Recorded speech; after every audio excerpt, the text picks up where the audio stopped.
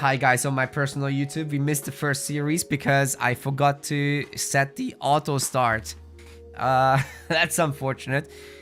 Hopefully you will have caught it on my Twitch or my on the MetaPlace streams.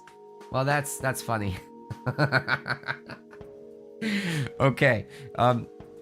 Taking care of 4 streams at the same time is hard, as it turns out. No worries. You can catch the matches after the fact if you're finding this on my personal channel. Moving on, we've just had the series between Kenzie Mafi and Matthew, and that has concluded. So let me enter the scores on the website.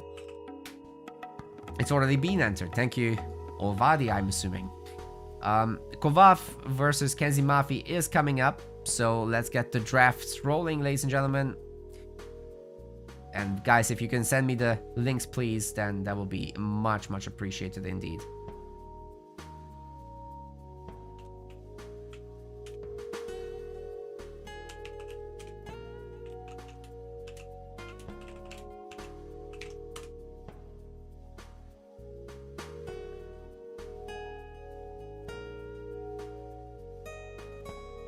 Alright, I've asked the guys for it.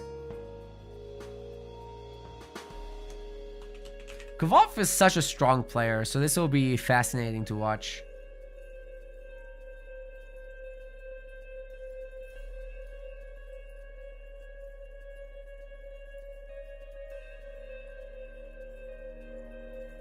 Yes, Yodesla, just put no map until the map is revealed. So once the guys give you the map, just add the next one. If you have no map selected, you can just that's a hidden map essentially, right? It's not appearing. So if I swap over to the screen, here it is. So Giza was played for me. Map 3 is set to no map, so that's all good. Yeah. A mystery then. Yeah, we can't easily show all the maps at once. But yeah, I've got draft information from the boys, so I just need to set this up. Give me a moment, please, and you'll have the information. So we've got Mount Olympus banned and Karlagar banned from Kvov and Kans respectively. Elysium is picked. Giza, Land Unknown, Ghost Lake, Marsh, and Blue Lagoon. These are the picks, and the first map is going to be on Midgard. So that is coming up. And then the gods.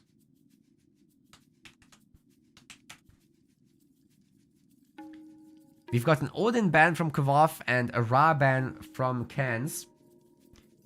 And the picks are coming in slowly. Don't look at the stuff up there. I'm editing. We've got Gaia from Kvov.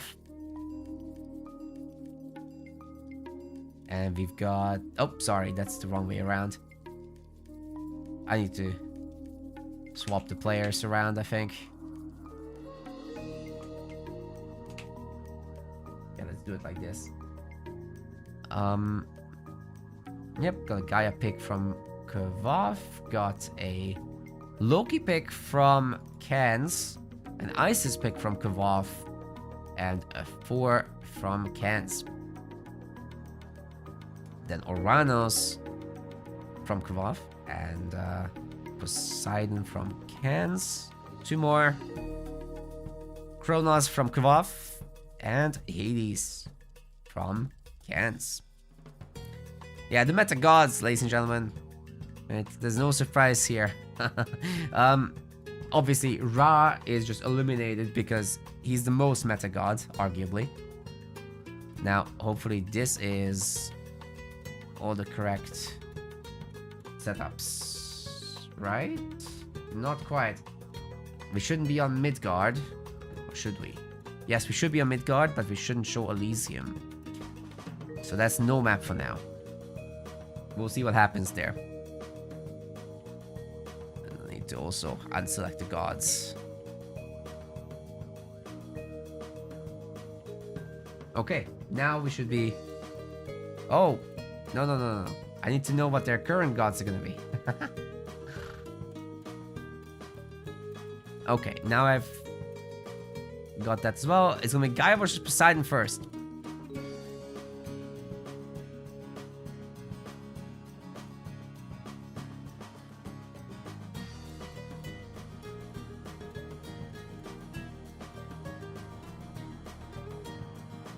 And now, that should be fixed up there. This is the draft. We're in. We're in business. Let's go.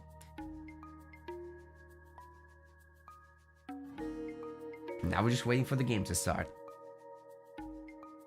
Midgard, that's gonna be really interesting, guys. Does Echo? What Echo?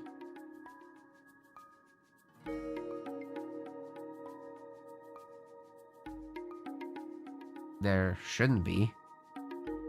I hope.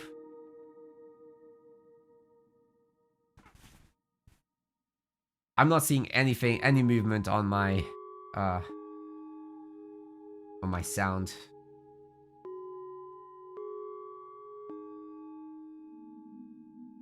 Are you sure you haven't opened my channel twice?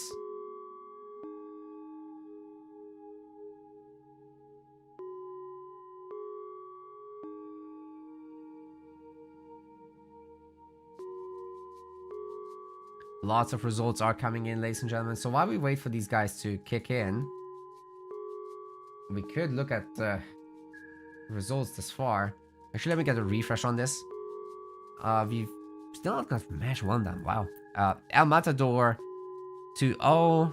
We'll be playing against Nyan coming up. And Nyan defeated Revolutionary. Matches defeated Nito. Waiting for B versus Azad.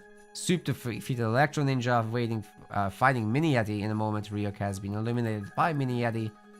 Nora and Killuminati are fighting. Shelty and Mayo are done 2-0. Shelty and AC the Great are about to fight as well. And we've got Zerton versus Grand Monster going on. Redo has defeated Monkfish, waiting for Borim and Naumf. All Apes and House Ravage are fighting. Somero and Revolt have a 2-0 result. Divine ATP and Pretty Prime are fighting. Chemo and Kratos are fighting. Mosca ended up leaving, I guess. Daru is moving on. Kavov and Kazimafi on our channel here. It should be cool. We've got Zastozi versus Decisive going up against Rappel. And I Am Joe versus Eric BR on match 40. Damn, that's some sick games coming up. I'll definitely cover some of these replays later. We got Zakulo versus Haza. Still going on. Ulysses waiting. He's waiting for a long time. Tiger Boss versus Garnaf is also on. There's some great stuff happening. Alright, let me see if I can join that game now. Filter for 2 players. Yep. And search for Midgard.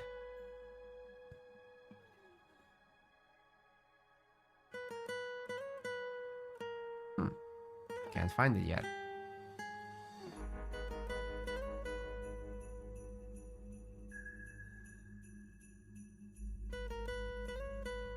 It should be Kavov hosting. I'm pretty sure the higher seat hosts.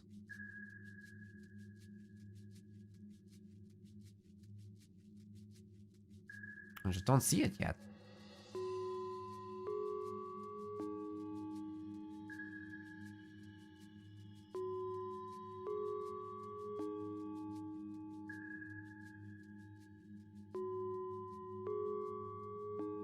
Oh, I found it. It's just down the list. And we've got around a minute and a half.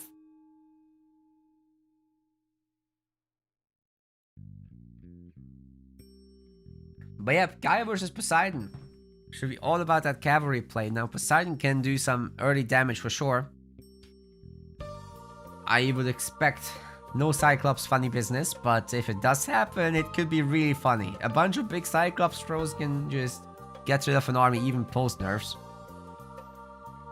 I just don't think that against Gavov you're gonna want to do that, because he just kites your Cyclops with his Terma and slows down your Cyclops with his not Carnivore, Caladria.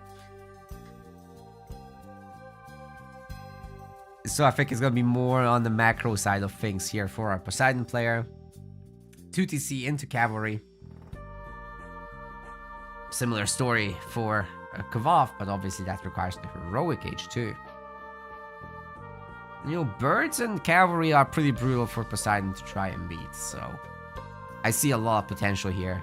However, on Midgard, the water comes into play a little bit, so some Poseidon home advantage, I would say. Not to a huge degree, but definitely some.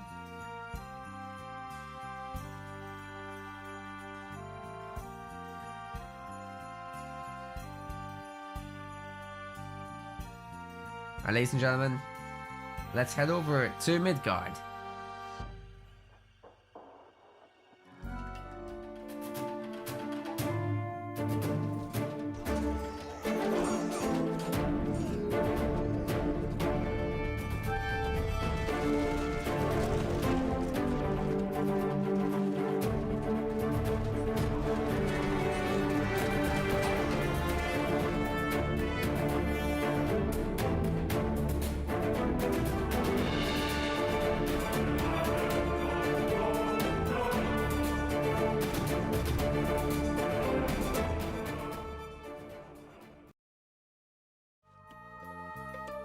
Ladies and gentlemen, welcome to Midgard in this round 2 match for Wrath of the Gods, a $15,000 Age of Mythology tournament.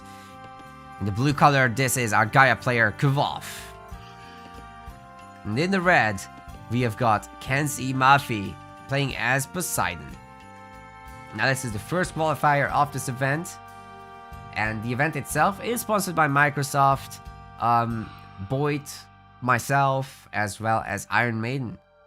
Yodesla is also helping us with the casting, and all our production assets are built by Wolf Studios for this one.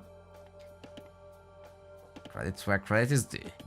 Now, Midgard is a map that has eluded the competitive scene for a while in Age of Mythology Retold, but it is a classic, and us, the hosts, being classic players ourselves, you bet we're gonna try it out.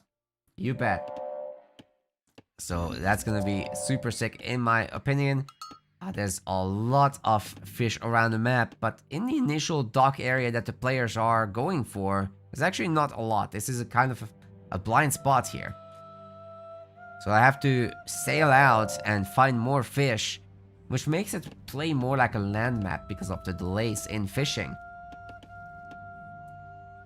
It's gonna be less important to have docks, but if you can somehow make it up to a higher dock count and populate the waters kind of like you would on Anatolia, because look at this little water passage, it's very thin, right? So your dock can pretty much protect yourself there.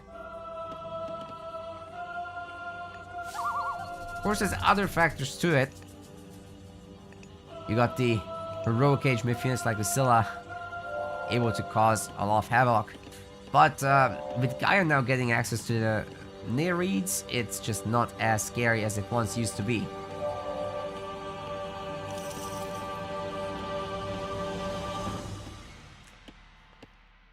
So I do think most of this will play out on land, which is also why we have so much hunting from our Gaia player. Kenzie Mafi, on the other hand, isn't hunting quite as heavily, but it's just great to see the ability to pull in the boar, making sure that you do hunt on this kind of map, even without a drop-off spot. Saving a little bit of resources right there. Oracle Hero gets made. Must really like the relic. The Task of the Iron Boar is in fact a really good relic to pick up at this point in time. You can get the hero as soon as you have your temple. And yeah, cavalry hit points for a god that will go cavalry anyways in the later stages. I love it. It's a nice stick stack. We've got the Head of Orpheus as well for some line of sight. We've got the Hestia's Heart for villager train time reduction. Very powerful, but it's only 5%, so you know it adds up, but it's not immediately powerful. We got Ulr's Bow as well for a little bit of range. And now that sufficient income has been established from the sea, The players are swapping off of the hunting. Just really need that 400 food as soon as possible so you can start making military stuff in H2. But now we've got the extra docks that I was talking about. These docks will not only secure the spots, but also make it so that these fishing ships can just easily drop off here without much travel time required. Our Greeks are going up to 3 docks immediately, whereas our Atlantis are not doing that just yet. I wonder if it would have been better to just put the dock here between the 2 spots. With some walling action coming in, as well as hand axe and pickaxe. Really dirt cheap. Might as well get him.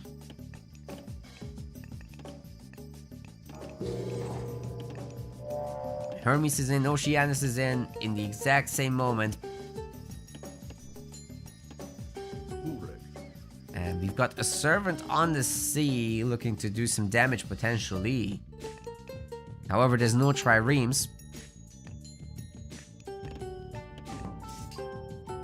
Docks are pretty much on their own. A second town center from our Greek player. Wow. That explains the lack of triremes. Is that gonna be just double Terma? Looks like it. Dude, if one of these units had just seen this. Like, there's the Oracle right here. The other TC wasn't covered. And I think Kvav might be doing the wrong thing. But maybe there's a world where those Terma can go across the map and harass the villagers a little bit. Deny this wood line somewhat. But I think by the time they reach critical mass, Kenzimavi might as well just be heroic age already. And one of the big ideas here is to go for this outer gold mine and start using that as soon as possible so that you can relax your gathering at the home base and just swap some of these guys over to wood.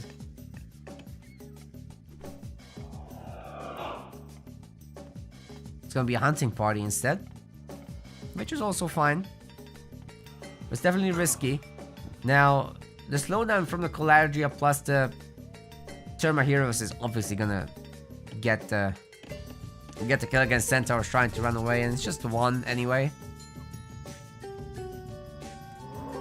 Not much you can do about it. I'm not sure I love going after the cow here.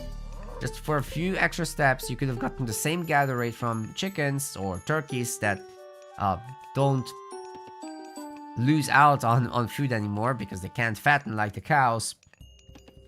And the lure is a drop-off, so don't even have to build anything. Oh my god, it's a... Okay. It transforms. The Atlanteans are gonna try to take a settlement as well.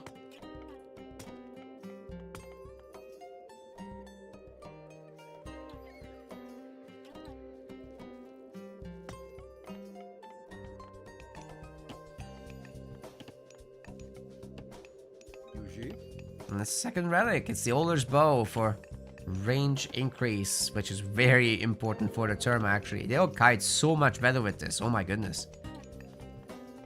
Although Kvav is certainly not rushing making any more of them. More interested in the heroic age, is already getting the market going. Doesn't have a dock up here just yet, but definitely should consider it. Very shortly we should be seeing heroic queued up from him as well, but already have Aphrodite from Kvav.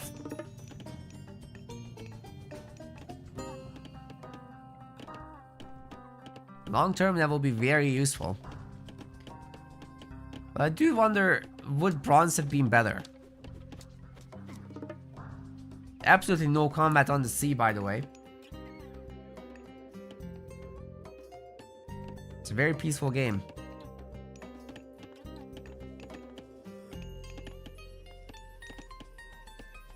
Seems to be the case lately that players just build up to heroic and only fight then. Is classical fighting a little dead? Be curious what people think about that. We got Freya coming in. Halfway. And per scene is going to be unlocked by both players as soon as possible. It's pre-queued. Got the hoplites and the prodromos. Kenzie really does not want to deal with Contarius, but you know what? He is gonna have to deal with pigs. Because those are now pigs. I was gonna say he has to care about the kind of penalties, but now there's none. It's pretty good. Is that pal test? Yep. That's good unit as well. Practice and hoplite actually is so strong. It's very difficult to find your way around it because your own archers, well, they have to stay away from the Peltas. And your hoplites just beat all the melee units. You got the Kenzie Mafia Walling coming in again. Just like in the other series. It's looking pretty good.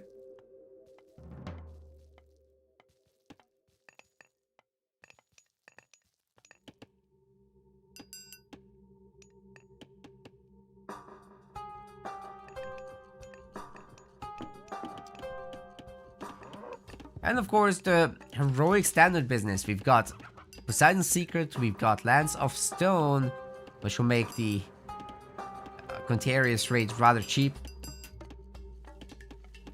The 2 trees will be in as well, immediately spawning 4 dryads to help out. Oh, the Narrate and Scylla had an exchange in the meantime. I missed that. But yeah, this is what I was saying. The Neri just cancels out the Scylla. It's really strong against naval myth units. And if you can kite with her and just only use the abilities to fight, it's gonna be pretty easy. The Scylla just doesn't hold a candle to that. Okay, the second tree has been used as well. Now there's a ton of heavy Contarius that are cheap. They're gonna have armory upgrades. Meanwhile, the Greek army remains tiny. There's no more prodromos, which is actually gonna be a slight bit of a problem. But the Murmillos, however, they are base Murmillos. They're not medium or anything.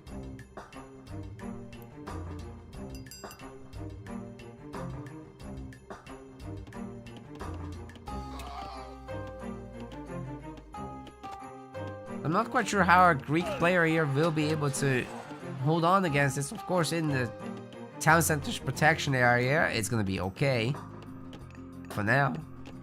But I think the Atlanteans are more than happy to break through these wooden walls. They're not particularly strong. And then this is the gold mine, the only gold mine for our Greek player. You cannot lose that. Well, there's 2, but they're both outside and unprotected. There's no fortress. There's no overwhelming army. Heavy hoplites are great, but are they great enough? Oh, it's not attacking there. Great stun from the lion. The carnivora gets very quickly dispatched with, however, but our Greek players already had enough of this. Quick ceasefire to prop up the numbers a little bit. We've got heavy prodromos in, but very few of them. And I'm a little worried that all these Contarius coming out of Kvov are gonna be just overwhelming. Like, a piece, they only cost 51 food and 34 gold. That is dirt cheap for how strong they are.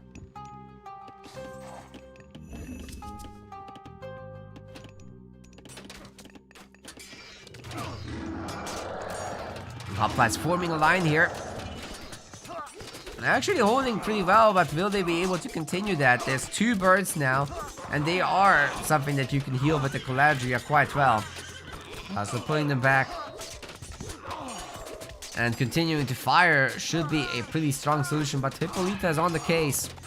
The hoplites are getting thinned out, ladies and gentlemen, and there are plenty of Contarius left. The villagers have to pull out of here. I'm not sure there's enough Greek units to defend this push right now. In fact, if you're Kvov, you might want to throw down the palace right here instead of there. That gold mine does not need to be secured. There's 3 town centers behind this for Kvov. I think you can go. You go for the gold denial at this point, as Mafi's army is just getting obliterated here, ladies and gentlemen. This is not even close anymore. Kvov being just one of the very dominant players. Several times he's been first in the leaderboard, in ranked at least. Tournaments are a different story, but he's been first in rank for sure. Now, hoplites are holding strong for now, and the town center fire is helping a lot. It would be great if he had a fortress here, though. That's for sure. Destroyers are now coming out. Tons of pre-queued technologies. Even the militia are helping, but it's just not enough. The destroyers are looking to destroy the town center. They are medium destroyers, and Kovov just has absolutely rampaged through Kanzimafi's army. He's got nothing left. 200 population to 93. There's no hope left here. Even a second curse wouldn't have been possible for a long time. So there's no quick remedy to this one, I'm afraid. The Gaia economy just got to explode a little bit too much. And I'm not sure what happened to the military. We're gonna check in a moment what happened with the all resources collected. It was pretty much neck to neck. So it should have been possible for the Greek player to make more units. I'm not sure what happened. I guess the cost of the Cantaris is really low. So that plays a big part. Very well done by Kovov. That's gonna be a 1-0.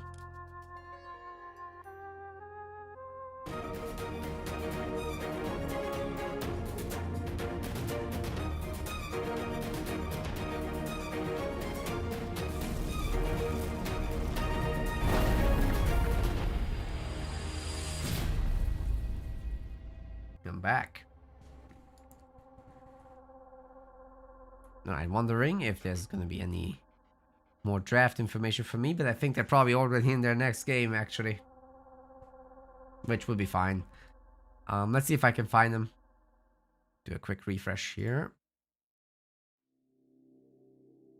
Nope, you guys are having fun, by the way. We're gonna cover some bigger names in a bit. Kovov is a pretty big name, though. Just getting started.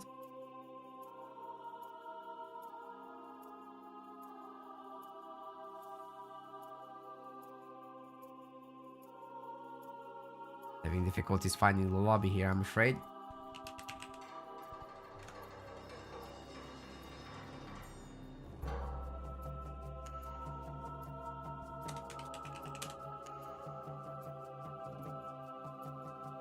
There's a lot of lobbies.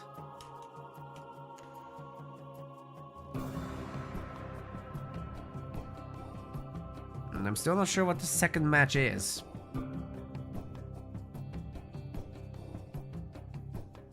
Big patch changes since the last tournament? Absolutely. There's so many, too many to list. You better check the patch notes yourself. But basically, Ra is now one of the best gods. He's even got the Citadel increasing the rate at which you can train villagers. It's crazy. And upgrades and units from the Citadel itself. Fixed a ton of stuff. And the patch before that was really the big one for balance impact. Like the previous patch was just a bug fix patch essentially, right? But the other one really catapulted Gaia up to the moon, and Ra as well.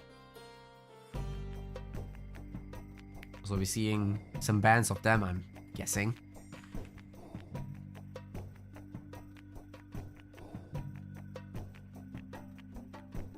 Alright, what's going on here?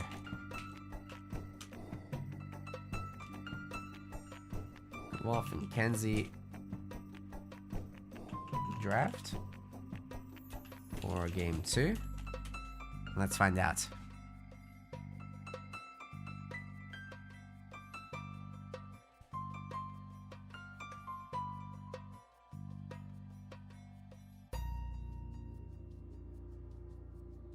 Because I can't see them in the lobbies. Oh, I think they're playing. They didn't drop it though for me. They just kind of went ahead. Okay, it's fine. No worries. I wish I could just see the map. While I load in. Let's cancel it. It's gonna be Ghost Lake. I have no idea what the gods are, so we're not gonna do the whole drafting screen for this one. No worries, no worries. We'll just jump in momentarily, do the map intro, and fight. Let's do this.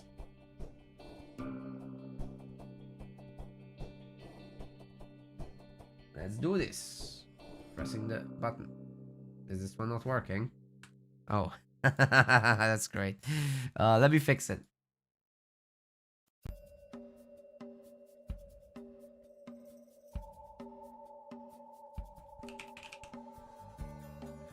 I fixed my button. Let's go.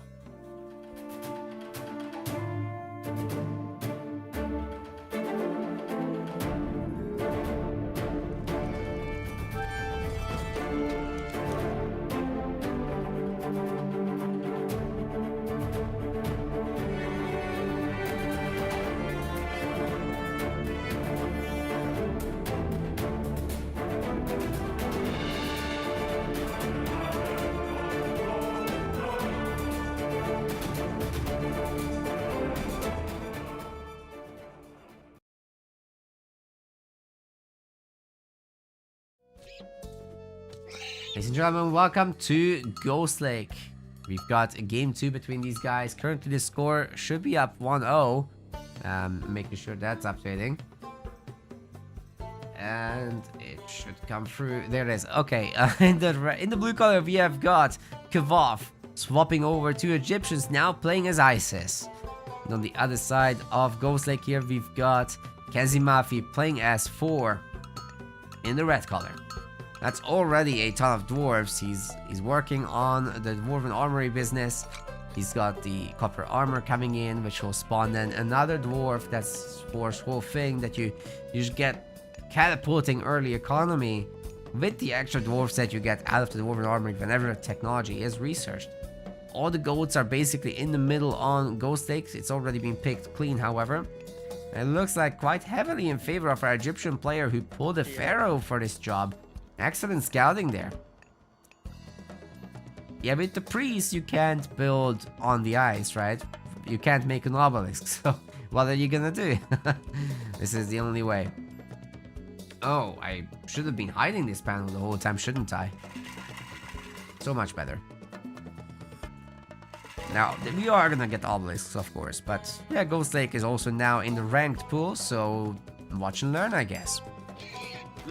This is a really good spawn, by the way, in particular for ISIS. Having 2 gold mines back home just means that you don't have to risk your skin going out there and pushing for that gold mine early on, whereas 4 can overwhelm you before the heroic age really kicks off for ISIS. So, you know, in a 1 gold mine map, you might have to sacrifice your Ancestors Eclipse on the defense, which is the last thing you want to do. What you want to do is have your Ancestors Eclipse in the enemy base as early as possible, hurting the villager economy, forcing them to garrison, while your guys are garrisoning, while you build a Migdol stronghold, while you use your prosperity, and all that kind of good jazz. And also, in the patch, well, 2 patches ago, the chariots got buffed, so ISIS should have quite a bit of capability here in the heroic age as soon as the heroic age units are actually out. For relics, we've got the Tower of Cestus, a little bit better bonus against myth units for the towers, and we've got the dwarven calipers as well.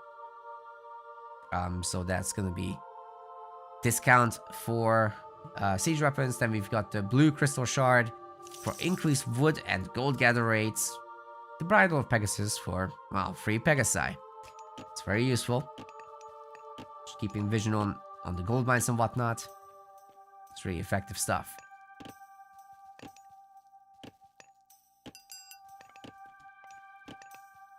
Copper shields are coming in for even more dwarves.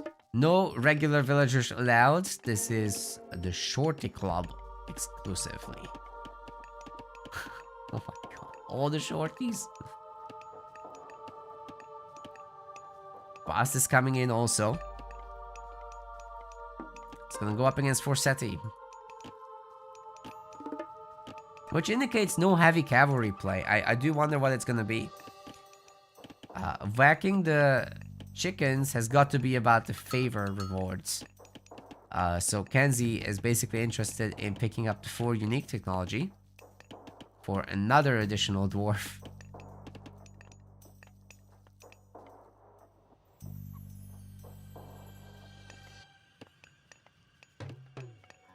Lots of gold mining going on. No prosperity just yet.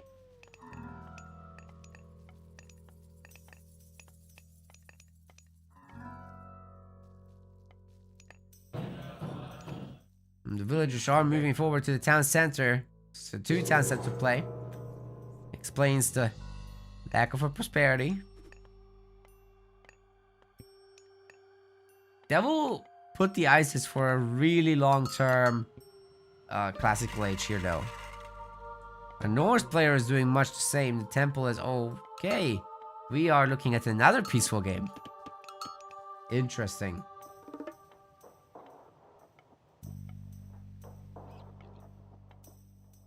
Multiple hearsers coming up. I'll help build the settlement a little faster. You can't build it as fast as the Egyptians can, of course. I mean, that's a huge commitment here with the villagers. Good kill on the obelisk there with the berserk, so later raids can be more effective because of this, unless the obelisk gets remade, of course. Got the barracks coming in. But typically speaking, ISIS is not going to go too heavy on the classical fighting, especially with Bast. Could imagine some early Sphinx raids, but I doubt that's gonna be what we're looking at. It should be just into heroic from here. Play a little greedy. Minimal X-Men for protection. But here's the problem, like the Sphinx only now is finding that there's actually nothing at home. And once you see that there's no barracks, no other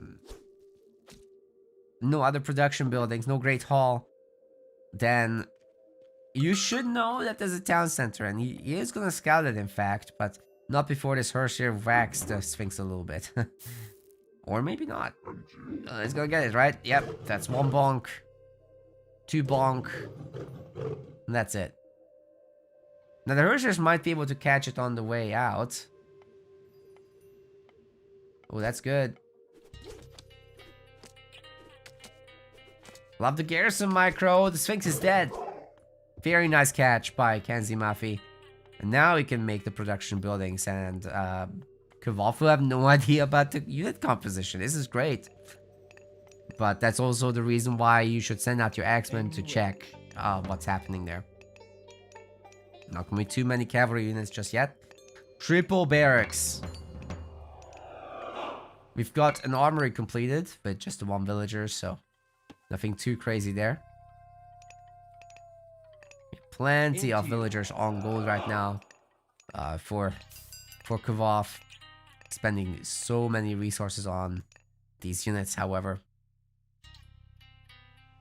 Wonder what they're gonna be looking for. I mean, it's fairly easy to keep up with that many units. Is he walling off? He really likes the walls these days.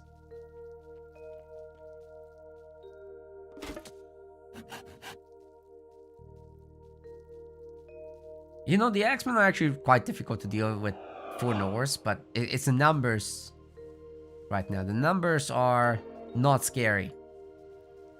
They are scary for dwarves, but a real army would be fine. And by that I mean raiding cab and throwing axe would do okay here. But if the Axeman numbers are very high, and you also have some slingers in addition, now that's spooky. But this is just a small expeditionary force, nothing to concern yourself with too much. That is a lot of buildings. Kenzie Mafi, that's a lot of buildings, sir. I don't think he can make units from them all, especially if he's going heroic, which he's queuing up. Momentarily we'll have it. Pegasus is here. But now that our ISIS player also has plenty of food gathering going on, finding this back hunt was huge, by the way. I think the tower might have seen it. But yeah, Sobek is coming in for our Egyptian player. And there it is.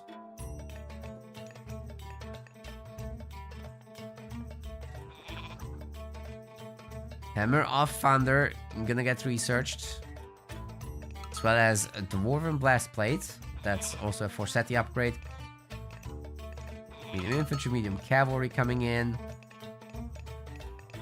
And stopping flaming weapons won't be the easiest thing, but right now the Norse army is just not that huge yet, so don't worry too much.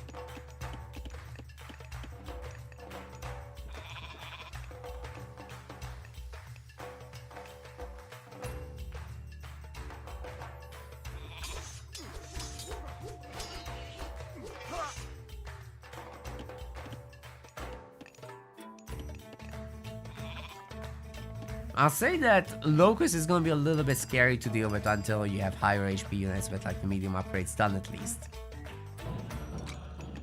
You certainly do a lot of damage. Especially when repeatedly cast when you have the favor for it. 75 favor, yes, you can already cast it a second time. No need for Ancestor's Eclipse if you can keep spamming that.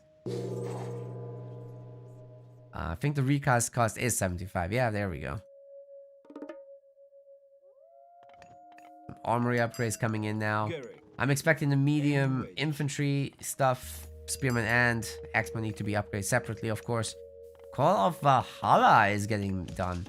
That's gonna give back favor when your berserks die. And then it gives them some hit points as well.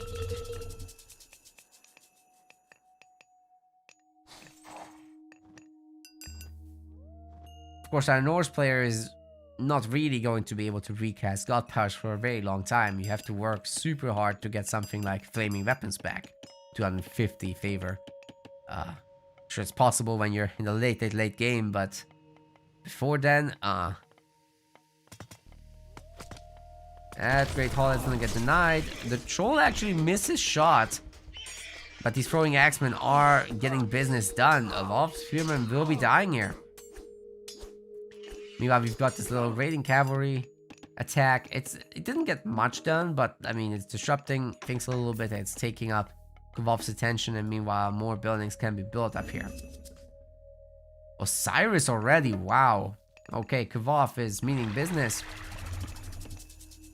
Now, taking on the Son of Osiris will be much, much harder for our Norse player, even with flaming weapons, even with full health units.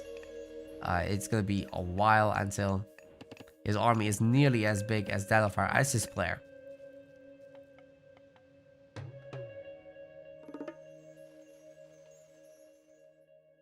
Population-wise is looking good, but these are throwing axemen.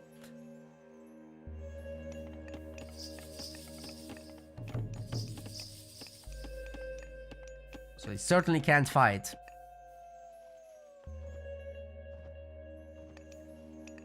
And you can watch his army disappear in a bit when, when Locust gets triggered.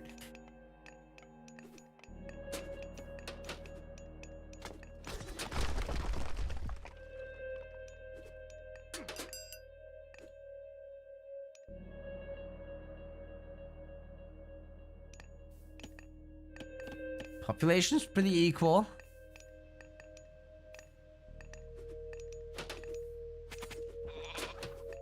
Good opportunity to use flaming weapons here, but Son of Osiris is nearly gonna be here. Good. An opportunity for Locust for sure. Oh, it's going right over the throwing axeman. It's very painful. Oh my goodness. Holy. I'm not sure the flaming weapons is doing much of anything. A few seconds left until Osiris kicks in. The double fortress doing work here, ladies and gentlemen. The Pharaoh is getting retreated so that it can come in as a Son of Osiris at full health. And the camos are getting everything done. They are slowly regenerating. The two fortresses are shooting super hard. And here we go. Son of Osiris is ready. Gets cast immediately, of course. The Giga Bird is here to end the nerd. Kvolf wins. That's gonna be a 2-0. Thanks to Kenzie Mafi for playing, but Kvolf too strong. Very well done overall. Still, Kenzie Mafi does walk away with some points. It's not been in vain. So I'm really like where we are here. Let's see who Kvolf is going to be going up against. I'll cover that next, and then we'll swap to some replay casting.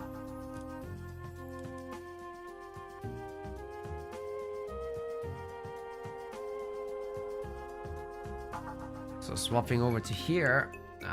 Oh, I should have done a bracket refresh first, shouldn't I? We are gonna have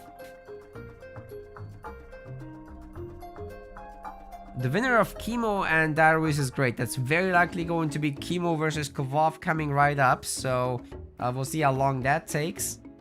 I do need a really short bathroom break. So guys, I'll leave the screen up for a moment and I'll be right back.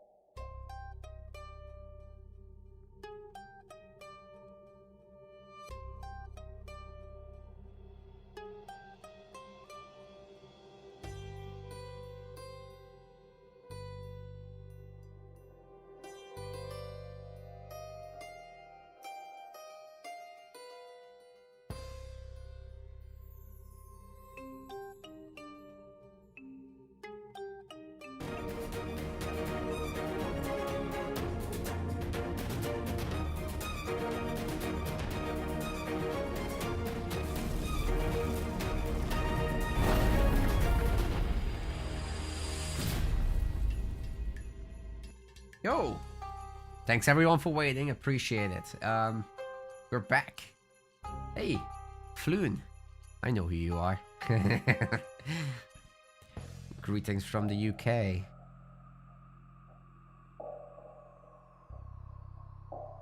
Staying hydrated? Hell yes. Always. Always. By the way, today we're just casting these early rounds, but the next one is already a best of 5, by the way. Tomorrow, however, it's going to be the big guns. So, round of 8, right? Quarterfinal stuff, then semifinals and finals and bronze match all coming up tomorrow. So that's going to be super sick, I think.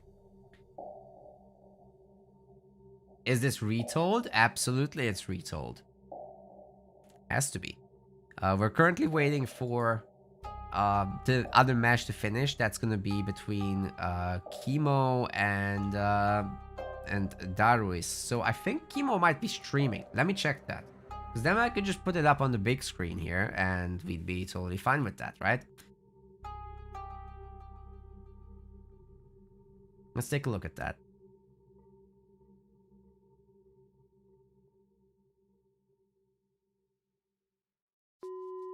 He usually streams his stuff. Maybe not today. He's allowed to. I mean, anyone's allowed to cover.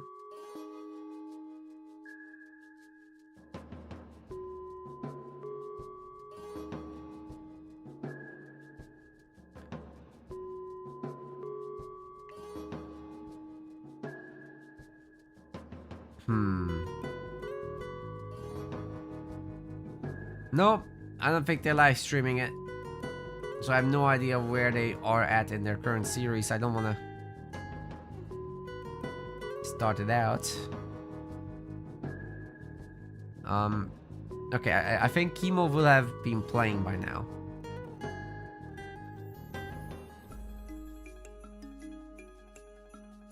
But at some point we're gonna be swapping to replays after the next series.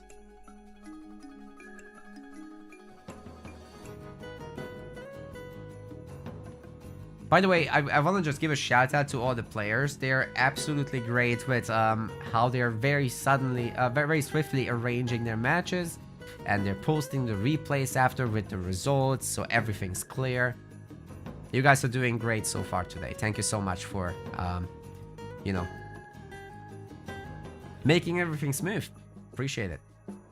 Am I excited for Immortal Pillars? I'm not much of a hype person when I see a trailer, you know? I gotta play it. But I'm looking forward to having a new Civ to explore, yes.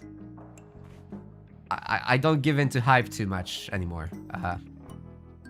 If it's good, I will cover it a lot, right? That's always the case.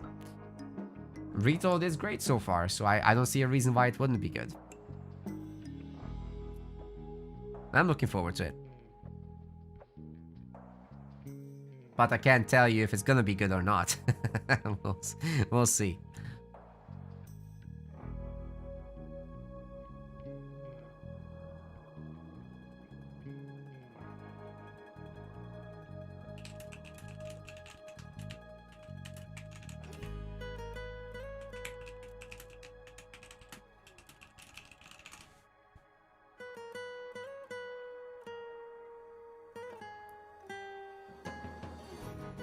I'm a game-weary veteran.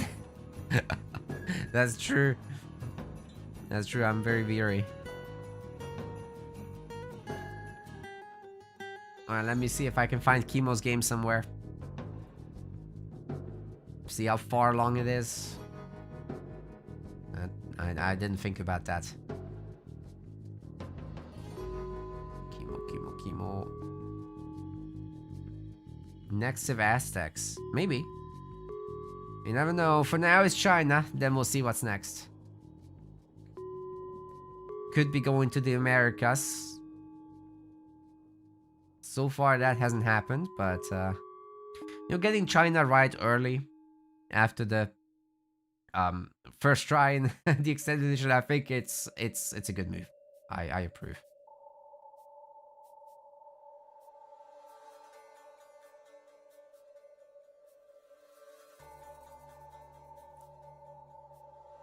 There are so many listed games, my god.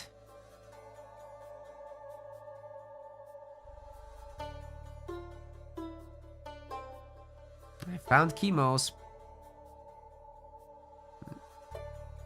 It's only 3 minutes in, so I have no idea if this is game 1 or 2.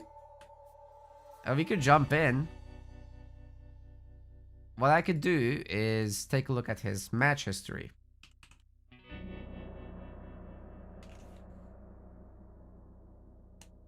AOM stats, real quick.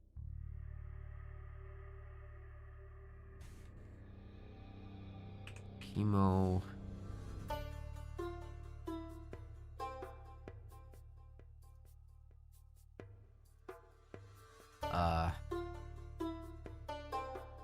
Is he not on his main account? I think it's his first game, guys. In this, so I think we're catching it. Okay. Let's jump in.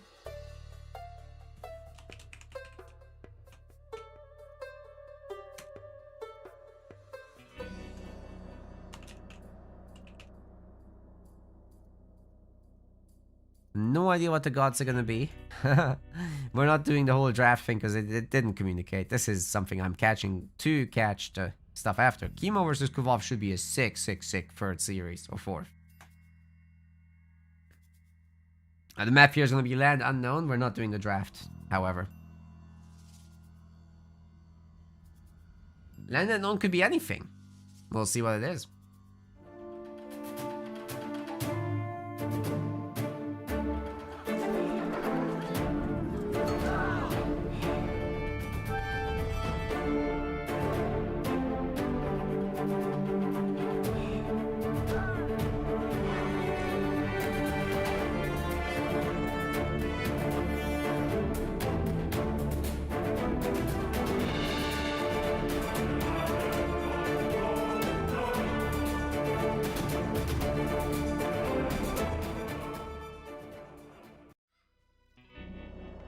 Ladies and gentlemen, welcome to Wrath of the Gods, a $15,000 community-run tournament sponsored by Microsoft, Boyd, myself, as well as AOL Iron Maiden, also covered by Yo Desla and in collaboration with Vo Studios. Now, this is the first qualifier, and we are in the second round here, so we're already playing 4 points. Chemo in the blue color is going to be playing as Gaia. And on the other side, Mr. Strategy in the red, playing as Freyr. The map is the Land Unknown. Anything can happen. This happens to be, wow, looks like a cake. That's a mountain range. It definitely looks like a creamy cake. What is going on with this map? Oh my god. It's basically building itself to the layout of Jotunheim, right? A lot of casual players play that, where they just wall off the middle and then they make a layer of towers, then they make a layer of walls. Yeah, it's the icing ridge. Damn it, dude. We got relics, we got Task of the Ironborn for cavalry health, we've got the Ring of the Nibelung for extra gold income, and we got the Eye of Horus for town center population capacity, we got Hermes' winged sandals for hero speed, that's a lot of relics, we've got Pelt of Argus for unit line of sight, and lastly but not least, we've got the Blue Crystal Shard for increased wood and gold gather rates. For 3 town centers as usual, and only one way to attack. Well, except if you're a flying unit, then you've got multiple ways to attack. Chemo sees all, he knows all, he beats all. Or does he?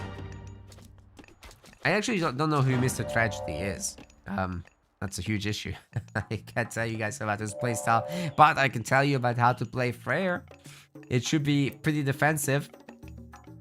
It should be about a lot of upgrades. As soon as you click up to the next stage, we should be seeing the early economic ups are already done in the early archaic age. Okay, has Chemo done the same? Yes.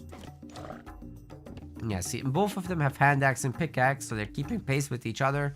Oler is gonna come in momentarily a little bit slower than it did for Chemo there with Oceanus.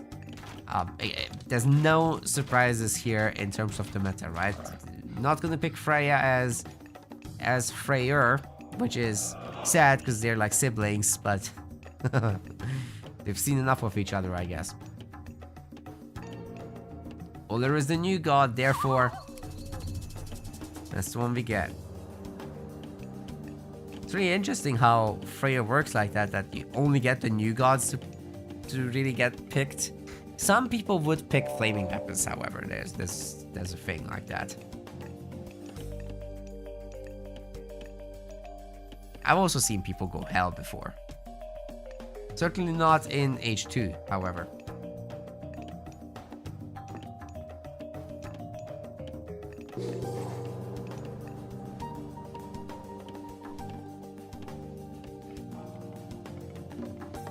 Well, we've got the Gaia trees spawning at the second town center for Chemo. It's the correct response to playing against Freyr in the first place.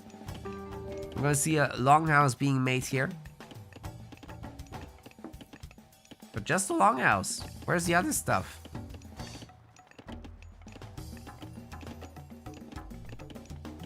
We're gonna build up to 2 longhouses and then a town center, I'm guessing so. Not quite enough people on wood for that just yet. And oh god, they're splitting up.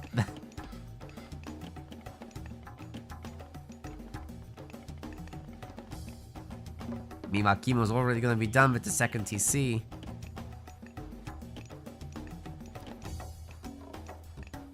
Berserks, berserks, berserks. Oracles are gonna be picking up the relics. The Eye of Horus is a really good one, especially when you have multiple TCs. It's a really good hunting spot also. TC helping as well. Chemo's gonna get a really quick heroic age like this, hunting so much. So he's slapping down the military barracks, which will, in the heroic age, then allow him to spam Contarius. It's the exact plan here. Plenty of hunt left forward, should he need it.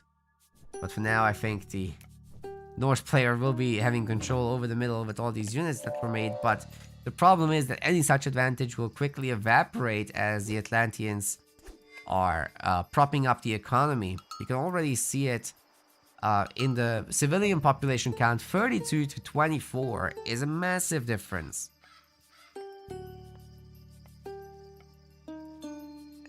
So I think we can expect from Chemo. Oh, he's making Murmillo. No fast heroic. But if he did it, he could definitely do so. Bunch of berserk raids early on, but they're only causing a little idle time. Can't really take the fight in the town center's range. More of them were made as well. We're gonna see some herdmen. That is strange.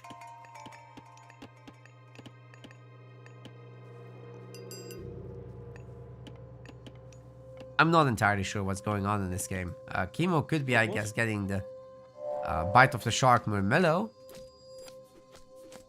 Now we've got a TC from Mr. Strategy. It's a very late town center. Very late. So many units were built. Not much damage was had, and then a TC much later than your opponent. They're gonna be going up heroic by the time this thing is done. 39 seconds. Oh god. Well, these two guys are getting added. That will drop it down by a few for sure. So maybe Chemo will go heroic anyway. Oh my god. That's crazy, dude. Gonna have to do the Jotunheim strats. Just walls.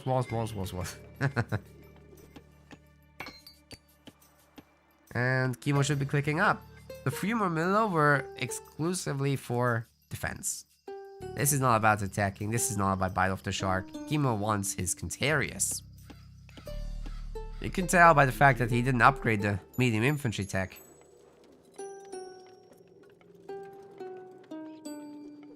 And of course the actual banking before the upgrade. Okay, heroic should be coming in for Mr. Tragedy as well. But it will be a much weaker economy behind it. The Carnivora is here to bully. Oh my god, there's nothing to really protect the hill fort. The Asgardian hill fort will be cancelled. The god power is down. Traded for a free Carnivora. And you don't easily get a second Asgardian hill fort. That's just not a thing. Yeah, better run. Murmillo can't fight this. This is just too much stuff. Galadriel will be able to heal the boys up, but Chemo's job never was to scare away the army. It was just to destroy the hill fort. That was good.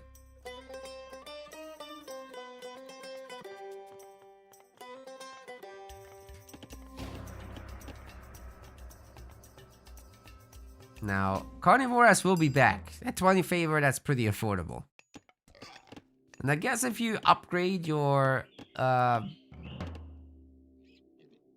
that armoring tech, I don't know the name yet. If you upgrade that, then your Asgardian fortress will go down to 40. It's a lot better than 100 favor, but the upgrade itself isn't cheap, so...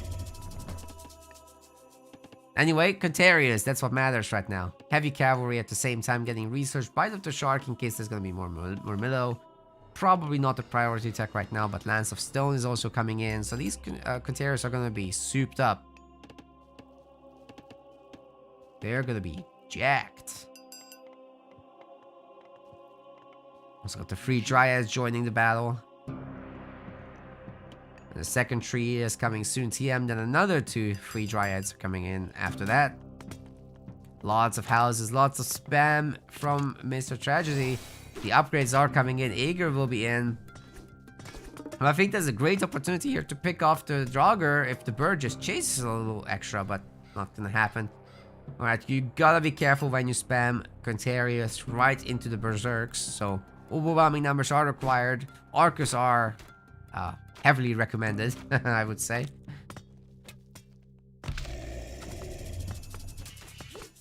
Let's see where that gets taken.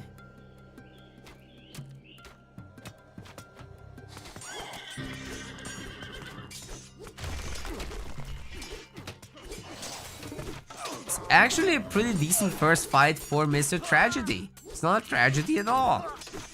But as Chemo's numbers are growing, I think we're entering the territory where Tempest needs to be used in order to win this for the Norse player.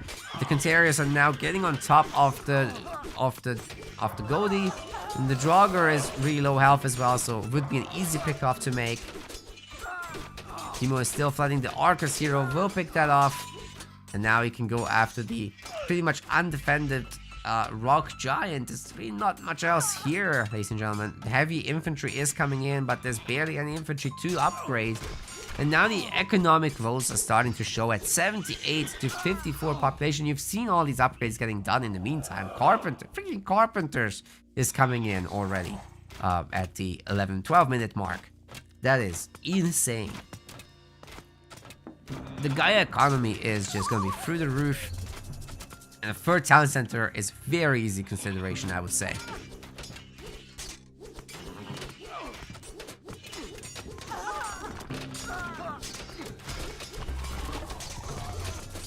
Defensive Carnivora getting called in, and there's a Tempest, which I've been calling for a while now. I'm really glad to see it, but it might be too little too late.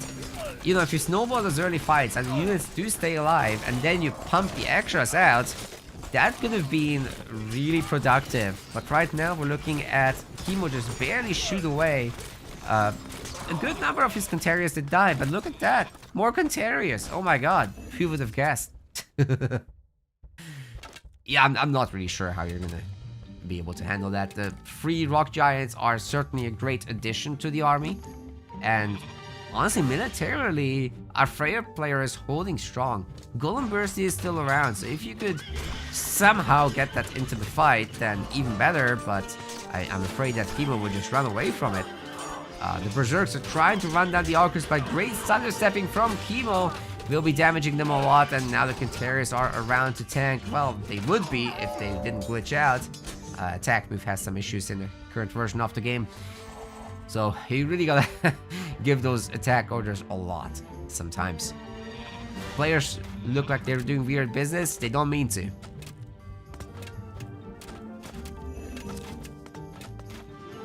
I'm sure it gets fixed at some point. We've got heavy archers coming in as well, so those archers are going to be a whole lot more potent. And you know, these Goldie are nice. They can certainly pick off things like the Dryads. But I think what you really want to do is have more birds. Because then you got Quintarius and birds, and the Goldie can't come in too close to the Quintarius. They'll just get bonked. And then the birds pretty much free reign. I love the decision from Chemo to promote some units to heroes here. And his raid in the back. Wait a second. Are those converted berserks?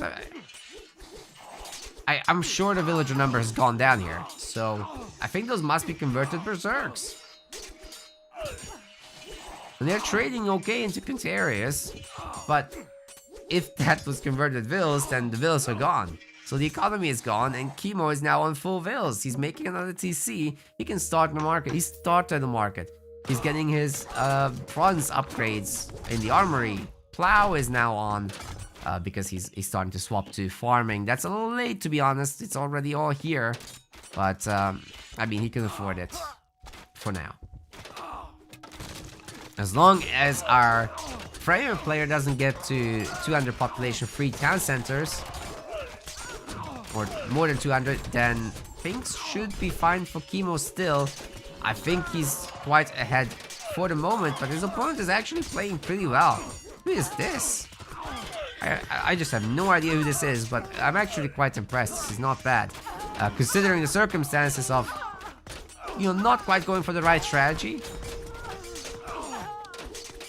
against the 2TC Gaia, but had it been correct, I think this would be a very, very close game, because this is not a bad player at all. Mr. Tragedy is performing. But Chemo just had a massive economy. He has more stuff, and more stuff beats less stuff. That's the science behind this.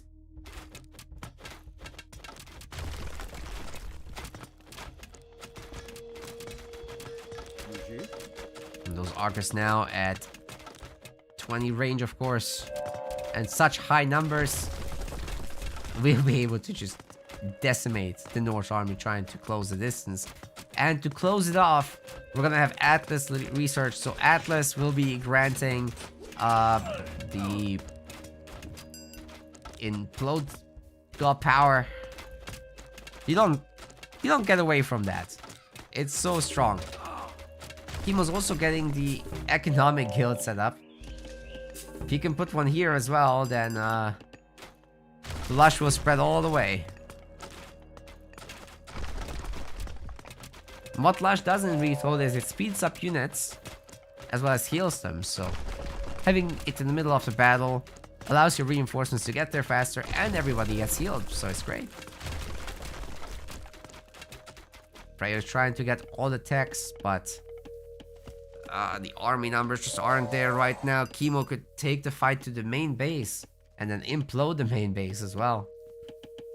Implode would suck out all these villagers from the town center if they were garrisoned beforehand. And after implode you can't garrison, so there's no running from it really. It's very fast too, so you literally can't run as well. I think the armories are done with the job, right? There's bronze everything. Well, that's impressive. But Mythic Age is... Why is it not happening? Why don't we have a... Oh no. Oh no, Mr. Tragedy didn't make a hill for it. He can't go Mythic. Which is why he's not gonna be able to hold on. If he had Vidar researched or worshipped, then he would at least have Inferno and could potentially bomb these Arcus at the very least. And the Fafnir is very strong also in the early phases. Now, Vidar is getting queued up, but I still don't see a hill for it, ladies and gentlemen. This is so bad. Oh no, Chemo is gonna punish this so hard. He could just kite with the Arcus too. One by one, the infantry are starting to chase, but they're just getting picked off like they're nothing. And Chemo is going to be victorious. We're not even going to see the implode in this one. Oh, that's unfortunate. Certainly, Mr. Tragedy had the tools there to perform super, super strongly, but Chemo just a level above, right? Like, there's absolutely no surprise. He was so strong in the old game as well. And to see him doing well in Retold is a surprise to absolutely no one, so no shame in losing to Chemo, but Mr. Tragedy can definitely work on this and maybe even beat Chemo.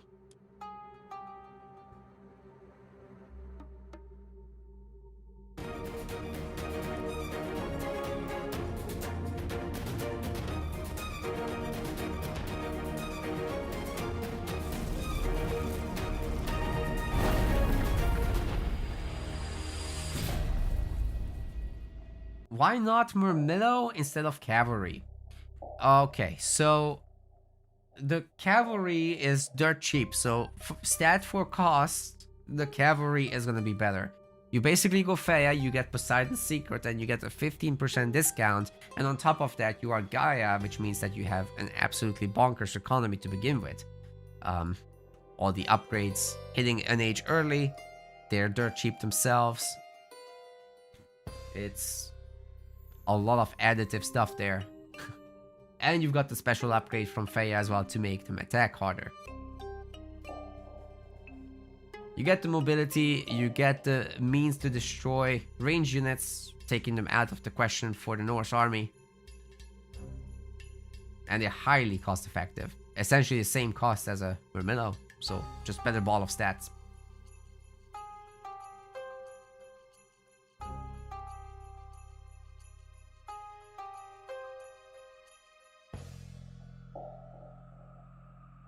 Oh, not Freya, but Feya.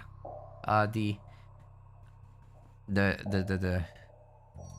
god with the Hesperides tree for the Atlanteans. Heroic Age.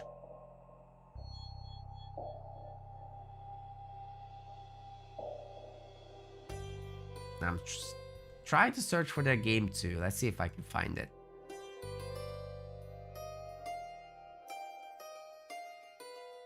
Okay.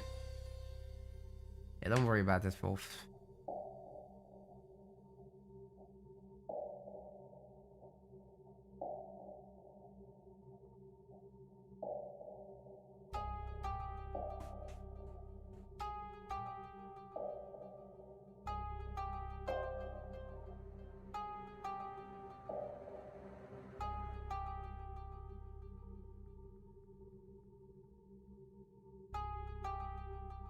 Trying to find stuff, but it's hard. Emo's game is up. Let's go. Next map's gonna be Midgard. Sending you there right now.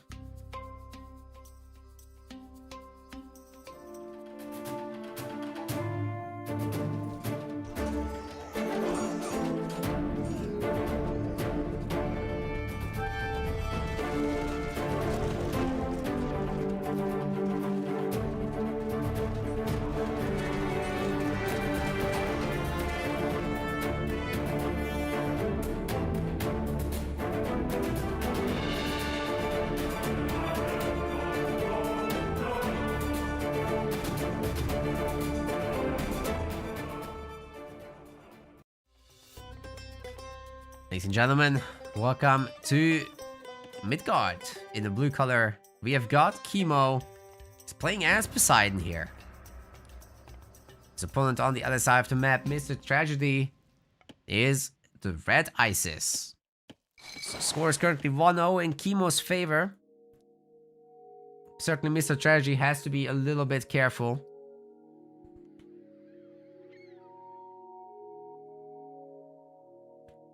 Can't just give the game away like that, but it's not the easiest matchup. So both players have high potential here on this map. They're basically home maps for both of these gods. Like Isis pushing forward with Ancestors Eclipse. Yeah, you've got a gold mine secure. That's basically a guarantee. Fast heroic suits her really well here. If you get the side docks, then you know your fish is basically immediately droppable like an Anatolia, and it's pretty secure overall. You get a lot of docks as Isis anyhow, and then you get a Leviathan in the heroic age against the Scylla to kind of cancel it out. With Eclipse, actually the Scylla will be losing that one, so you gotta be careful with that too.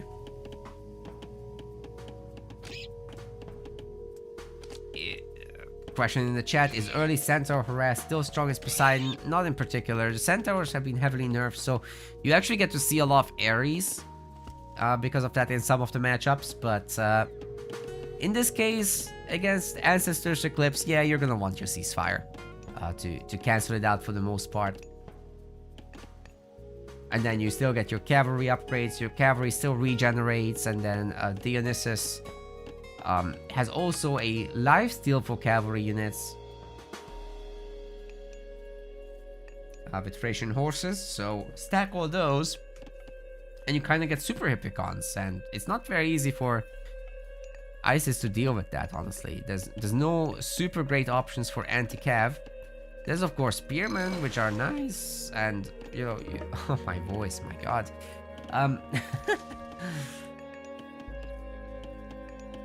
You could get Anubis Spearman, but ideally you want your Ancestors Eclipse. So people just go Bast for the most part. But the options are there. On this map, however, I wouldn't bother.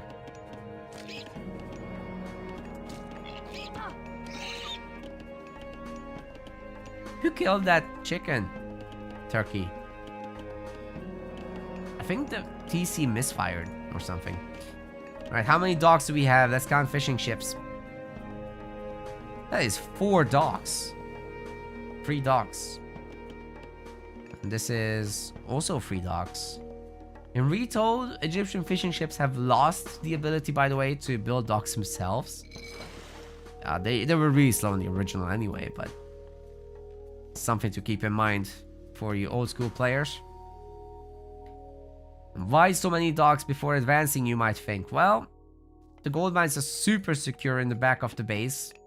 What are you gonna do about it? You know, like, sure, it's greedy. It looks greedy, but it pays off. At the rush distance from dock to dock, with like, let's say, arrow ships or hammer ships even, this is a long route to take. So you're super safe being defended by your docks, especially if there's 2 docks here nearby. I think that's great. So you end up with a very economic age 1 with a slower age 2 timing, but then you get very quickly to age 3, so fast heroic is really the dominant strategy, at least in this matchup. Some other gods can maybe be a little bit more aggressive, like Kronos could be more aggressive, but it's not what we're watching, is it? Dock number infinity, just make all of the docks. How many docks do you want? Mr. Tragedy says yes.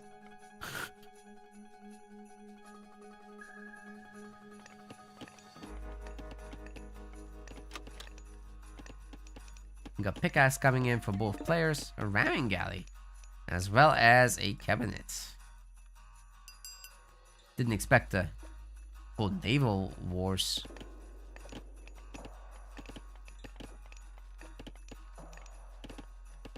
I have to say the resources aren't climbing that fast. That's a lot of wood gathering. So he's actually playing for the naval fights. I thought these guys are going out for the gold mine to gather it early, but no, it's not that. There's still 2,000 gold here anyway, so it would have been fine to just use prosperity there. But you can also tell with the Egyptian player that there's no armory or market, and therefore we are looking at an H2 naval war to at least some degree. But as I said, you make this many fishing ships, your economy is gonna boom. And you already see that with our Greek player, who has 900 plus food. It's really the gold that's lagging behind a little bit. Should have put a bit more on gold, and Chemo would have had an even faster heroic age. He doesn't need to make units right now. He's making the armory, which is also a little late. But I think it should line up more or less. 1 fishing ship down, not too bad, but it's high cost to pay for it. You would want to take out at least 2 or 3. Doesn't have to do resource damage that the units cost, but the income damage adds up over time. 2-sided raids. Very nice by Mr. Tragedy. And we've got some Pentaconners coming out from Chemo also. He's not in a big rush to go heroic, but now he's finally clicking in. He's gonna have He's not after Dionysus. We've changed our minds. And yes, in case you're wondering, I do have the mod that enables the beta version gods in some cases. I like the Dionysus one, I like the Athena one. That's why it looks different for me.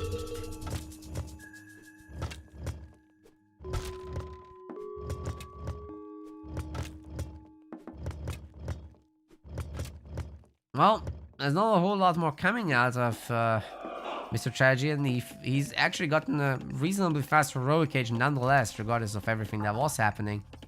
As far as gold mining goes, there's quite a bit of that going on still, and I'm assuming he's gonna go into chariot-based composition, but he's likely going to face a lot of cavalry in the heroic age, but right now we're not seeing any sign of that just yet. There's only 1 stable, and Chemo might be overcommitting to the sea, which is probably the entire idea of Mr. Tragedy, just throwing Chemo off and baiting too much ship spam.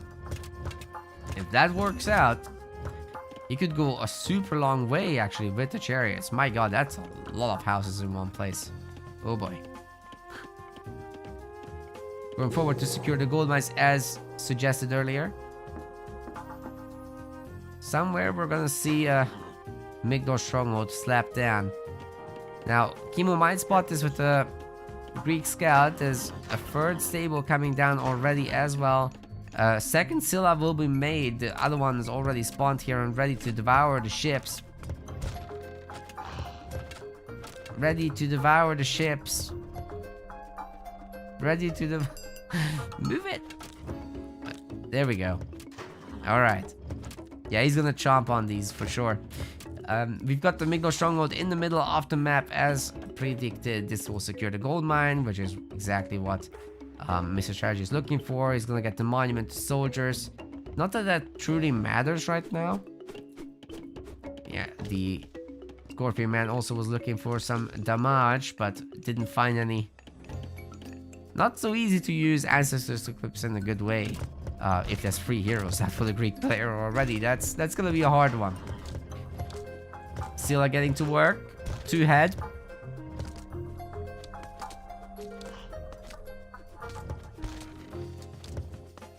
Soon 3 head. Anytime now, there it is. Oh, it's doing so much damage. 90 ag, 45 crush. That's so much.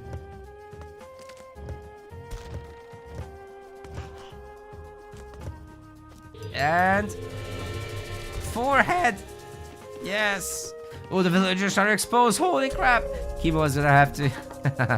Yeah, he's fine. He's gonna be able to garrison the villagers once the TC's done. The heroes are here. I'm sure he could pump out a bunch of Prodromos actually. Seeing as it's gonna be mostly Migdol units. You don't wanna mess with the Hippicon. It's too dangerous. These guys counter them. Where's Hippolyta? I swear I've seen her earlier. Am I imagining things? I think I was. Okay. No worries. Let's see if these guys go after the TC. The repair rate in Retold is really fast, so I'd be suggesting against it, but you gotta do something with these minions. They do go to the main and force the villagers to garrison. That's a pretty good use, considering that there's only a few seconds left. Able to put a little bit of damage on. That's about as good as it gets. Scylla has been dispatched, as I was saying. The Eclipsed Leviathan is OP. Not as OP as the Scylla, of course, with heads, but it's good.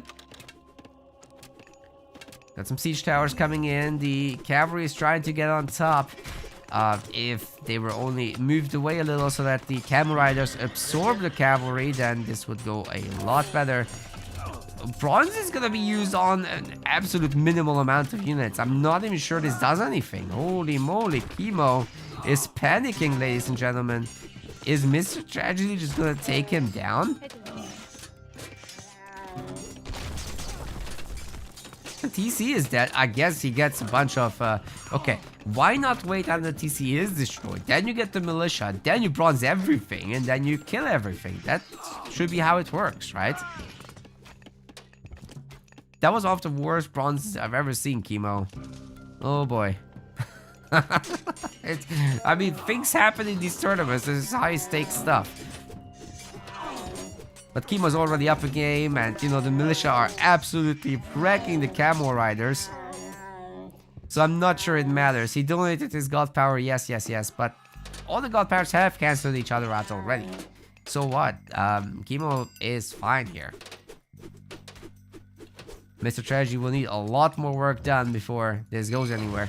Now, the Leviathan is chomping on the dock eventually. It will get the kill.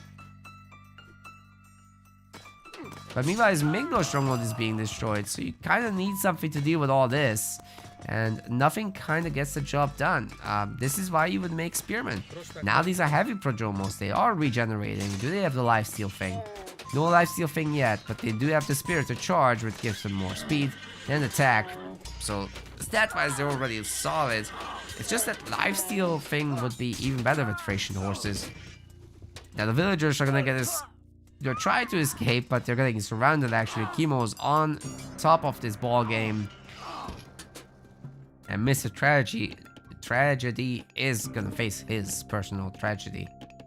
By the way, the life stealing doesn't work against buildings, it's only against units. Buildings aren't alive.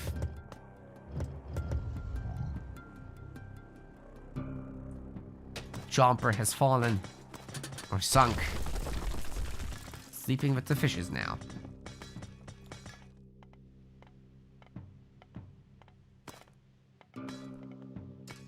So by all means, it looks to me like Chemo is just running away with this game. There's not much on the Egyptian side to point at this point. How are we doing with the armory upgrades? Also got copper armors, both of them. Weapons are coming in, and then the bronze line is next. The heroes are getting remade so that the Scorpion Man isn't going to be too much of a problem. Not that actually Mr. Tragedy can afford anymore. Spending it on chariots, which are actually getting countered by every single unit on the field from Chemo. So unless the Scorpion Man is a lot stronger than it looks, this is gonna be the end. The Spearmen are joining in and forming a wall. This is where we hold them, they say. Oh, I'm sorry, but you don't have a lot of health, boys. Chemo just... Oh, great surround, by the way. Great surround. Oh, beautiful. Yep.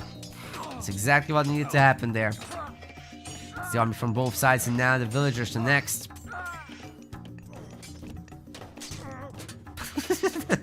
Did you see that Prodromo spinning?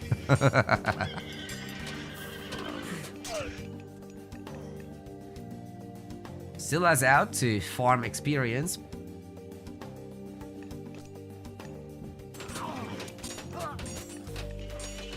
Now the villagers are being pulled into the fight with the kitchen knives. They're not even upgraded for health. Oh boy.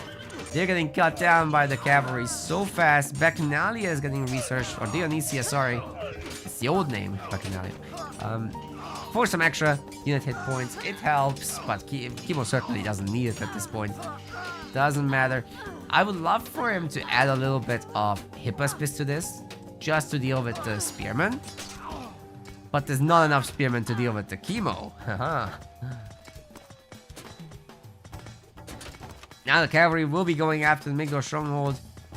There's supposedly some hidden Spearmen there. We can take a look at how many it was. But nowhere near 8 Spearmen. No, that's not going to be enough. 8 Spearmen is not enough. Not even close. Even with 12, this would be a very, very tough fight. Even under the Migdor stronghold. Too many villagers have been lost. 164 population at the end here to 48. That's a Chemo victory, ladies and gentlemen. Super clean as well. Mr. Tragedy did build a lot of units, but they were alive at different points in the game. Never at once. Chemo just kind of rocketing away with both civilian population as well as this military business. Look at that reversal after Ancestors. Just insane. Very well played by Chemo. GG.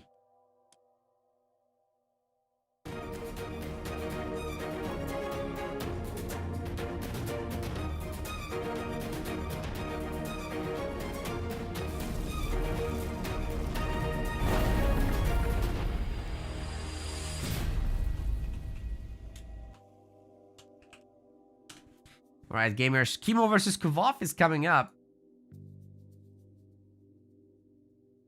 And I think the guys are now sharing their drafts, so I'm looking at it.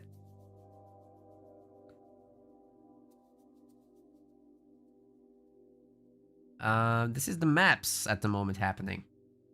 Let me set up my interface. This time I'm covering it properly.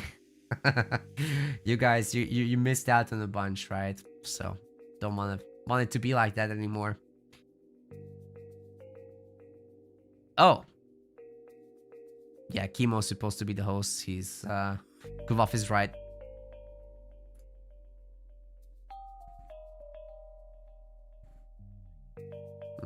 Short wait, but this is gonna be some high-level business. Both Chemo and Kuvov have been #1 in the ladder, ladies and gentlemen. This is gonna be definitely the highlight so far today. There's many big games happening, but this is certainly one of the biggest ones right now.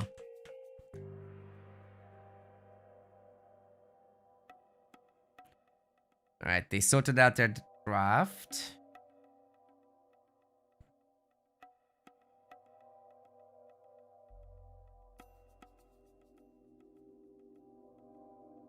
I think Chemo didn't realize that he needs to be the host. That's fine. Kuvov is helpful. He's taking care of it. I don't even need to do anything. This is great. I just get to watch with you guys. Now, to set up the draft, however.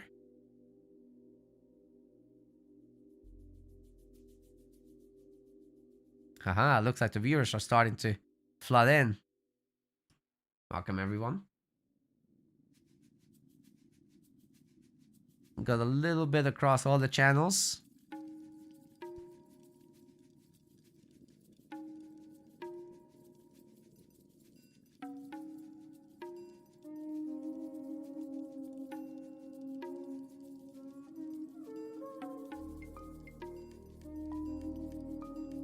Okay, we got a first ban from Kuvov. It's gonna be Mount Olympus. We've not seen Mount Olympus all day. Maybe we'll never see it. Kerlaugar is also getting banned. Seems the players are rejecting these maps. Especially Kerlaugar. I've seen it banned every time so far. Granted, I haven't cast many series, but we'll check with the others. See what happened there. Giza is gonna be a pick for Kuvov. Chemo picks Midgard.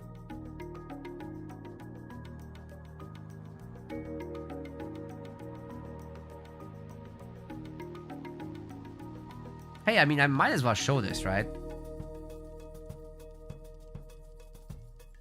Might be just easier. Then I'll separately update the interface.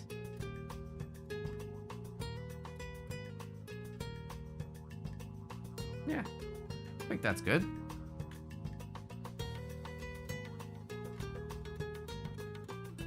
What new pantheons would I like to see?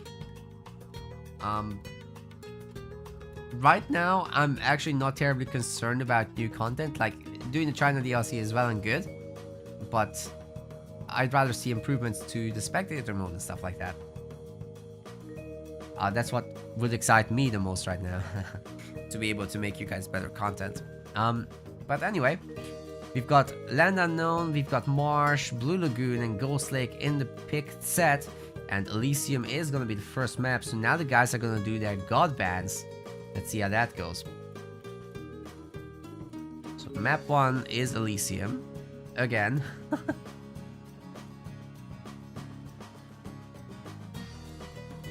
And I'm trying to get further info. God draft is coming up.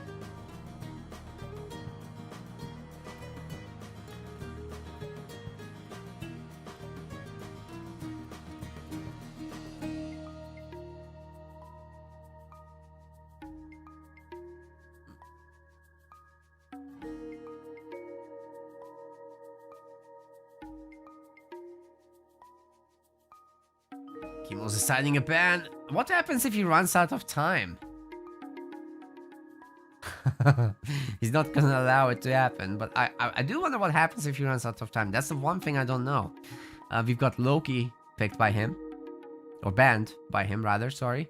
Kuvov is working on the next thing. It's gonna be set. Chemo's pick. This is gonna go into the pool of gods that he can play. It doesn't mean they have to play them in this order.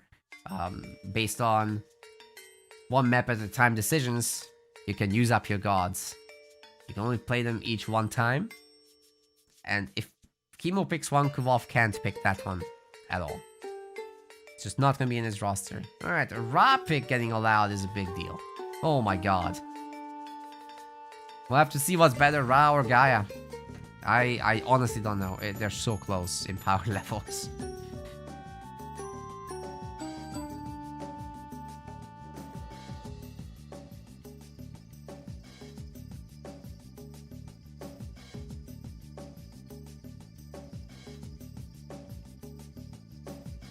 Yeah, Hades and the Kronos edition now. They pick 2 at a time this time. We got Oranos coming in for Kuvov. Time for me to update this, huh? On my end.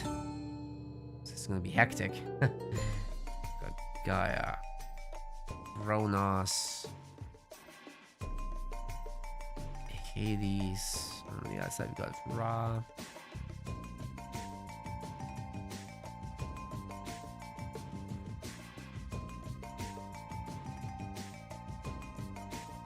This Uranus, Poseidon. Yeah, Zeus and Freya are getting added in for chemo. Interesting.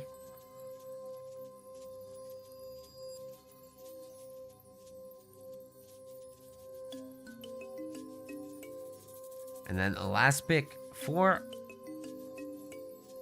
Evolve. It's gonna be 4.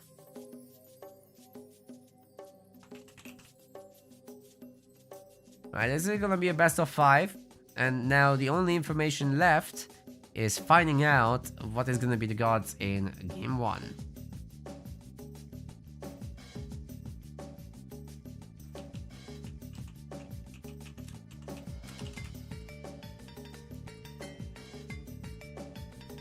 Yeah, they need a god picker so that they can reveal what their gods are gonna be. So we're gonna find that out. In the meantime, I'll show you this screen. This is what we're gonna do. Ghost Lake is not actually confirmed. We'll see where that goes. The gods are not confirmed either, so this will get updated in a moment. They're currently picking. Let's go back here to find out. Do you guys like that I'm showing the actual draft as it happens? Because I think it takes too long for me to update as the players are picking.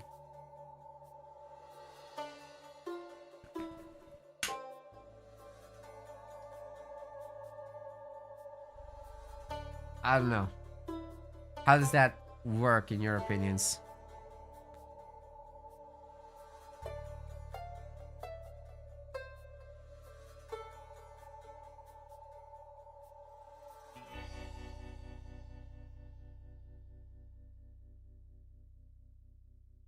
Alright, I think they're getting started. Chemo has it.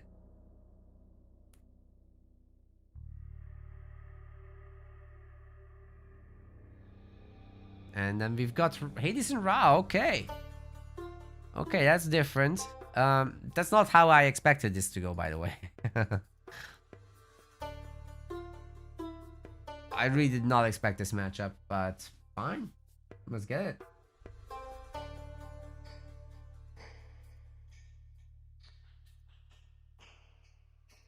We have no idea what the map order is going to be because they decide one at a time, but I guess it's nice to see here on this screen what has happened so far and what gods have been used up and what hasn't. I think I like that part.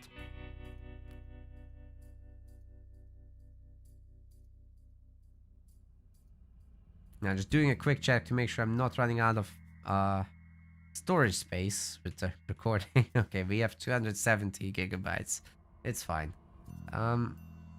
But I probably need to move some files out tomorrow. Okay, let's see who's hosting. I still got some phantom lobbies from before. It should be Kuvalf hosting. Although it really shouldn't matter too much.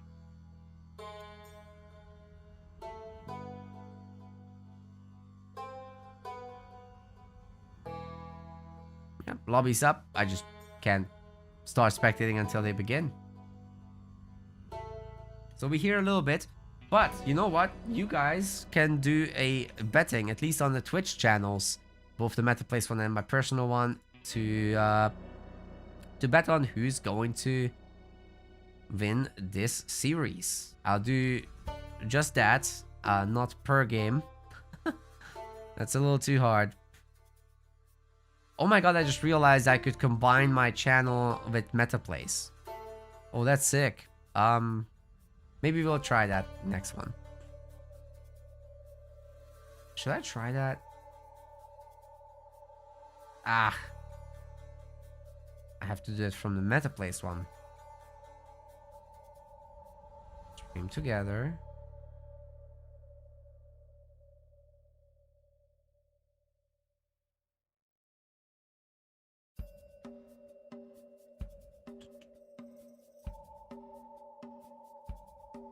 I think I'll figure this out another time. But technically I could combine my chats. That would be great. I think we'll do that next time.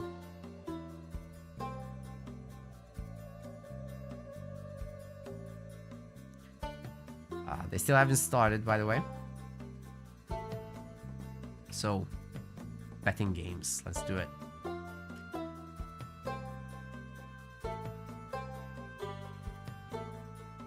Why can't I... Where's my button gone? That's weird. My prediction button disappeared. Okay, there it is. I added it back.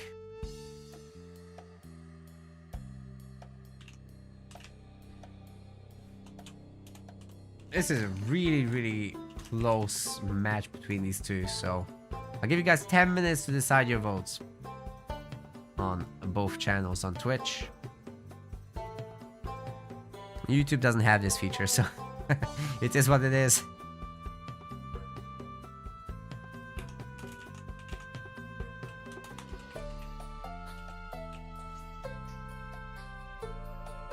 Alright, there you go.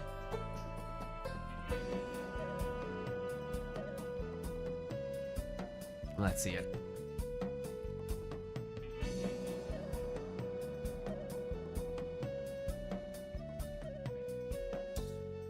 They still didn't start. Wait, they're both hosting? Oh, silly guys.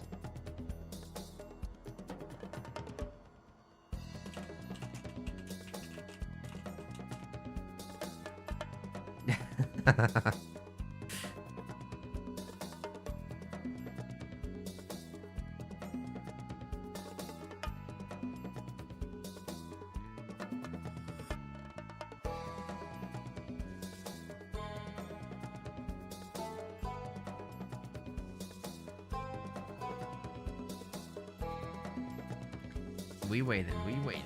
Okay, let's talk a little bit about Hades versus Ra. I think one of the most interesting things that could happen here is Hades attempting some form of Cyclops business. That would be interesting to me, at least to just go for those Tuxodes backed by Cyclops, but it's so difficult to do. It's really so difficult.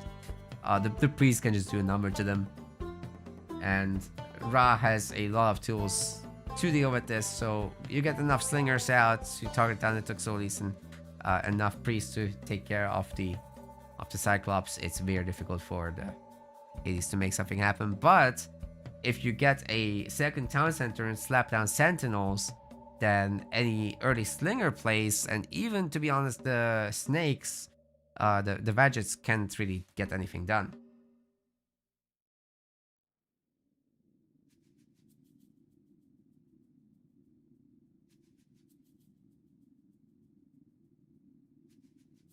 I do think that Greek has a pretty good time later in the game, but I think Heroic is scary.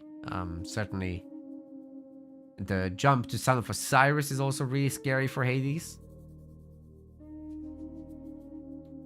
And now with the Citadels pumping villagers faster, I think the maxing out of the economy could occur really quickly as well for Ra.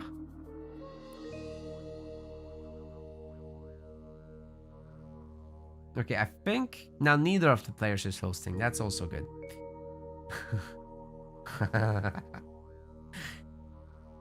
What a juggle this is.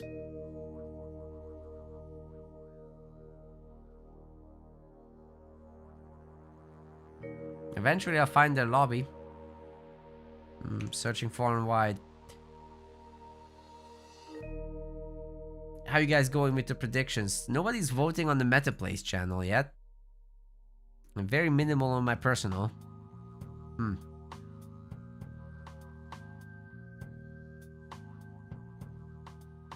Alright, I think they're on. They're on. Ladies and gentlemen, we are ready to go.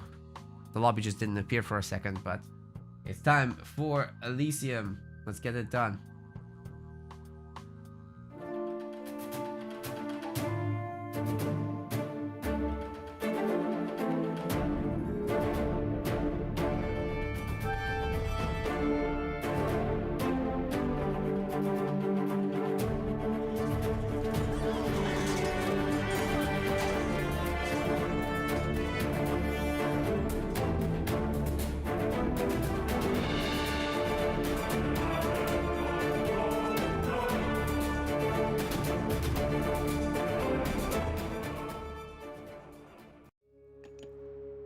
Ladies and gentlemen, welcome to Wrath of the Gods. We are now in round 3, which is round of 16 here in the first qualifier. This is now a $15,000 tournament sponsored by Microsoft and several community members, myself included, as well as Boyd and Iron Maiden.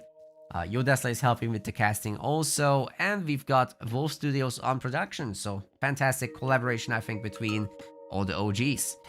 Now, this first qualifier has a $1,000 prize pool, and the players are fighting for points and a little bit of money rewards, of course, to qualify for the main event, which will be for the top 16 only. In the blue color, we have got Chemo here on Elysium, playing as Hades.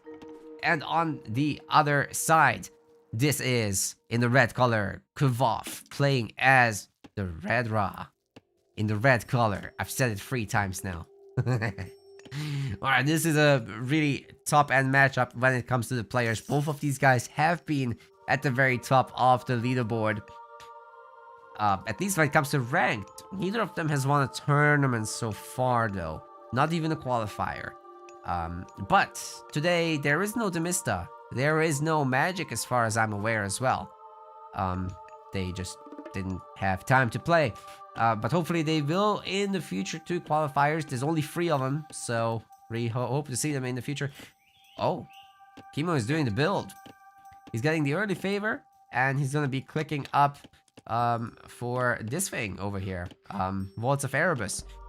I wish the tooltip worked in the spectator mode, but anyways, what it does is it gives you just gold for free over time. And you know, the earlier you get it, the faster it will pay off, right? That's the theory, but it is expensive. This is a very expensive build order, although it can be quite nice as well. Especially if the Ra is a little bit more passive. If not, if the Ra is a little bit more active and actually bullying this forward gold mine with slingers, with Vadgets. Now that's scary, and for such a scenario, I think what Chemo is doing actually makes sense, because he'll be pushed off the gold mine most likely. Unless he has some really crazy ideas about how to hold this. Maybe a good wall could slow things down. But anyways, as long as you're pushed off a gold mine, you can stay alive with this thing. Kvov, however, is going for a super fast advance. My goodness. This is gonna be 4 minutes.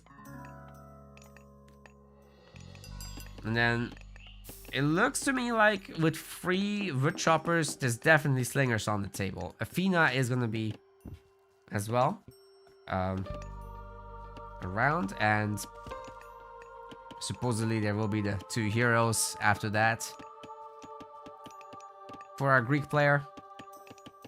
It's a very heavy transition to wood and gold, but there's still plenty of hunters. So I would say Chemo doesn't necessarily have to go 2TC here. Now consider that with 2TC, you didn't really cover the gold mines in a secure way, so you can be gold star very easily still. I wouldn't go for it here right now. Let's see first what Kvov does and reacts, right?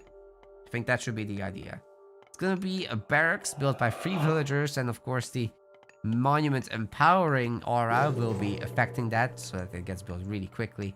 Spearman is coming out already. There's enough favor saved up for additional Vadgets, should that be Kvov's wish to go for. It's certainly not Chemo's wish. One thing we can quickly look at, okay, it's gonna be the town center after all. I'm not confident about this. So Kvov has seen it. Sure, he doesn't have the units to stop it right now, but he's going to. And you can see it. The obelisk is right here. You can also take your Pharaoh, and I think it could be quite devastating what's about to go down there. Oh man, it's gonna happen. Oh god. The Pharaoh didn't come. Villager's dead. The second villager's being targeted already. The poison effect will finish that one off. The third one is getting severely damaged as well, but ultimately Chemo does back off, and he could be going for the other town center, but there's also vision there, and you know, Kvov can just send out the newly produced units immediately. Or he can just stick around here, destroy this town center, and damage the overall resource bank of Chemo significantly. The majority of the resources here has been actually lost. So he can no longer slap down another town center immediately, whereas Kvov is just like, yeah, I'm gonna build one myself. Peace. So this is kind of crazy right now.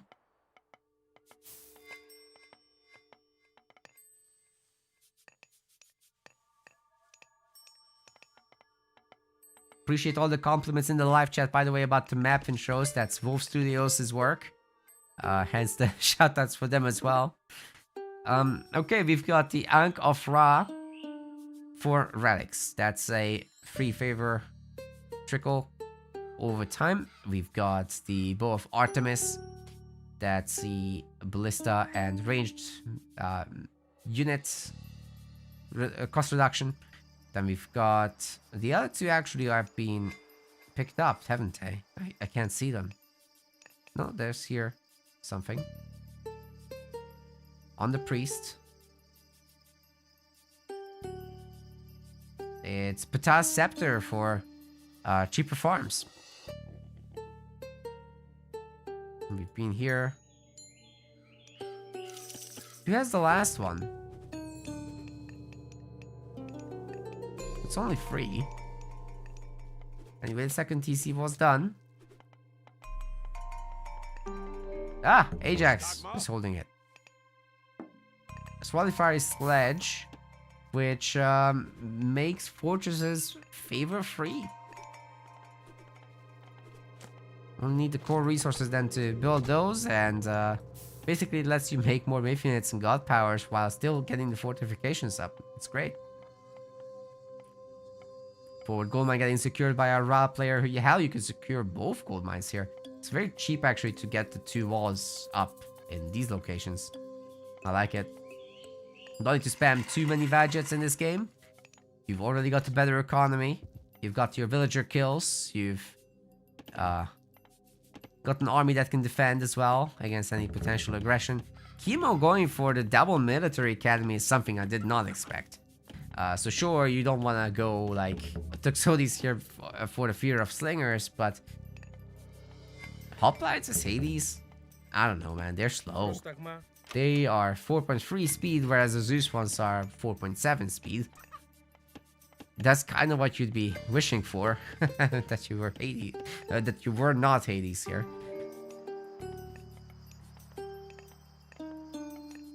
And don't get me wrong, normal hoplites are still good, but you want the Zeus ones, really.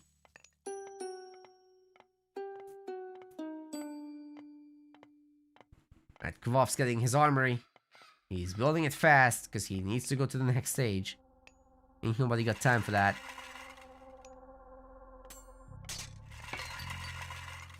Spearman will be getting away, which does mean that the priests get to heal that up. Should be no problem at all. And Kvov is in fact considering this whole business with the wooden walls, so everything's Gucci there. Aphrodite's coming in for chemo in a million years. This is pre-queued. Oh, wait, no, he's paid for it. He's paid for it. It's fine. But what? How does he have so many villagers? That's crazy, man. Despite the losses, despite this lower TC. Alright. And we're gonna see Sobek here from our Egyptian player. I wanted to see that new Citadel in action, but I think nobody's practiced it yet. Maybe it's good. Maybe it's even OP, but probably too little time to fully map that out. Maybe the constant recasting of the Locust Swarm is just better. Oh, we're gonna see a rock. It's gonna be used as a Pegasus. It's very sad. But it is what it is. Alright, we've got the Migdol Stronghold getting built. There's nothing coming out of the barracks right now. For Kvov, this pressure is not gonna be too scary. Especially if the wedges are kept alive behind the fortress and the walls. Yeah, should be no problem at all. Aphrodite does give curse here, so that should help quite a bit with pushing through this location later, but Kimo will need a much larger army than that.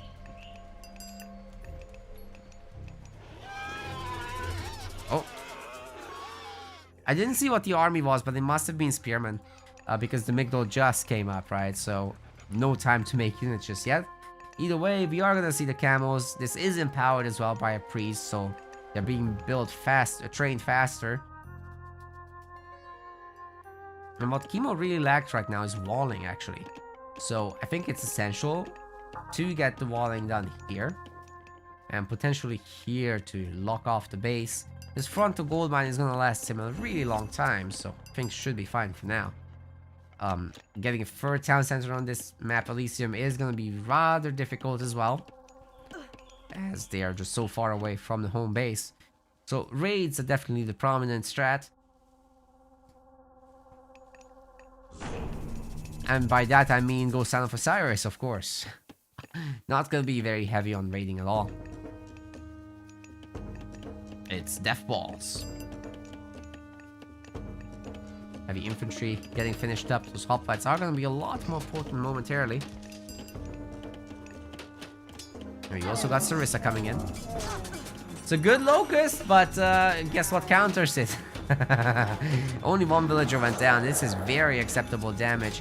And the stunned and slowed camels are getting picked off by the town center by the looks of it. And they're gone. All three are dead. It's a second rain, by the way. Massive farm economy here for Kavoth.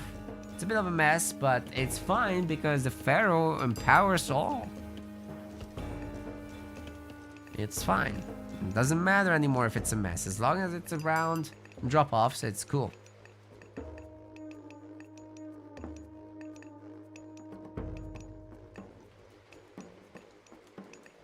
Kavoth sure has a lot of food, doesn't he? You might want to start like triple spamming caravans at 2,000 in the bag. Just saying. You have the pop. You might as well. It's 3 buildings. The units are going to come as cheap as well. So just do it. Maybe third monument wouldn't hurt. You know, work towards that second Son of Osiris or something. Now, actually a good combo is the Son of Osiris with mummies. So you get multiple mummies to curse as many of the enemy units as you can. Then the Son of Osiris himself is kind of the damage dealer that kills them. And any cursed and killed unit turns into a minion. And then you have an army of minions. We have ancestors at home, despite not having the minor god for it. That's a lot of camels. Kimo better run. Yeah. He's getting a third TC, which I like as a move here. Man needs a mythic age. Is he gonna go Artemis, I wonder?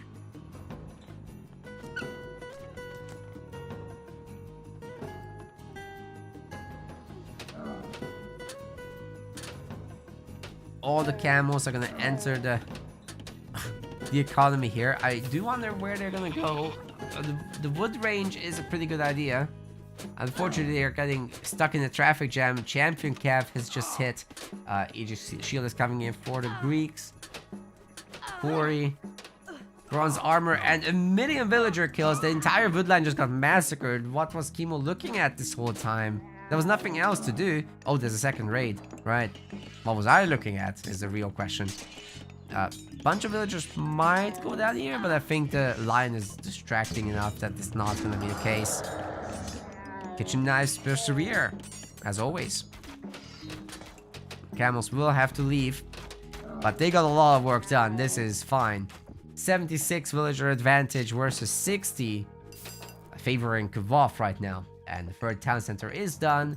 I'm just crying about the lack of a triple market. That's what I want to see. That's what I have to see. Okay, maybe a locust can... If there was a third monument earlier, then yes, a locust could have been squeezed in, but maybe not so much now. Son of Osiris is peppering this army. The wall has been destroyed. The hoplites are attacking the camels up front, but the mummy is now about to curse them, and these guys are rather weak, so the army of minions will rise. Villagers once again getting annihilated. Chemo has no food income. He's got 4 food and 3 villagers on food. What happened? Where are the farms, Chemo? There are no farms. Kvof absolutely demolishes Chemo. That wasn't even close. Holy crap. And he had another rain to follow that up. Like, the only thing I have to say for Kvof is the markets. Like, you're gonna have a lot of food with this. Gotta use the food. For Chemo, I'm not even sure where to begin. Like, that was devastating. You sure want to, you know, get a town center up, but Kvof is smart. He knows that. He's gonna put his obelisk by the town center slots, settlements, and he's gonna shifting sands on top of your villagers. So you need your both heroes there and your myth unit, and potentially use restoration to beat that. That's the only way you're gonna get a TC, in my view.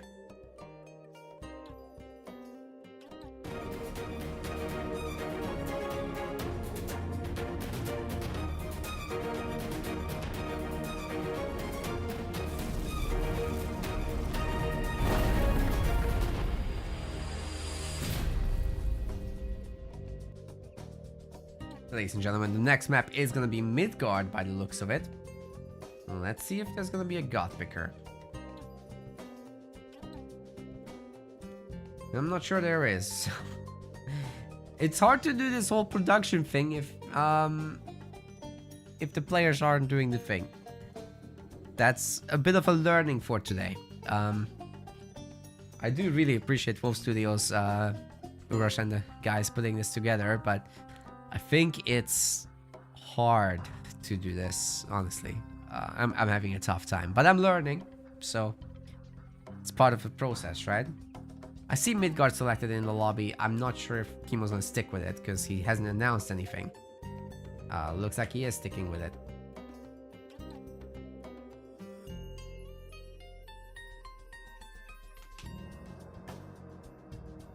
Alright, we've got the next god picker.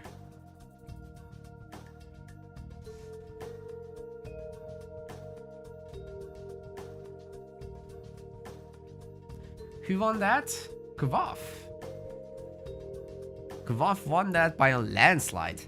That was insane. His Rise is so good. I wouldn't want to play against it, honestly. Greek Mirror coming up, ladies and gentlemen, on Midgard.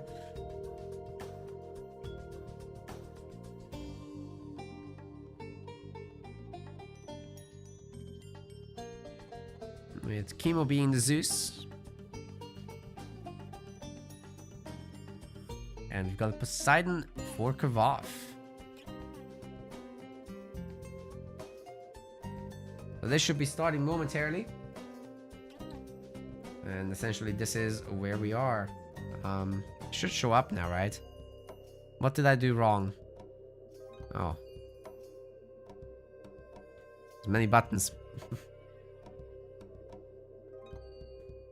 Yeah, we're coming up to Midgard. And remember, this is a best of 5 actually. This will take a little bit longer. We might have a 5-game series. Feels like 2-0 for Kvof. I don't know about whether he can do that in the Greek Mirror. If he can, that's great. Again, Chemo has his comeback potential with his Gaia, with his Freyr. But Kvof is honestly a really tough cookie. In terms of how we seeded this, we went by tournament points for these guys. So basically on aom.gg, there's this whole leaderboard. And that's how we just borrowed that straight up, right? And then for players that are below 1,000 elo on that, did I say AOMGG? It's AOMstats.io, excuse me. So we just straight up borrowed that, and over there, Kvof is rank 14 and Chemo is rank 11. So Kvof is kind of punching above his weight in terms of results, but there's only been 2 tournaments thus far. Red Bull Vololo and Genesis Retold at this tier at least. And now it's us. So we'll see how this works out in the long term. But I think it's a really good way to seed the players. Just you take the major events and you look at their results as if they were ladder games individually. It's a really cool method of ranking players. No more stupid tier lists. Just do the real thing.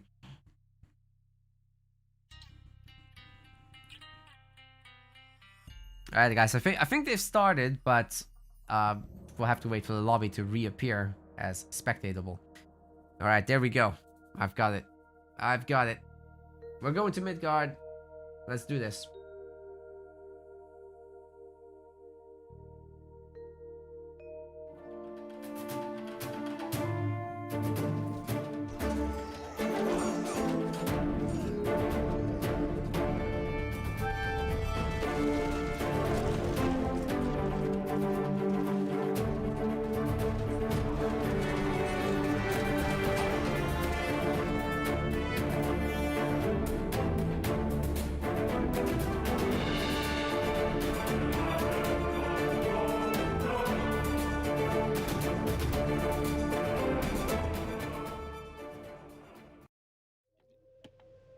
Ladies and gentlemen, welcome to Midgard. In the blue color, we have got Chemo looking to make a comeback happen in this. He's down 1-0. Now he's gonna use Zeus. On the other side, Kvof has the bro. It's Bro Sidon. Facing Chemo off in the red color here. I do think that Poseidon can be advantaged here, but... and that's a big but, the bolt is devastating in the early game. So when you have an exposed gold mine and you can start bullying that, it's very difficult to hold on to dear life. So you might want to consider something like a Minotaur plus hero attack on this, and then you just pump your units into it. You might even want to consider building very forward with your production and just getting Hippicons or something like that. Making it very difficult for the other guy to actually react. Because Bolt can take out one of your stronger hero, right? Atalanta in this case. And then the Zeus player just comes up with all the same stuff that you would have, but they have an extra hero and their Mythians are going to town because you don't have your hero. I think that's very, very powerful. But Kvof is a creative boy. He can fend for himself, he can make a lot of docks and potentially get to the heroic age early on. We'll see. But I think that could be a surprising, shocking play available to Chemo. It's going very heavy, however, on the wood economy with 8 villagers, so this is very macro-oriented play. You should be expecting 3 or 4 docks before the click up to classical age, which is a rather significant number, as you might imagine.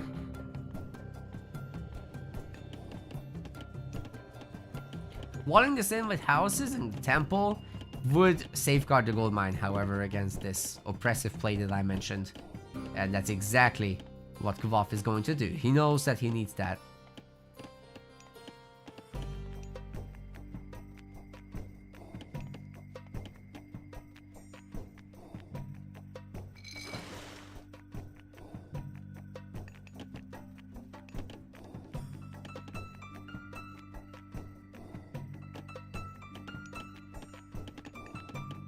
Still a lot of wood people. That's gonna be fishing ship galore.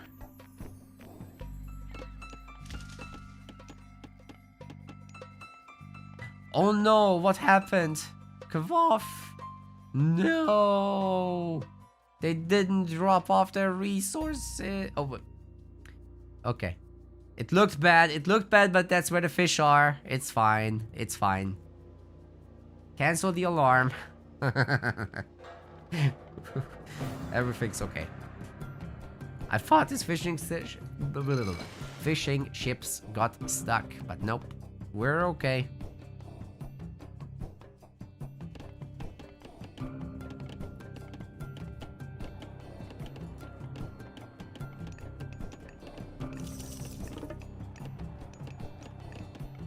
Hermes coming in from Kvof. It's much earlier than Chemo's. And Chemo is going to be running with Athena here.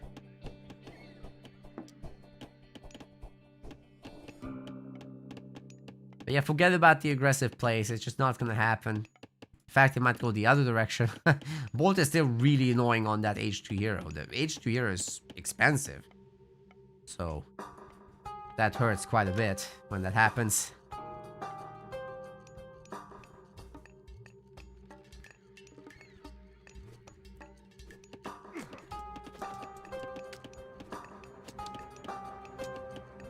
PCs are gonna look out for relics, I suppose. We haven't looked at those yet. We've got the Head of Orpheus for building line of sight. We've got Harmonious Necklace for gold gather rates. We've got the Tower of Cestus for bonus damage against Mythians for towers. And there's one more here. The Adamantized Shingles for crazy house hit points. Freaking doubles them. It's kinda nuts. Well, that was the shortest lived centaur ever. Shoots one volley, tickles the villagers a bit, dead. Very sad. But, I mean, what are you gonna do? You can't heavily commit into centaurs on this map.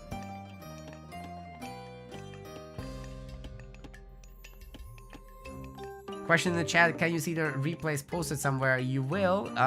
We will hand out the replays after the fact. I'm pretty sure it's in our Discord. You can already find them individually. It should be open to all. But if not, then we'll fix the permissions. And we'll release them, of course, after the fact. Atalanta going nuts with the villagers. Oh my god, why not bolt Atalanta? Kimo! This thing is expensive. It's 200. Oh my god. It's 250 resources. You don't want to bolt the 150 resources unit. If you count favor as 10 resources, by the way, it's more like 270 resources, but who's counting? Not Chemo. He's kind of getting bullied here. Falling behind in the villager count, by the way. And potentially will not even be getting a faster H3 timing. With Kvav also having a substantial fishing economy, by the way. The Veils are outside of the map, I guess. Flat Earth Fury. They're not falling off. Gravity is fake too.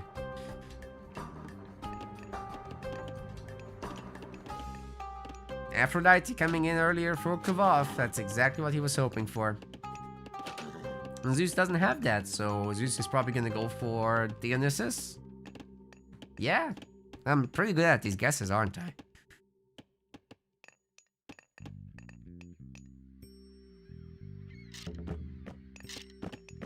It's Dionysus because you're gonna want that Hydra on land. You're gonna want your bronze on your units for the big fights because, well, you're gonna get cursed, so you need something to bring that back with an Underworld Passage is nice for positional play, but here all the gold mines are out there anyways, so you can't get a big jump on the enemy economy or anything like that. Better just get the dino.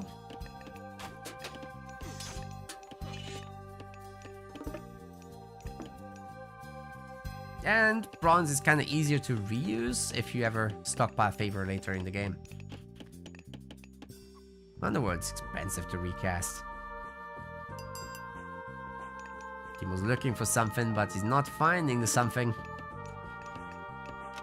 Gold mine's about to be devoured, but I think there's another minute or minute and a half left in this. Extra Scylla is getting made. It's gonna farm the ships a bit. 2 Scylla, better than 1. You go, girl.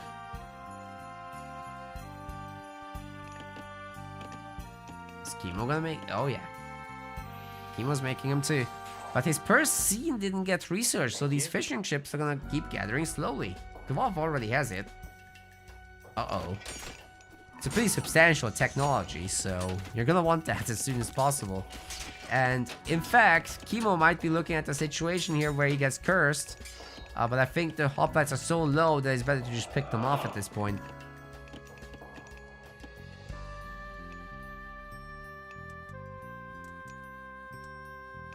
Villager kill. Very good raid by Chemo there. And 2 heroes will be keeping the hoplite safe against light units like the Hippospis for now. But once they get out of control in numbers, then that turns around very quickly. I think Kvolf just needs to return and clean this up. Because the heroes are just too tanky. They'll do this all day. Alright, here we go. Let's go, Nessie.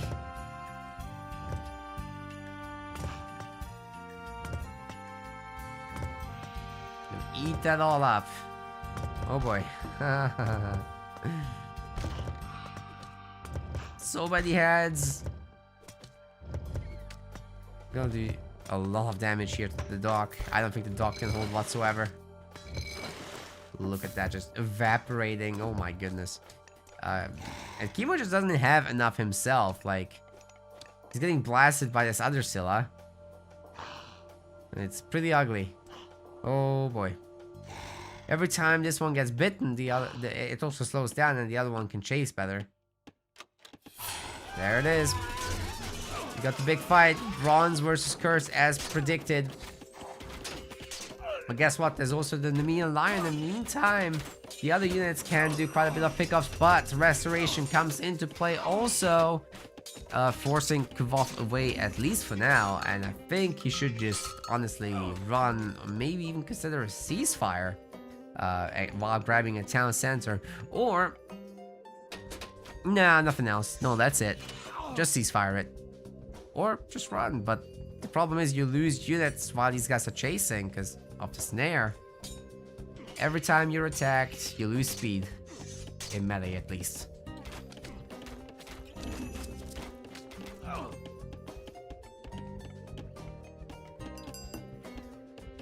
Hey, it's Peltast. I love Peltast. They're so good in Retold. Oh my god, I'm crazy over them.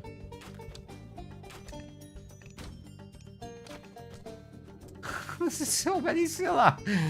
And Chemo is just, you're down heads. These things do bonus damage against Myth units. You can't do this. You can't make Scylla against Scylla if the guys are, or if these girls already have the heads. You just get annihilated. Look at what happened to that dock. It's just gone. Oh my god. More heads for the Scyllas. Holy crap. They're a menace. Kvolf is destroying Chemo. He's eating him up. No second town center for anybody. I think this might devolve itself into one of those mythic jump games where suddenly you just have what's it called, Earthquake, and the other guy's deleted. It's over at that point. But Chemo is doing great with the fight. Heroes once again tanking a little bit of the Hippospis attacks, and meanwhile the Toxotes have cleaned up, so Kvolf is forced to retreat into his fortress area. That should help a lot against these Toxotes. But yeah, single Peltast, not so effective. You kind of need a group of them. So I think it's time to pull back, use the town center for cover, and garrison your units, your fresh units into the buildings, and then eject them much later to then join the fight.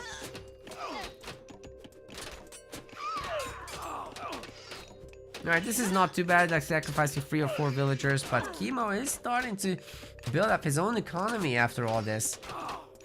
Despite having lost the entirety of the sea, on land he's doing alright. Having raided and picked off so many villagers over time. So for Kvolf, it's a bit of a battle for survival. Can he actually make something happen? He's down in population now. All those fishing ships kind of not able to bring him back into this if he can't dispatch off his army.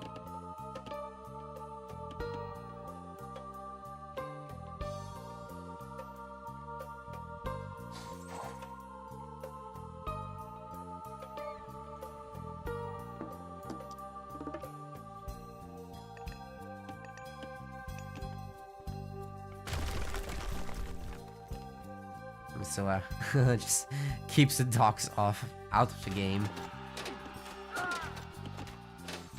Now this infantry is gonna do bonus damage against the fortress, so you gotta be really careful not to lose this. Will there be more units for Kvotv or not? He's making so many peltas, but there's gonna be suddenly Minotaurs from Chemo. The last thing you'd expect. Yet it's happening.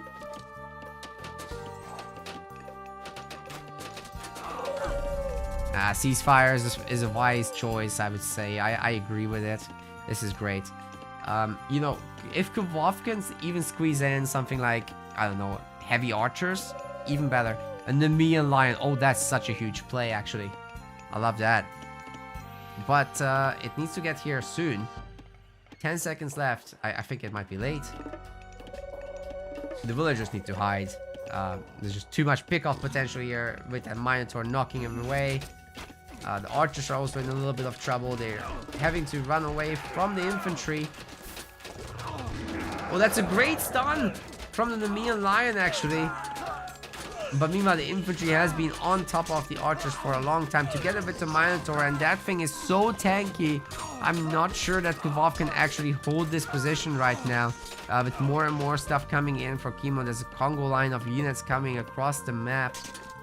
And the villager numbers are just not adding up. The population rift has grown since we last have talked about it. And this is just really rough for Kvotv. I think he needed to leave here. He still had some gold back home. Why fight for this place?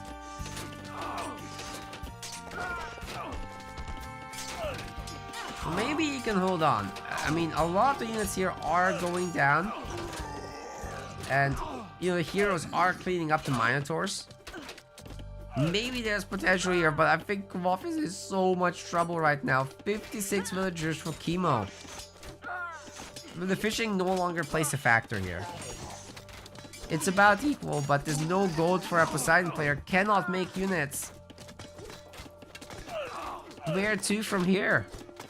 The Peltas can't fight Hippospis, they lose. Hippospis have much higher base attack. And much more health, most importantly. Kvotv is trying to hold on to dear life, but I think he has to transfer some stuff. Get it from that main base gold mine or something. Oh man, these villagers just aren't really all attacking. Just running around. Both of the heroes are out. Maybe there's a little bit of hope, but look at that army! Oh my god, there's 4 Minotaurs here. I think Chemo should consider bull Minotaurs at this point. Just get the Labyrinth of Minos upgrade. He's trying the Scylla thing again. I don't think that's gonna work, but at least he's gonna have something to harass the fishing ships. That's the one thing that's right now keeping Kvotv alive. He's also pumping his wood into centaurs. I like it. Centaurs can kite this all day. That's a good idea. But hey, the Minotaur's now in the wood line. I'm not sure Kvotv is looking. He's also getting hit on the other side. The Centaurs are trying to hold the location. The 2 heroes also tanking as much as they can. The villagers still getting absolutely bullied by the Minos. This is not good. Down to 40 villagers now. Chemo's advantage is growing over time, not shrinking. And he's got 2 town centers now. Yeah, I think Chemo's gonna run away with this game, ladies and gentlemen. This is almost impossible to come back from such a big discrepancy. Chemo's easily able to outpump Kvotv. But for now, he's not. He's like producing less than Kvotv somehow and pumping on the sea instead. Which could work or could terribly backfire. He's grabbing TCs instead. With that many centaurs, I'd be worried. That's actually scary. Especially once Atalanta pops out, especially once all these other hoplites are made. Okay, this is actually looking really solid for Kvotv. He might have a comeback. He's got 163 population, ladies and gentlemen, because he's using all his resource types.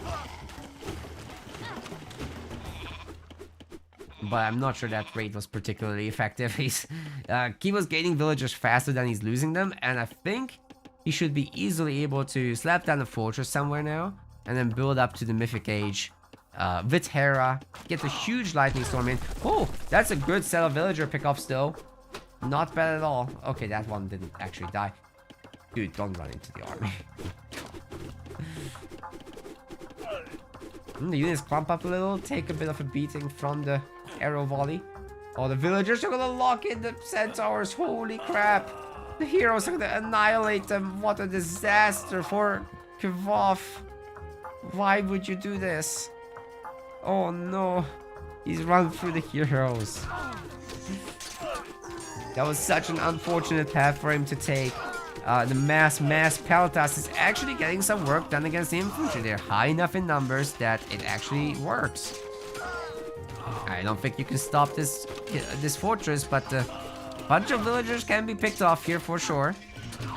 Chemo's saving as much as he can, but a bunch of villagers still following Kvov ought to pick them off, if possible. Now, Mythic Age will be available for Chemo, but he just spent all his resources, and actually the guys are on equal footing. But what Kvov really needs is to get Mythic then. And even then, I'm not sure what he does with it. Right now, the population difference in villagers is still very scary. Chemo is just running away with this economy.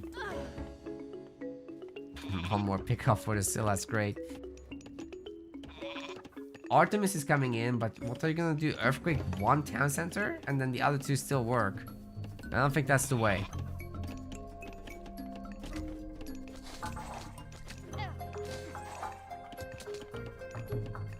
Both players are gonna have patrol loss, so the fortresses can fight each other. By the way, Petrobolos are amazing against other Petrobolos, or, well, Siege against Siege in general is really strong in Retold. And that's something to look out for.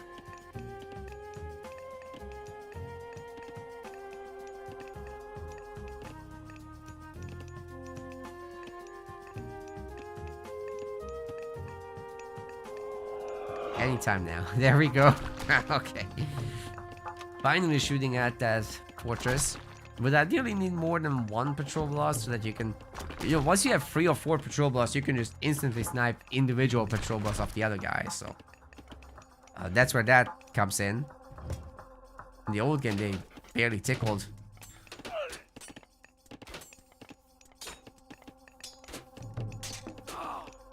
And a single villager kill there for the other fortress. Not a big deal.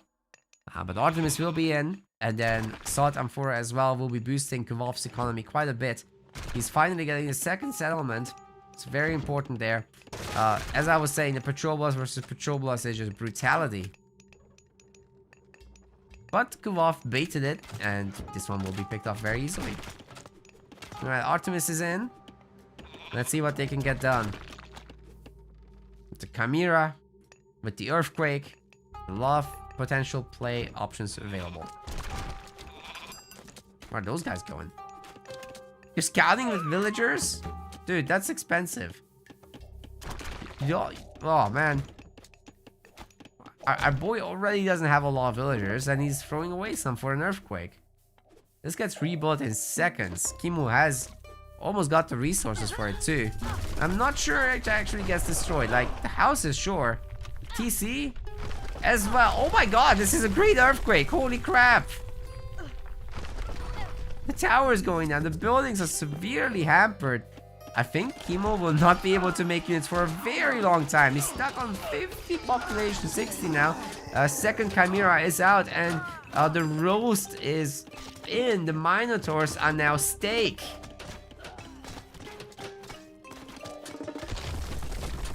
Well done. It's a steak joke. Anyway, those Chimera are burning the Peltas. Oh my god, the Peltas have no tools against this. Another Chimera fire stream coming in, and every single archer is getting annihilated. Chemo is desperately trying to rebuild, But can he actually get it done? Even with a great lightning storm, I'm not sure he has the momentum to bring this back. That was absolutely savage from Kvav, and he's just moving on to the next place to get the villagers now. Oh, that's actually kind of a miss, but anyways, he's pushing them off the wood. It's okay, it's good enough. Pushing for the third town center, of course. Yeah, I think Kvav can absorb the lightning storm soon. He's rich enough soon, is what I'm trying to say. It's a lot of Peltas, however. Definitely need more Chimeras for this. Maybe a Helipolis wouldn't be too bad. Peltas wouldn't do anything to that, that's for sure. Still not a single Helipolis.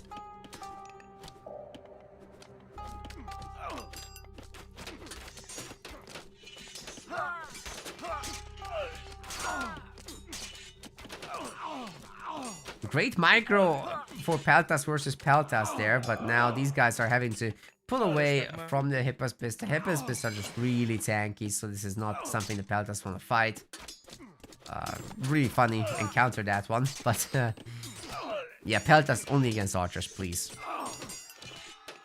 And under the guard of the fortress, of course, these guys are not going to be able to last for a long amount of time at all. Once the Peltas clump up again, it's time to go in again with the Chimera. Kimo's still trying to pump Scylla. What is going on? Just get heroic fleet and make triremes, my man.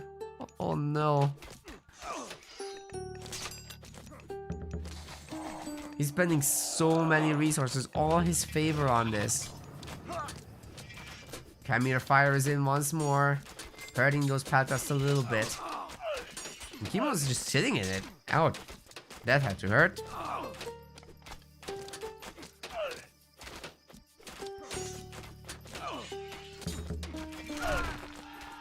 Holy crap, he's taking the 4th TC. Before Kimo. He's closing the door on his face, but yeah, neither player can now take this. The villagers are just like, eh. You can't have it. There's Petrobolos pushes now as well. This is a really good Peltas army from Kimo, though, I have to admit. 190 population from the man. Kvav is gonna have to come up with something better. It's all Peltas, baby. I would actually like to see a bunch of Hippicons at this point. Or Hippeos. Why don't we have Hippeos in this fight? That would be great. The Zeus infantry getting on top of the fortress is of course brutal. Fortress fire, picking off as many Peltas as they can. The other fortress can't shoot. It's just out of range. But it looks like the Zeus infantry will be picked off in the end. And the fortress stays up. And this is where Helipolis comes in. Those are great units.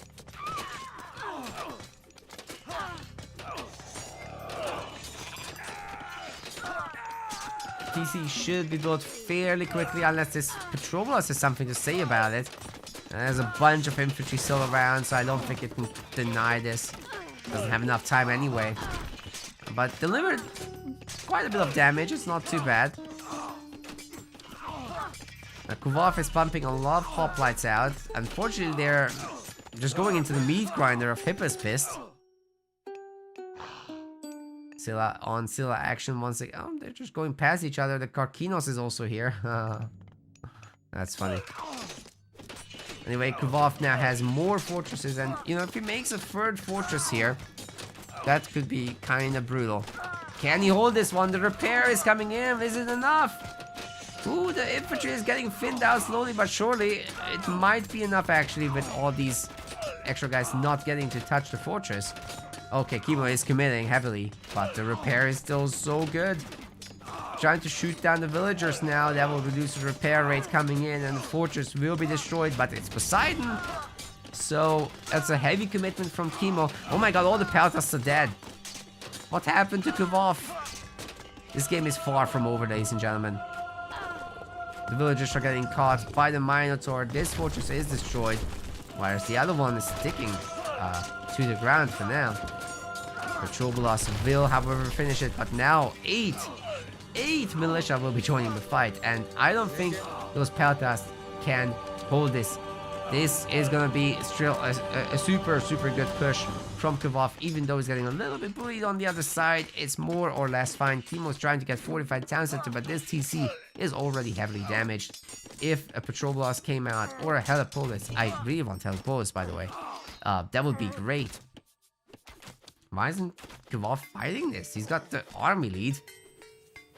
I'm sure Chemo's pumping hard, but still.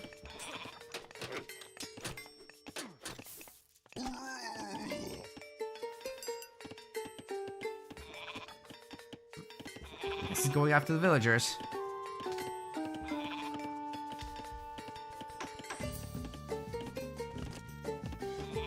By the way, as far as the upgrades go, we only have copper shields on this army. Maybe that's part of the problem. What about Chemo's? Oh yeah, he's got bronze weapons and shields and copper armor and ballistics. That's great. He's even got Dionysia. Oh, there's the Petrobolas. That's going after the TC now. But Chemo going a bit to counterattack, trying to find the gold miners. There's more gold mines, however, Kvov came from. He's currently aggressively scooping up this one. And the villager count is okay. Chemo might be actually too heavy on villagers. Kind of a target at this point. And the Artemis poison is in from Shafts of Plague. Man, Kvov really needs some armory upgrades, holy crap. If Chemo makes it to Mythic and does a Lightning Storm, this could be still devastating, especially on this forward location with all the gold miners. But I think it's time for Kvov to potentially take the PC, but then we're looking at a base trade. Because Chemo is absolutely taking this location over right now. Kvov is going to try to make some more fishing ships. And it's a base trade. Champion Archers is in. Half of these guys aren't even fighting. And let me tell you, the Hippospis will shred the hoplites. So after that, they get on top of the Peltas, and they'll be winning that.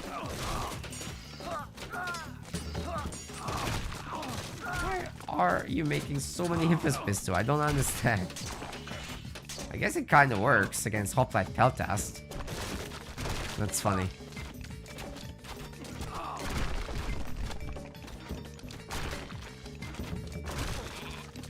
Yeah, Chemo did wipe out everything on this side, and now is taking the TC, but Kvov was just a little bit faster on his own side. Trouble is, the resources are looking so much better for Chemo right now. He's working his way towards that Mythic Age. He's high population. He's got a villager lead as well. Maybe not a big one because of the fishing ships, but it's still something.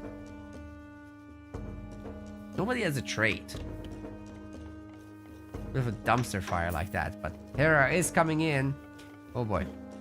Those gold miners are not going to be safe, let me tell you. Hydra will be picked off. But as long as Chemo can hold this, he brings his army across, gets some Helipolis out in the Mythic Age, as well as just Lightning Storms his position with all the villagers. What's Kvov gonna do about it? Like, I just don't see him persevering through that. And Chemo already has all the upgrades, so his army is not gonna be easily dislodged once it's just standing here at full pop. Still no armory upgrades to speak of at 33 minutes for Kvov. This could cost him the game. And this is just game 2, by the way. We got a best of 5 going here.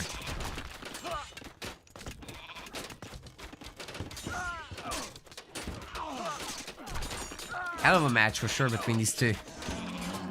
Hydra goes down at 2 heads.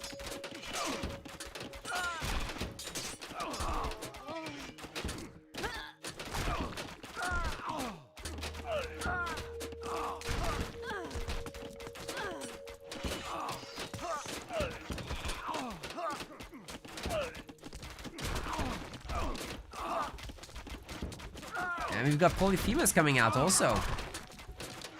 Now that would have been helpful earlier. Oh, look at this guy just bonking people away. Okay, that's a game changer actually. Against this Hippospis bullshit. But Lightning Storm's gonna hurt, I'm sure. You can run away from Lightning Storm though. You get out of range, you're fine.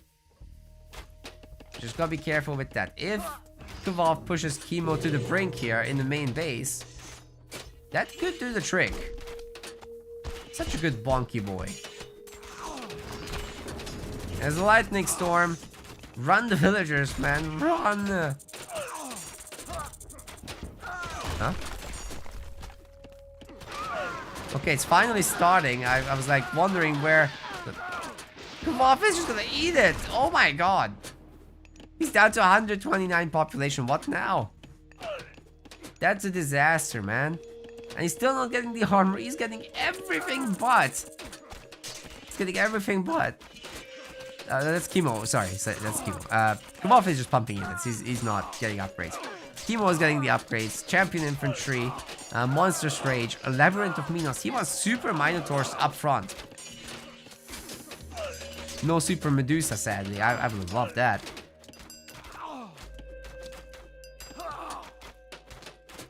Wait, what gives her all these hit points? Oh, Dionysia, of course.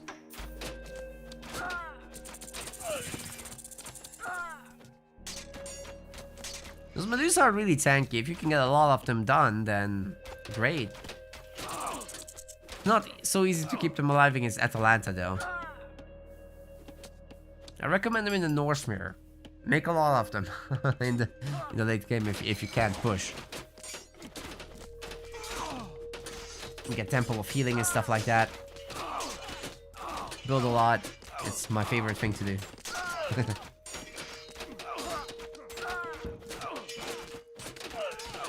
They just never die. Norse can't kill them. Anyway, this matchup is a whole lot more about somebody needing to make some cavalry. Get those peltas out of the game. Because this is not a healthy place to be in for either side. This is not the kind of armies you want to make at this point in the game. You want to get more myth units, you want to get more serious siege weapons. Like Heliopolis. Of course, myth units like the Chimera. That's great. It's a basic Chimera, by the way.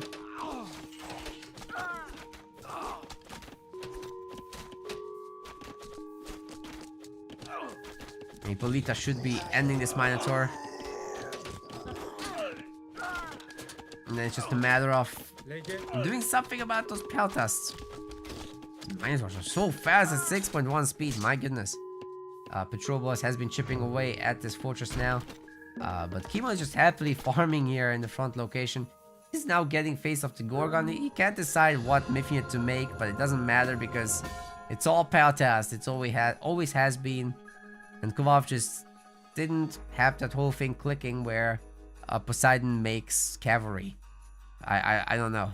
It would have been so helpful, but neither player ended up trading too much. Chemo ended up at the end with a good trade though. This is actually a respectable amount of stuff. Can we see how much they were gathering? Only 32 per trip. That's garbage. My god. Wow, some of them even less.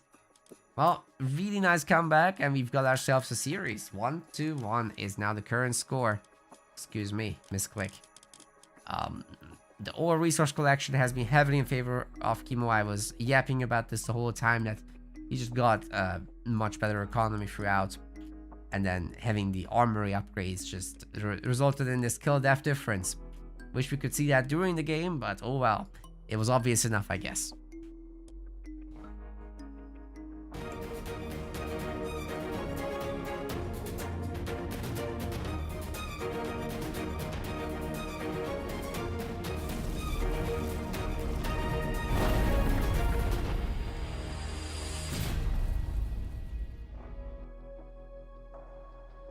Right now, waiting for the third game to be set up. I'm gonna get their gods and the map. which I have no idea what it's gonna be.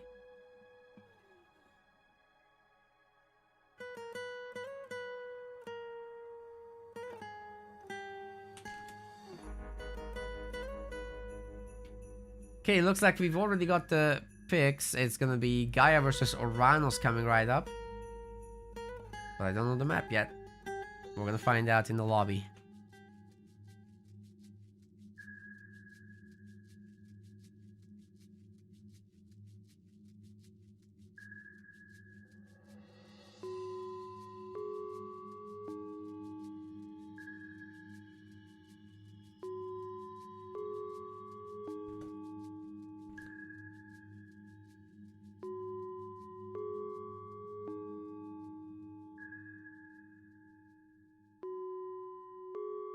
Really could go either way, this one.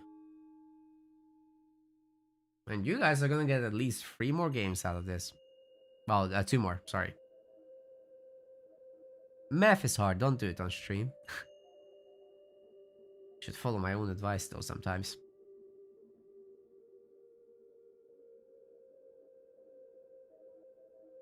Okay, Chemo does not have a lobby actually. That was the previous one, I got tricked.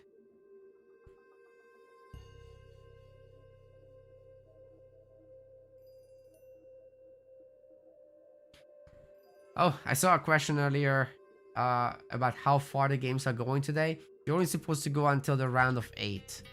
So when there's 8 players left, we move the rest to tomorrow.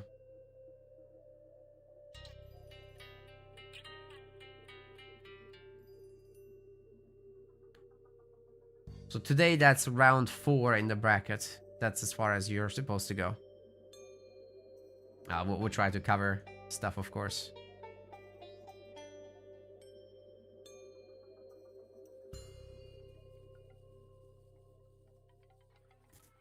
Nice, we're quite well spread out. Boyd has been covering the stuff near us. So tomorrow we're gonna converge. Makes sense. And now I'll try to today pick up some games that the others have not covered.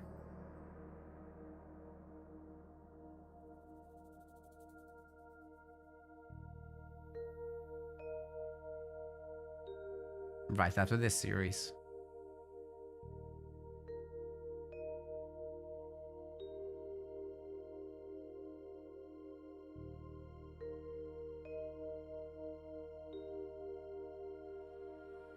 Once I can find a lobby, that would also be helpful. I can't see it yet. I think the guys are probably just getting in there. Sometimes it takes a moment to show up.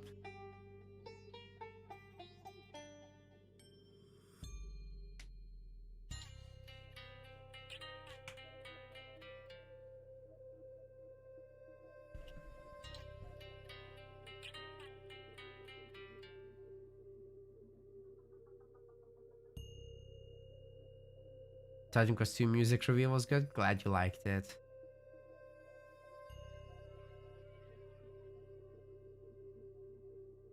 Alright, since I can't find the lobby, maybe I'll combine my chats. Let's see what we can do there.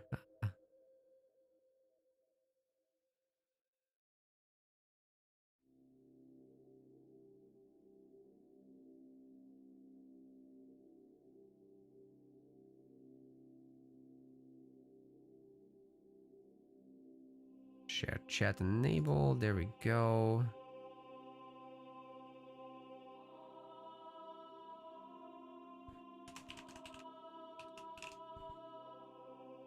There. Let's combine the meta place and the personal chat.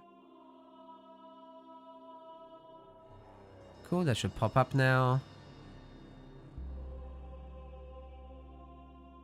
Or not.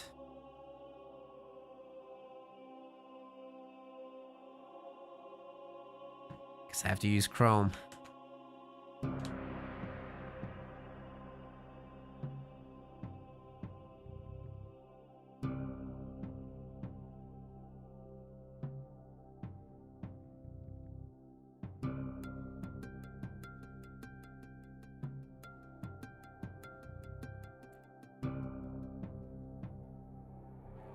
Okay, see if this works. I think we should have the shared chat now. I just need to mute everything for myself.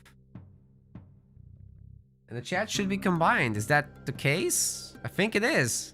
Oh my god, that's so cool. What do you guys think? We just combined the viewership. That's great. Okay. Let's go.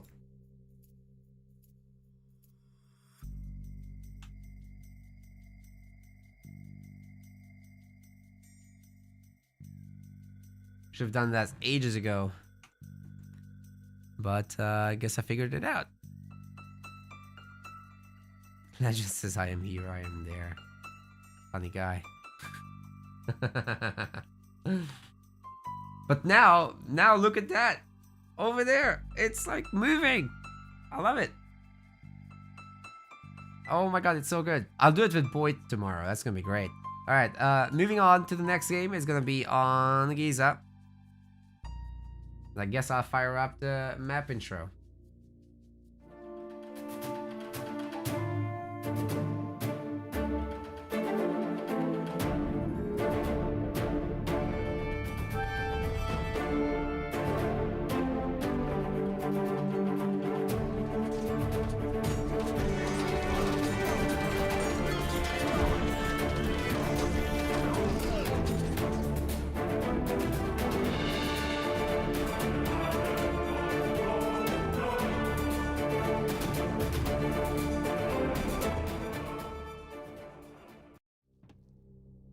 Ladies and gentlemen, we are here, and in the blue color, this is Chemo playing as Gaia.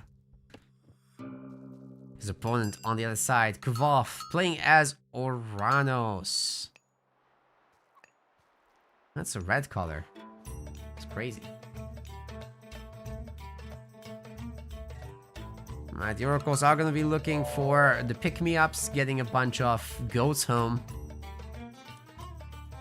This matchup is a lot about economy versus the snowball effect. So Gaia gets the numbers. There's no doubt about that. You get these early upgrades. It's absolutely devastating how powerful the economy can get. But Oranos does have Shockwave.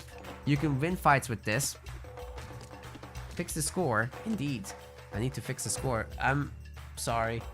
Oranos has the potential to win fights with the shockwaves and then win harder because you already won a fight, and winning harder gets exponential. It's really brutal. Once a bunch of units get removed, you just snowball super hard as DPS gets reduced from the enemy army. Alright, Giza. Pretty defensive normally when it spawns big cliffs. This time the cliffs are tiny, they're on the edges of the map, they're useless, so they're not going to impact anything, these two. This one has a slight impact for securing trade in the late game, but we don't care about that in this matchup for a really long time. Task of the Iron Boar is one of the relics for cavalry health. Then we've got Scales of a Catoblepas, which is for Pierce armor for Myth units. Then we've got the Ship of Fingernails as well for free food per overtime, and the Uncle Fra for free favor overtime.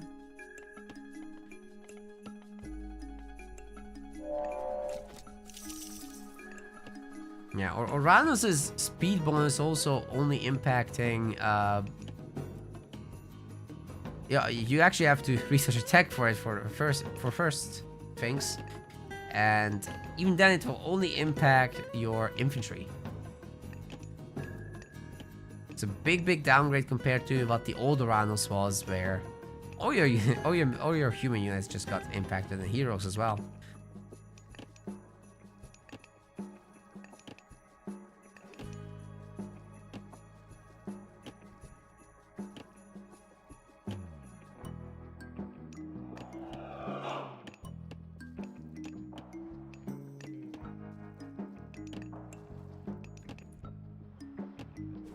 Well, Oceanus versus Prometheus is gonna be the name of the game.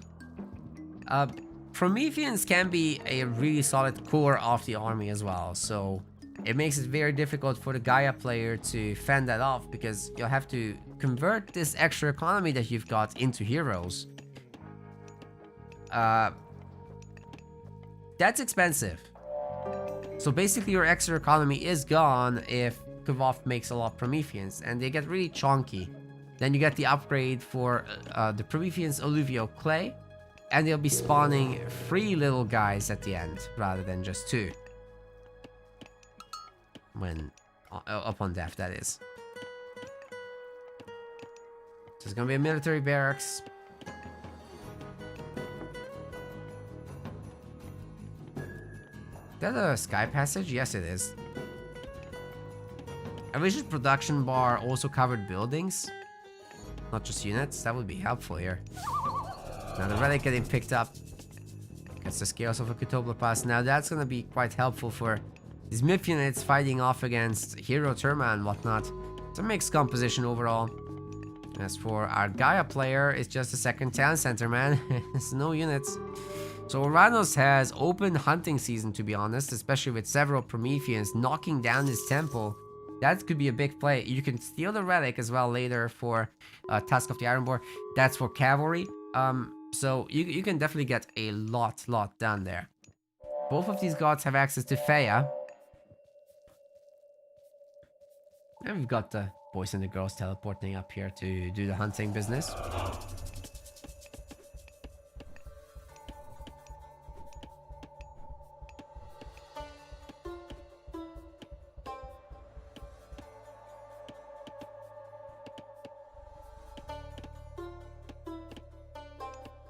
Chemo not really pumping too hard. Or, sorry, Kvaff not really pumping too hard. Chemo just chilling.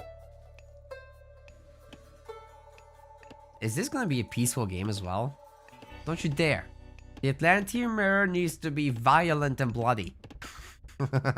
No more peaceful games. No more ceasefires. Let there be blood.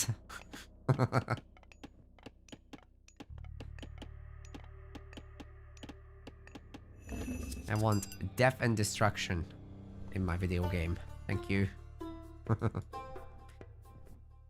I'm sure Kvaff can deliver, right? I'm hopeful. Yeah, that looks like something. Something to whack a temple with. Something to steal a relic with. I love relic stealing too. It's fun. Hey, the Caladria has been taken down. First blood.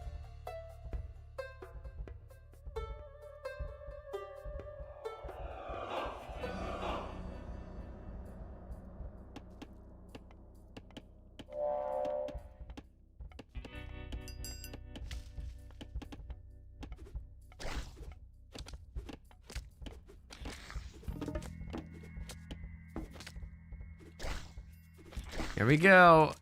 Do you guys think these Prometheans will take down the TC? Oh my god. I think he's just gonna bonk it. With Alluvial Clay, like I said, there's gonna be 3 little guys. And these Promethean offspring still do a little bit of crush damage, so... Not easy for the TC to stay alive, but it is regenerating on the Lush. Which it itself generates. And Kvaff has more than enough Terma to pick off the others. But there's Shockwave to think about. So do think about it. Kvaff. How are you? You're not supposed to lose to this. Come on. Man. He just lost all his Terma. Oh my god. Okay, yeah. I was about to say, like, come on. If that had happened at the start, this would be a very different kind of game. We'd have 4 more extra Terma and still win the fight.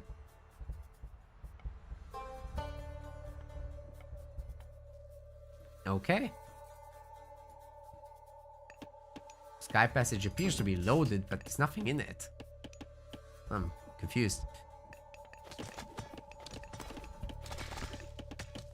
Doesn't look like Murmillo have been upgraded yet with anything. But serrated swords is coming in actually for chemo. These are just normal speed Murmillo for now, so no Empyrean tech just yet. That's all off Prometheans, ladies and gentlemen. That's 8 of them already. And Quaff is still floating enough to make more. It's so many Prometheans!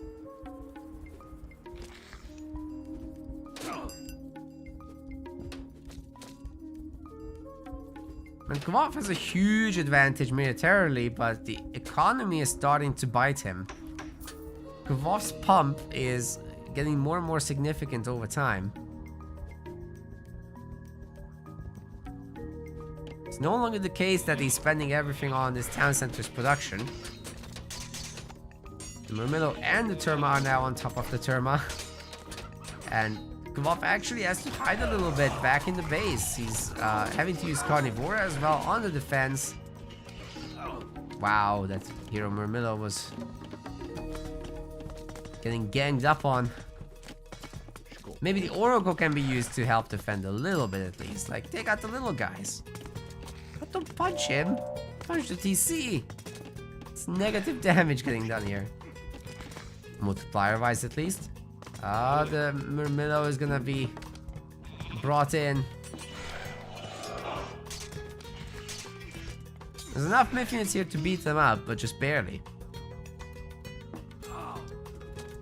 Chemo's getting a ton of heroes. Can this actually work out? The 15 favor shockwave is gonna be ready to go momentarily for Quaff. He could have maybe decided to fight this if the Terma were here, but he's running away. I don't like it. You really need to put under pressure, because if you don't, you're down to TC as Quaff right now. It's not acceptable any longer. 66 civilian population to 50. This next attack must get the job done. There's no playing around this anymore. I guess the Gold Starve play is available, but this is the Gold Starve location. And as you can tell, Quaff is walling it off with the SimCity. That's not easy to break through, not like a wall. Ooh, that's a great shockwave though. The Terma need to target the Terma, otherwise nothing's gonna get done. Murmillo can do this all day long. Mostly. Prometheans are getting on top of the villagers.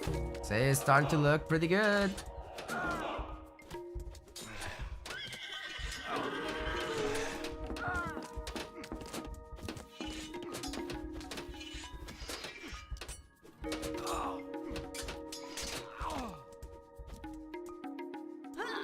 Nice.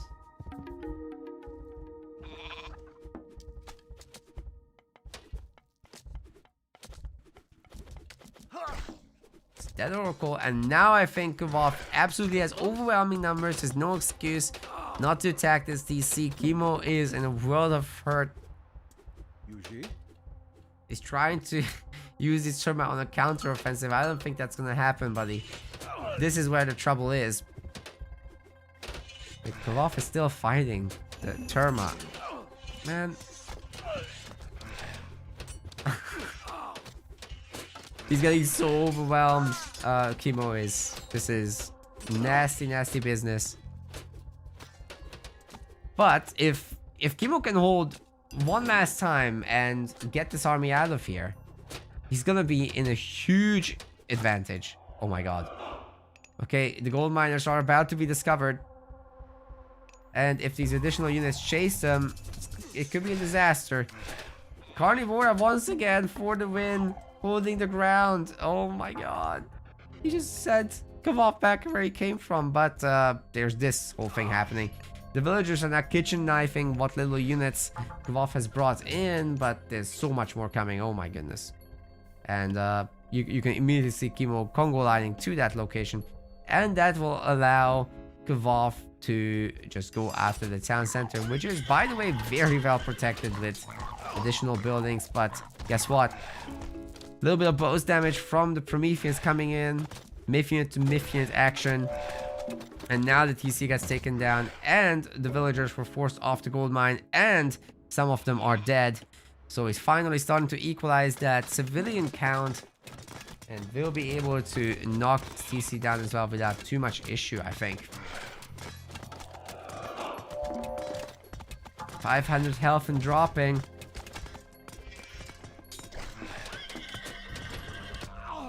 That Terma took forever to turn into a hero. Kvov. Dude. No. No! No! He saved the TC! What the hell am I watching? Oh my god, okay. It's a really good raid here though. It still counts. This is good. Chemo is getting significantly reduced access to economy. The villagers having to fight instead of gathering. They're moving around, they're repairing, they're not doing all the things they need to be doing. And there's still a good amount of Prometheans here. Might be possible to get something done, but there is this gold mine. This is where... Oh, actually, Kvov is perfectly aware that this is where the gold mining is happening.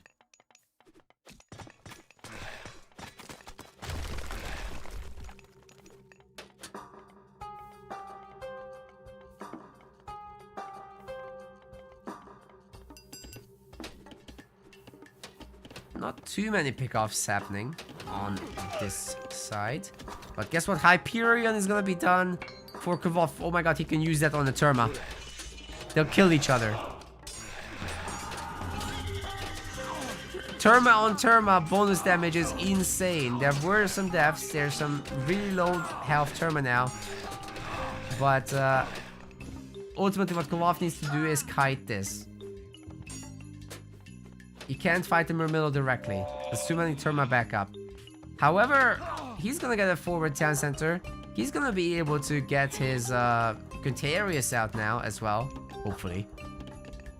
Well, maybe not looking at it, actually. There's none in the production. Oh, great pickoffs against the Murmillo. They definitely did overextend without support this time. It's a huge army of Mongol cavalry is what this is now. Guys, remember early Age of Empires 4? That's how it looked for a while. Terma are not supposed to be around for this long. You're supposed to replace them definitely with Quintarius and stuff like that. And you know, when Chemo started walling off like this, that really stopped the inflow of units. He's able to hold these choke points very, very nicely. He's chomping on that gold mine. That's good too. And finally he's getting Feya. So once he gets his Quintarius for cheap, that's gonna be a really good tool against all these Terma. But he doesn't have a third TC, and his third town center is in a horrible position. I mean, that's not his third town center. That's Kvov's, but Kvov also took Chemo's, so you know. Doing a really good job with map control.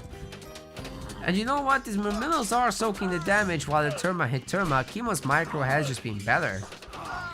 Whereas Kvov just damages buildings and then kinda needs the god powers to do the job. Progress is being made, however, 206 population versus 148. Slowly but surely, Kvov is getting more and more ahead.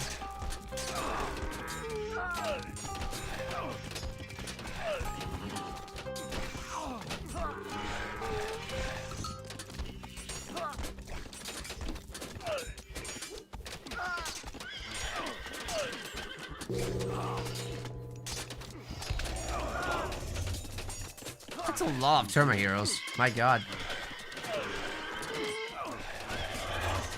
The Valiant Bird is just absolutely getting owned. Mostly because of the Satyr, but also there was a Valor and Terma hero. He was still desperately trying to hold on. I would like to see Quintarius, honestly. Just, even if it's basic Quintarius, they will be better against this than more Terma. You know, a lot of pickoffs done, actually, and Kvov's army has evaporated for the most part. This is not a big population differential anymore at all. Very doable looking. Nice. Now the villagers are back on gold as well. Suddenly income is looking like something. He can get out a few Cantarius. Ideally he would have Poseidon's secret, which he doesn't at the moment. But hey, his army can heal up. That's not bad.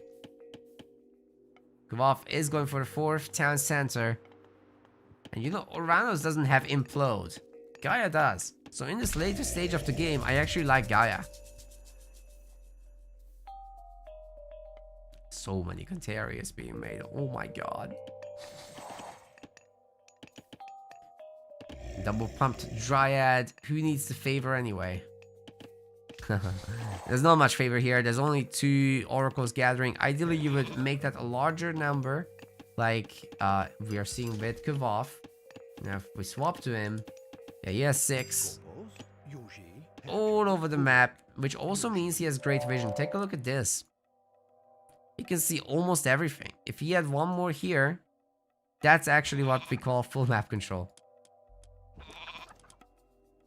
Chemo's completely boxed in, so his next fights need to be miracle makers.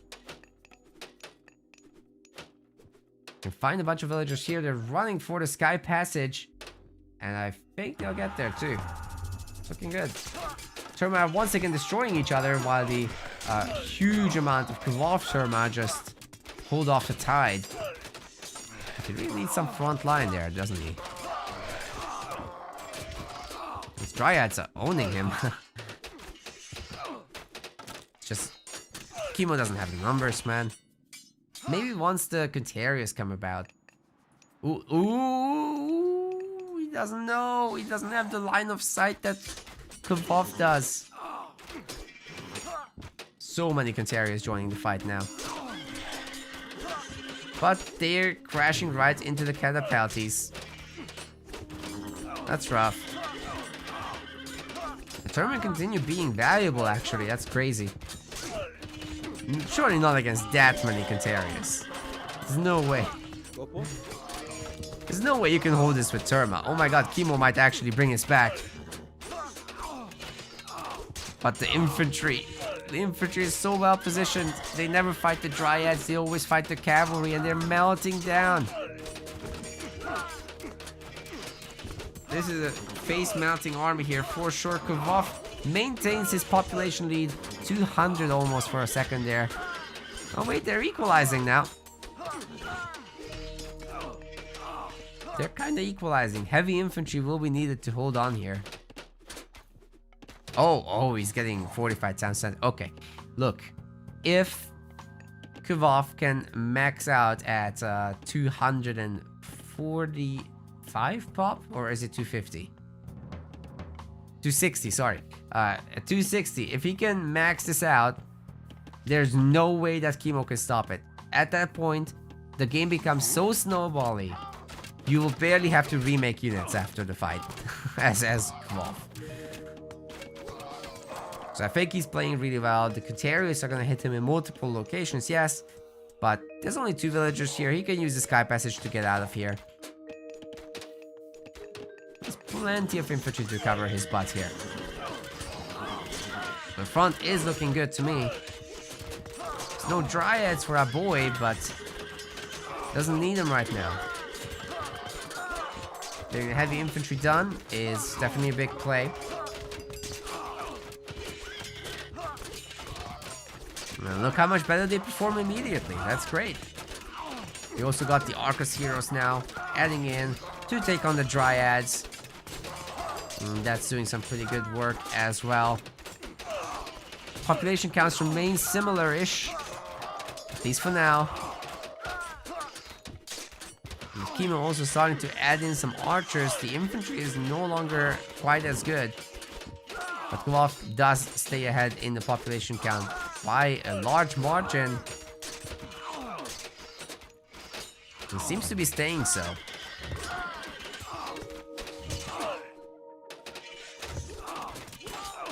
Not much of a muchness happening down there. I mean, like I said, Kvov just got on the other gold mines and he's fine. He's fine where he is.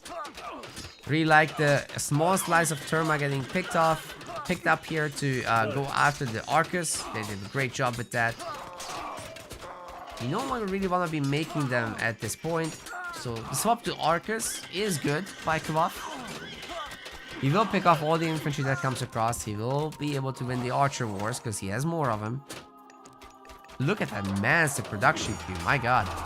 And one more Chaos comes down, and I might want to say that this is the last one. What's about to happen to these villagers is... well, close your eyes, I think, chat. This is gonna be rough.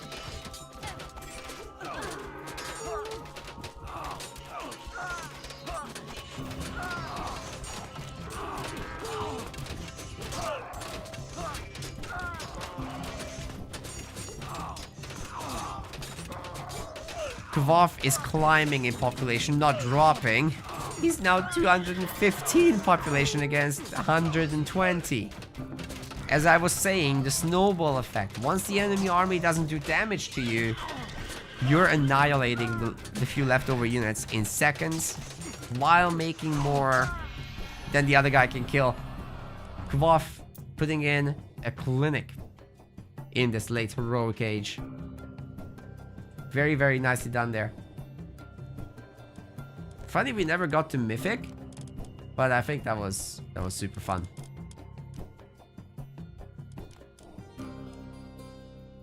And you know, certainly Kvov had opportunities earlier to destroy the town center. Chemo just got a massive kill death advantage.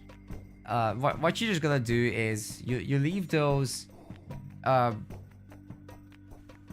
Prometheans alone. You let them do the work on the TC, and you use the Terma to pick off units. You never shoot the building with Terma, that doesn't work. But yeah, Kvov was ahead by enough that he could just do whatever he wanted after that.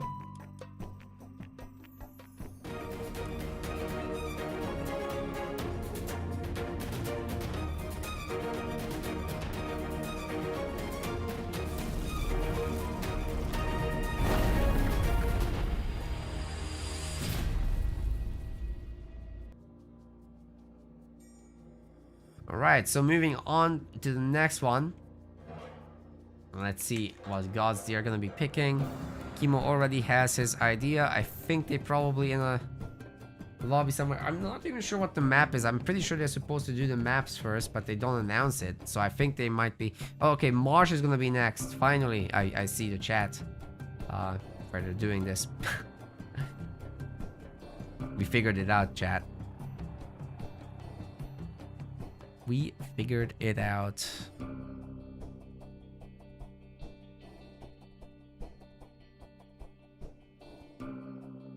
Next up should be Marsh.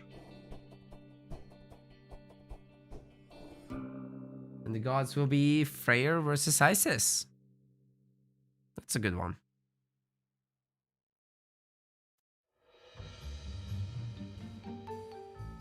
So this is where we're at the moment. It's not 1-1, but 2-1. With Kvov just winning.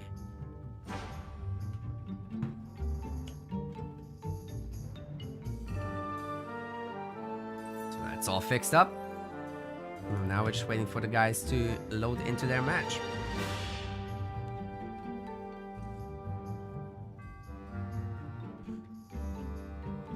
Very likely that we'll see a 5th game, actually. That would be the first one. I don't think any of the other series are this close. These guys really delivering here.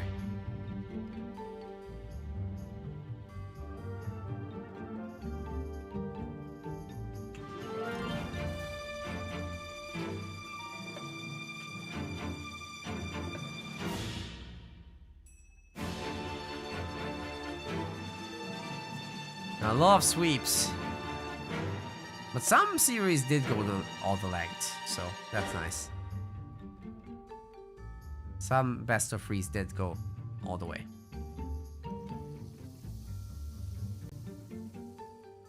Hopefully the other best of 5s are great too.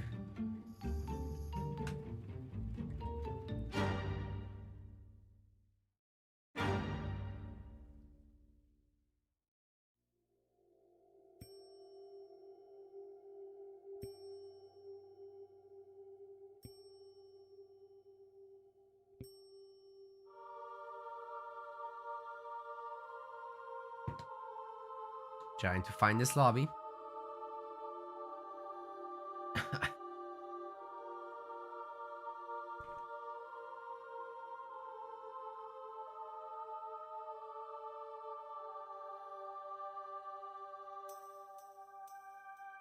Yeah, you're welcome. Glad you're having fun.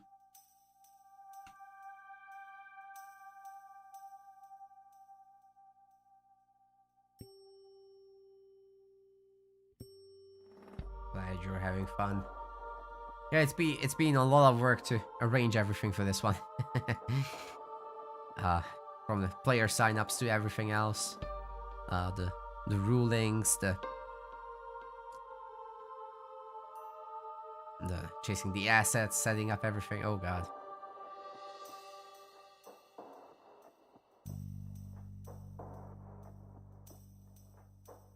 We even had to change a lot about the MetaPlace website.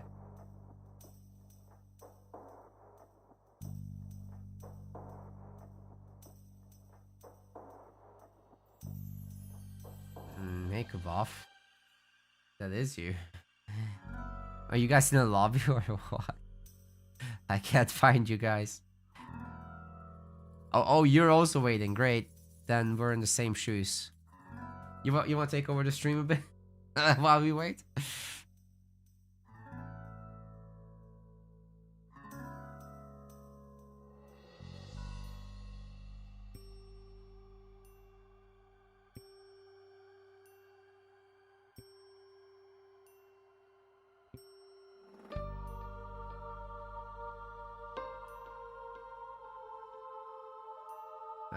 I hear boys is having tech difficulties. That's unfortunate.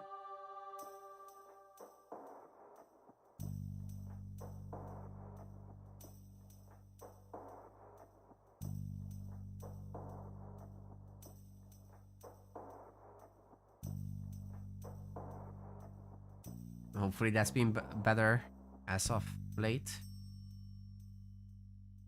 I think it's very important to join the games as soon as possible because if there's delays, then the stability does suffer a little bit. But I mean, if we're doing this all as live as we have been, I think it's okay, actually.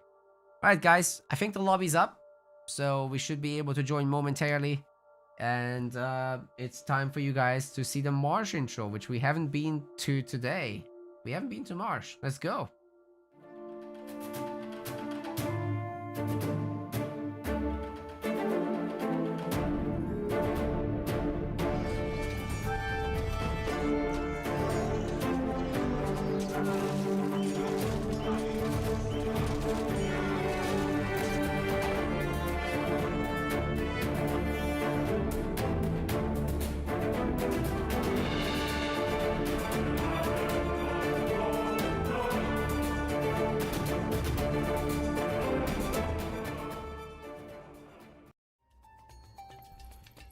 Ladies and gentlemen, welcome to Marsh. This game is now the 4th in this series and may or may not decide its match point. In the blue color, we have got Chemo playing as Freyr. And on the other side, playing as Isis, we've got Kvolf. Now, this is a rather good map for Isis, I would say. Just looking at the gold mines, it's not always the case that they're gonna be this generous, right? You got a back 6k gold mine, a closer TC, shielded by water 6k gold mine. That's 12k gold plus the 3k start. Oh my god, there's 15k gold in a safe spot. And there's this one, which is also kind of safe. I mean, sure, you can transport ship across and bully that, but I mean, come on. I am pretty sure this is going to be a fantastic defensive 2TC game for Kvolf. Whereas for Chemo, you have to get into the late game anyhow with Freyr to really get anything done. I don't think you should be aggressive here. You just do your own boomy thing and it should work out quite nicely, I would say. That's the mission here, in my view.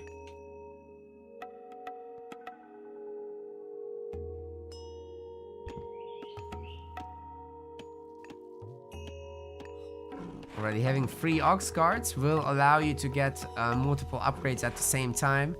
But I'm not sure that's what we will see. What's special about this map is that there's 6 relics in the middle. So there's Eye of Horus for town center population increases. We've got this one, Arrows of the Alpha, for extra building damage. Then here it's Tearfing, Agantir Sword. That's Lifesteal for heroes. Oof, that would be really good for priests, actually. We've got the Ankh of Ra, which is free favor over time. And then we've got Hermes' Winged Sandals for hero speed. That's a lot of hero stuff today. We've got Blue Crystal Shard as well for wood and gold gather rates. All of these are worth picking up. I think they should pick them up. Alright, upgrades are coming in. They're dirt cheap, remember, with Freyers, so you might as well get them in these early ages. They'll delay your uptime a little bit, but I mean, they'll pay off soon enough. Zoctart is having a spasm, but I clicked it, so that fixes it, right? It was me.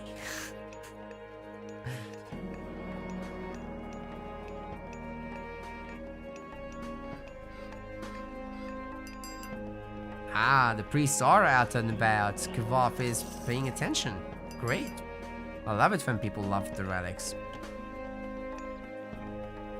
It's a very defensive walling with the houses that we've got going on here. He really does not want this temple to be attacked. Oh my god.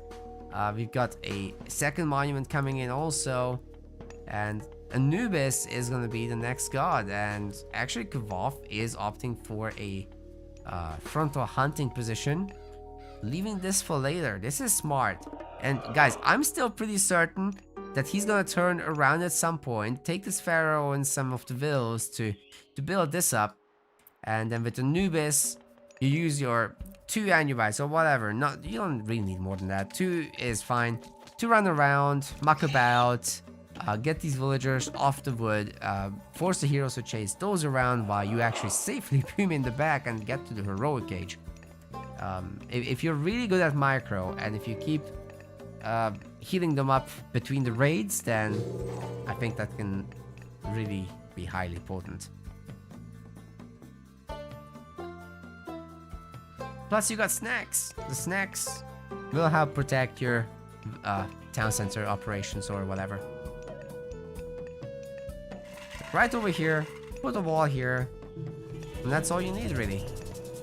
I'm gonna have an Asgardian Hill Fort called in, which, you know, as soon as the Hersier returns, which, where is the Hersier actually?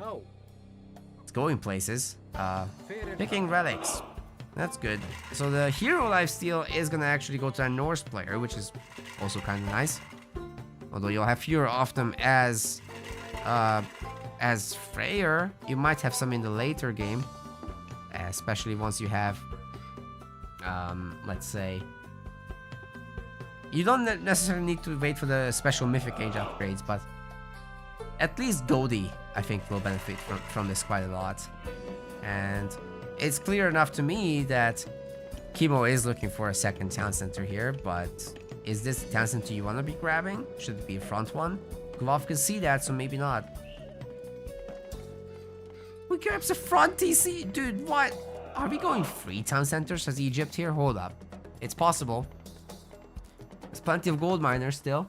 There's 10 gold miners, so by the time these guys are done, could get a third TC, huh? But that's risky. That's risky, because then Norse just goes heroic and stomps you with the stone giants, the rock giants, sorry. Probably too risky. But then again, the Anubites are going to town. Let's free that villagers with a faster second town center. This is great. Oh my god, 4. It's not gonna be 5, but damn well near was. Maybe with the jump in. Probably don't want to jump in on this. There's too many herds here. Hillfort is gonna complete. So priests and axemen have to leave. Speaking of priests and axemen, that's a really good mix to fight this kind of Norse army with that we're seeing. Oi. What's going on around here then? Uh-oh. Don't tell me. No! They jumped into the forest and they're stuck between the stump and the forest. Can they get out? Okay. Oh my god, that was stressful.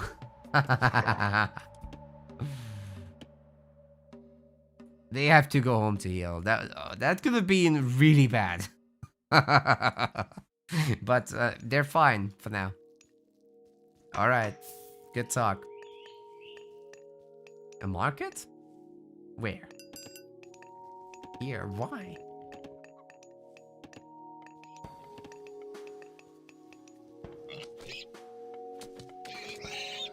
I guess you could buy a little food and just jump ages. But yeah, I think this game is really gonna kick in at 3 town centers. And the Egyptian player enjoying 2TC for so long, and then going heroic and then also getting a 3rd TC in the transition time should be pretty good. And then you do prosperity with Migdol being out as well, or you just spam barracks units even more. Like, the Axemen already are more than capable of handling whatever this is. Not much.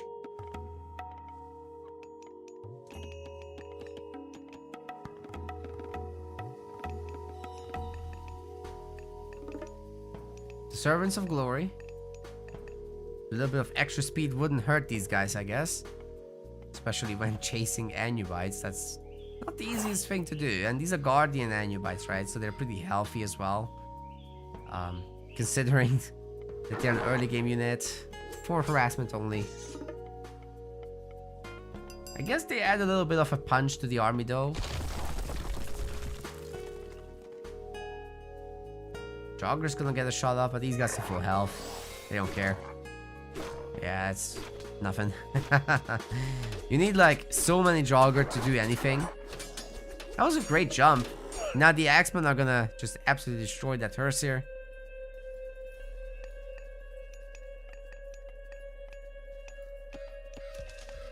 I think for Kavoth, once you have this much... Oh, is he gonna go fast Mythic? Oh my god. He's stockpiling. He's not getting a 3rd TC. He might just go for the fast Meteor. Oh my god. You click Prosperity. You sell a little bit of gold and you're Mythic, basically.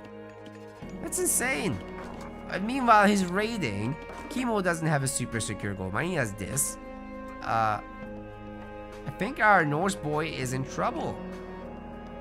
Okay, we're gonna have a Migdol.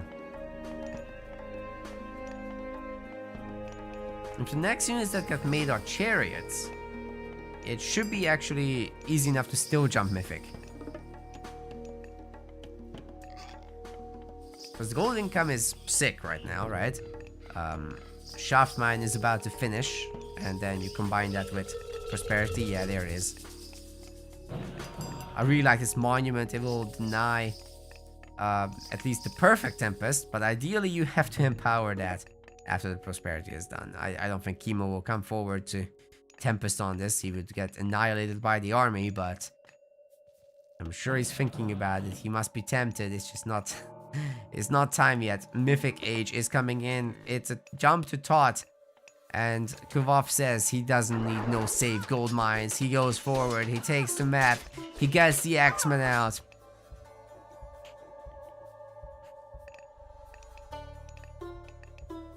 Heavy infantry and the rock giant upgrade Granite Maw is coming in.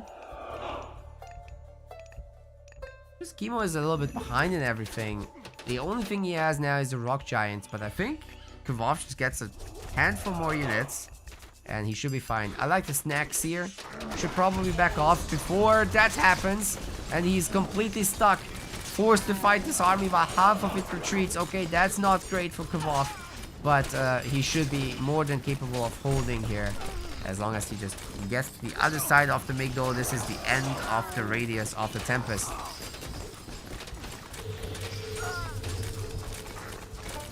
Ancestors is getting called in. That's gonna be plenty of defense here. And Todd is nearly done. So as long as some line of sight can be obtained off the main base, Meteor is gonna blast it to smithereens. It's gonna be real ugly. That's a lot of priests coming in as well. 8 of them now. Should be able to deal with the rock giants just fine. With the divine damage, these are not too threatening anymore. Not once you have that many priests. That Nepti. Yes, so that's a little bit of extra bonus damage against Myth units. It's not too much. Like, there's only 5x, so adding another 1x is not that big of an upgrade anymore. The original game had a very big change there. And I think Chemo should know that this is a Meteor. Chemo. Oh my god, he's gonna allow it to happen. The Meteor is gonna hit both the army and the villagers. Holy crap! So many dead off the bat. And now the buildings are next. The TC is gonna be dead. That's another one hitting the army. What the heck? The TC is gone. The villagers are dead. And Kuvov, 3-1 Chemo. Even though he's down in terms of what his seed was, he is actually so solid that Chemo just can't stop him in any way. All the metrics go in favor of Kuvov in this game. Absolutely insane. Wow. Definitely proud of Kuvov here. Just beautiful play. 21 villager kills with that Meteor at the end. Plus the Anubites, of course. 13-minute Mythic Age. Impressive. GG.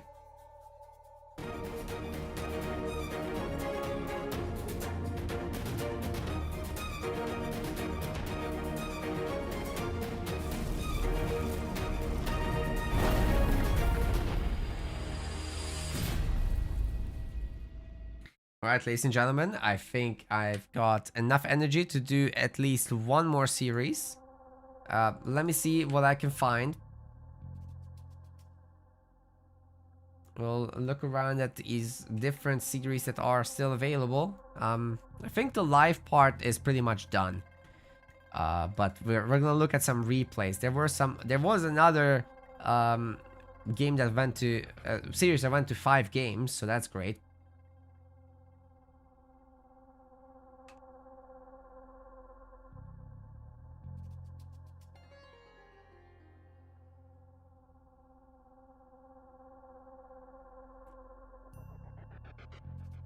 So yeah, I'm gonna look at that. I'm gonna look at maybe Ulysses versus Garnath. That sounds good. Don't wanna show the spoiler. Yes, Kuvov, you're done for today. That was great games. Very good stuff. Tomorrow we continue. So we'll have I'm pretty sure we'll have one game at a time. Right? So we do how did we split that again? I think we might do one game per caster actually, and then combine our forces or something like that. Or maybe we'll do 2 series of the semis separately. I don't know. We'll confirm it tomorrow. I don't know off the top of my head, unfortunately. So Killuminati and AC the Great are still playing this round, and other than that, everyone seems to be mostly finished. Matrius and Soup are still going as well. So I'm gonna start picking at the replays here, okay? I think Boyd is currently casting Grass and Groom versus Divine.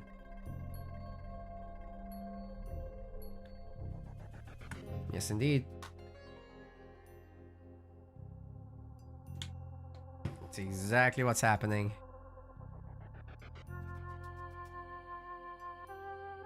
Sooner the better. Yeah, well, today you're done. So thanks very much for playing so far, Kuvov. Great job.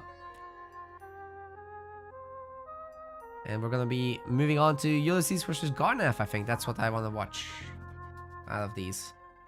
The others have covered the rest, so let's take a look at that one.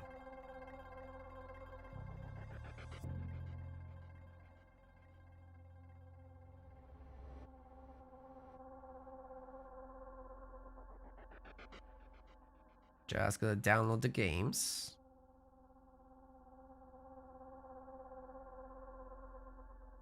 And hopefully they're gonna work. We've had some issues with replays in the past, so I'm hopeful. This is ambitious right now, but if it doesn't work, then it doesn't work. Whatever. We're gonna have tried.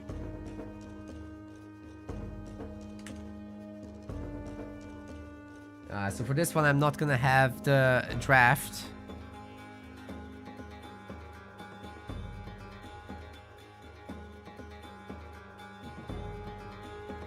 And hopefully I'm doing them in the right order too.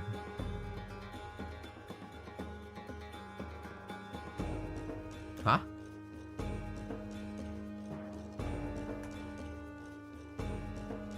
Oh no, the game doesn't play back replays now? I'm gonna restart my game, hold up. It can't be right. Oh, he put the extension twice. What? How did that happen? Okay, okay. We can fix this.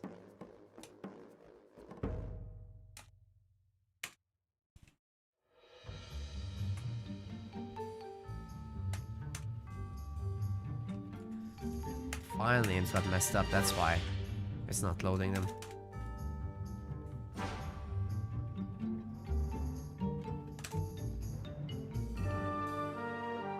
We try again.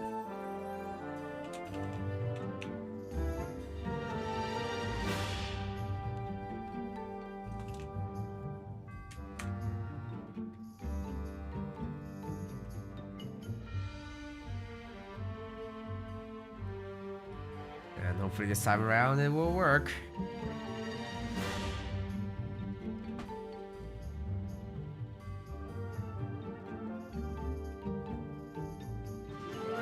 Hey, I'm a magician.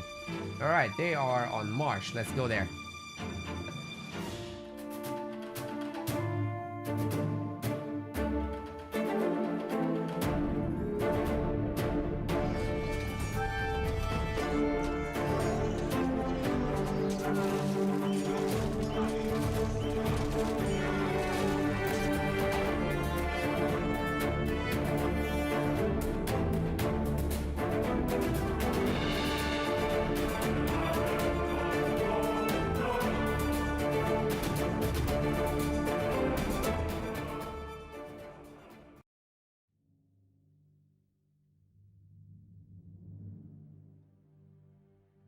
Scoreboard. Scoreboard mishaps. Fixed. Ladies and gentlemen, welcome to Wrath of the Gods. We are currently in the round of 16. And this is a $15,000 tournament that the community is hosting. Sponsored by Microsoft, sponsored by the community, with folks like Iron Maiden and Boyd and myself involved, and there's also Yodessa helping to cast, and there's also both studios producing our assets. It's great. In the blue color, this is the one and only Ulysses AOT of the King Clan, and on the other side, it's 3D's Garnath. Let's get into this on Marsh. With this Norse War 4 versus Loki. Should be interesting. One note is that I'll be zooming around the map a little bit faster than normal. This is a replay, and I'm pretty sure I've got Ulysses' settings inherited. So I'll be zooming a little bit. It's fine. I really like what he's doing with his Berserk here. He's herding the animals right under his TC. It doesn't matter if you're gonna be losing a little bit of food to the rot, essentially. There is meat decay here, but it's pretty slow. So they'll be lasting long enough that it doesn't matter too much. It's kind of gotten nerfed and retold a lot, so that's something to keep in mind. Now, 4 is very economically minded, whereas something like Loki, you're gonna be very aggressive. Try to get damage done here and there. Get those summons out as well. From the human armies, especially the heroes. So that you get extra myth units, which get overwhelming over time. But 4, you get out this Dwarven Armory. You get the armory upgrades first, even though it doesn't do anything to you. in this archaic age. But what it does do is it gives you dwarves. And then you make more dwarves. And then the dwarves gather gold. And you make more dwarves. You don't have to make food-based units, which means that you are overall gonna have a relatively fast uptime as you're not spending food. See? Food is almost ready to go. Well, Loki is gonna get the earlier uptime, of course, but what I'm talking about was a compensation for the fact that you're getting armory upgrades. Like that, obviously, you're spending a lot of resources on that. The dwarves have to equalize the situation at least somewhat. Pretty good timing as well from Ulysses to get that ox cart going as this tree expires. And he'll be up a huge amount in terms of economy. We're looking at 20 villagers versus 15. Now, this will equalize once Forseti is hit, of course. But during the age up, Hammer of Thunder is coming in, so there's gonna be another dwarf coming out. It's not that bad. 21, soon to be 22 against 16. It's gonna take some time to equalize this, and Loki needs to do damage.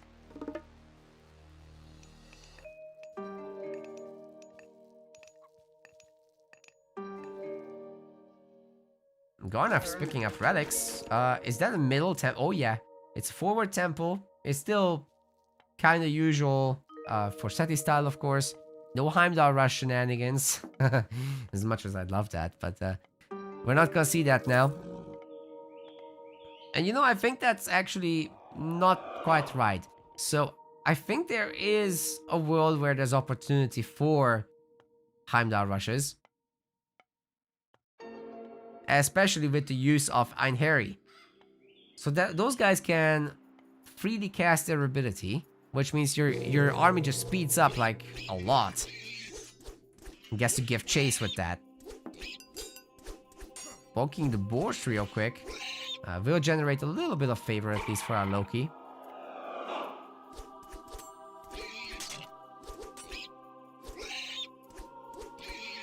Yeah, those numbers going up, that's no accident. Look how much favor is getting gained. Oh my goodness. My advanced tooltips mod from Logi actually doesn't show the favor bounty. That would be a good addition, I think. It gave him like 6, 7 favor. Oh my god, he's up to 20 favor. What is going on? That's insane. He started this at 8 favor.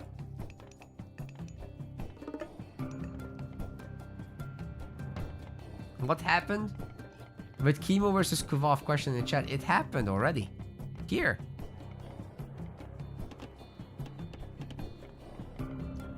You missed it. Have to go back in the past. You can do it with the VOD. Easier to do on YouTube to scroll back, but hey, it's possible here too, on Twitch. That's 4 relics already. We've got the Kopesh of Horus to make the Hersers even better against Myth units. Then we've got the Hermes Winged Sandals, which makes the heroes faster. Oh my god, this is a Loki relic combination. Skills of Echidna reduces Myth unit costs. That's another Loki special right there. Fetters of Fenrir makes villagers attack harder. Yeah, that's probably not going to come into play.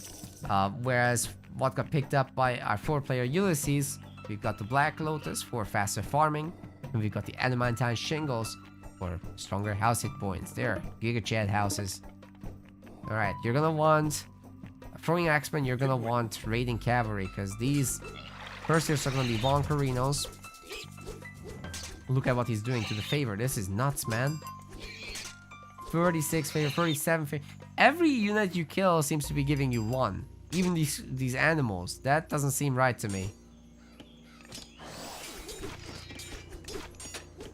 He's up 41 favor.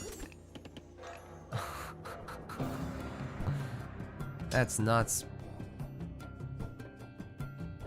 And these are fast here now as well. With the relic, with their Hall of Fames upgrade. There's Shield Maiden Valkyrie. Oh yeah. That's a surprise. Ulysses, what's going on? Why do we have a Shield Maiden Valkyrie here? I mean, I like the rainbow, but still. I don't understand. We've got a bunch of herdmen, and we've got some throwing axemen as well. Second Valkyrie is about to spawn.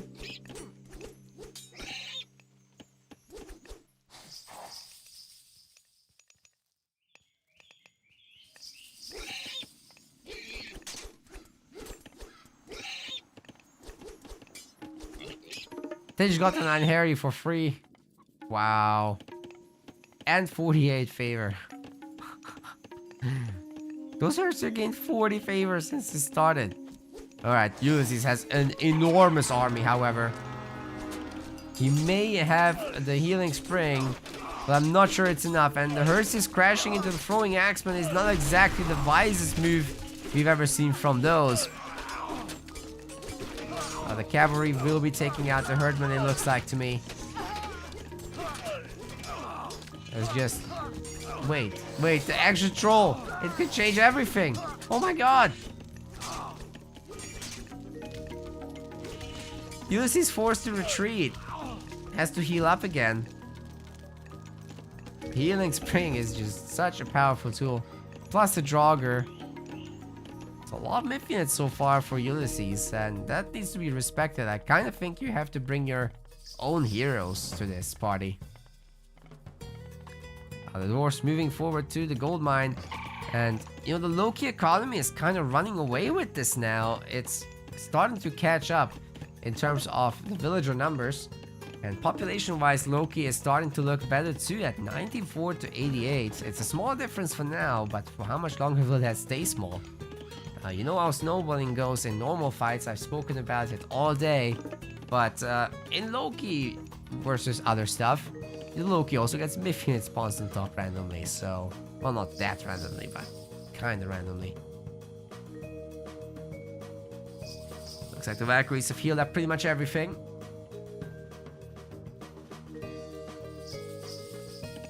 And this time, Ulysses does have a good army, but is it enough? The difference isn't that big in population, and there's a healing spring here protecting the Loki stuff. Still no second TC for Ulysses, so he's gonna be falling behind as time moves on.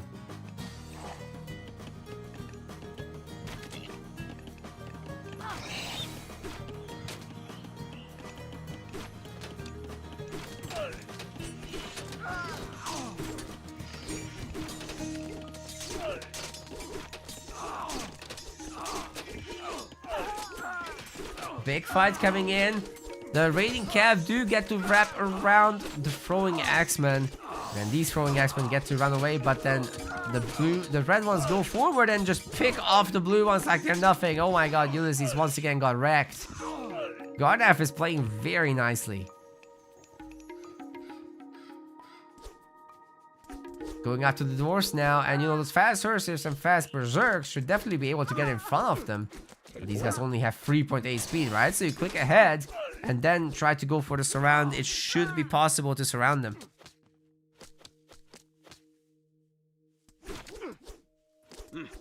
Another bunch is sitting on the pumpkins, kind of getting wrecked.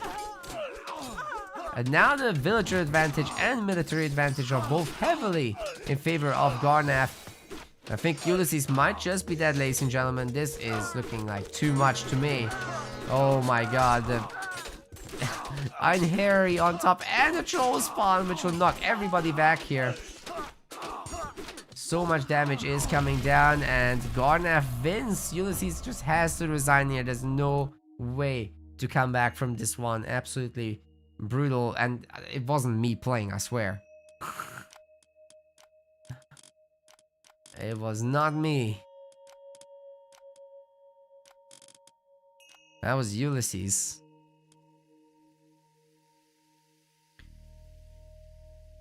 Really good KD. Oh my god, almost 2-1.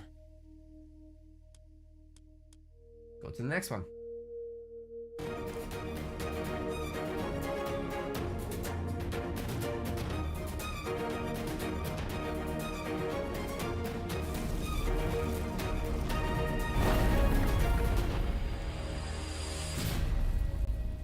Okay, I did find game 2. It's gonna be one of those rare Keralagar games. Enjoy the intro. You haven't seen it today yet, not on this stream.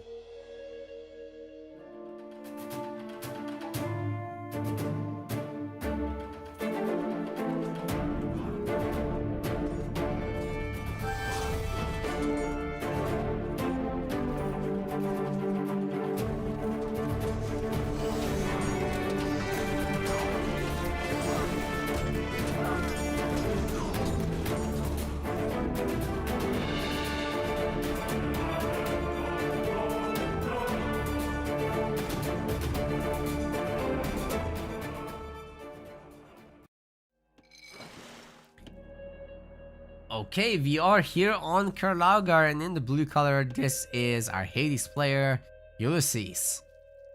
On the other side, in the red, playing as Kronos, we've got Garnath. Quick Dock has already gone down for both players, of course. Keralagar is not like Anatolia, really. This is shallow water, so your units can just walk over it. They can fight the ships. Cross anywhere. You can put a dock in the middle. You can roll off the water. It's very different.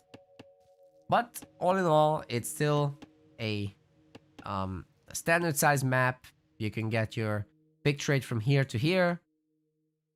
If you're feeling ambitious, you can get it from here to here. Good luck holding that though. As a very small rush distance between the middle TCs if it ever comes to the later stages of the game. But Kronos is typically not really looking at that. You typically end on implode and get a lot done by that point. Now our relics are gonna be the Dwarven Horseshoes for cavalry speed.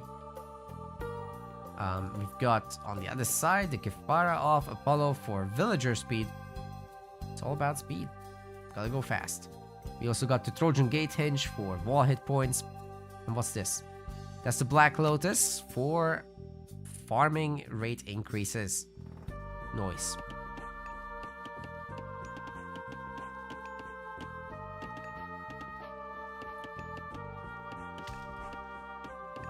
Now I wonder, is Hades gonna bother with Ares anymore? Because recently the Cyclops have been nerfed in terms of AoE that they can do. And with that, I just haven't seen it as much anymore. So people have been going back a little bit to Athena. And that might just be the standard again. So maybe some middle ground needs to be found. I don't know, something else about Ares. The upgrades or something. Maybe if they're cheaper, I don't know. I mean, you already get Hypaspist in H2, so I'm not sure what else that should give.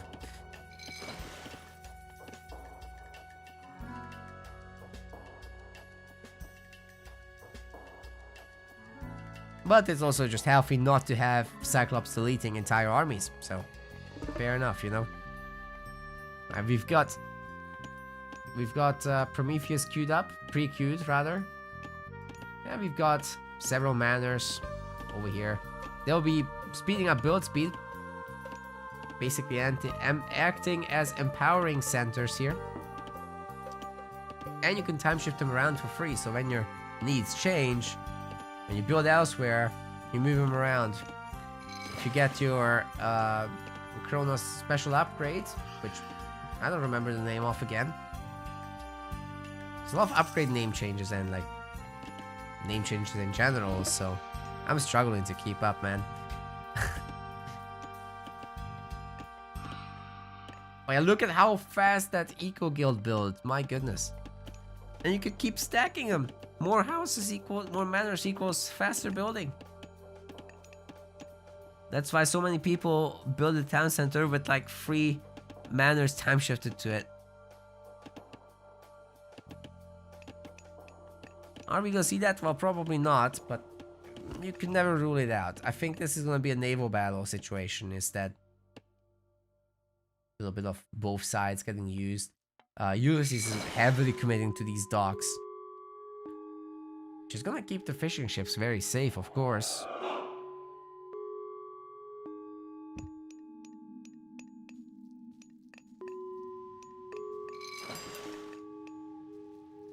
Ajax is coming out looking for some damage.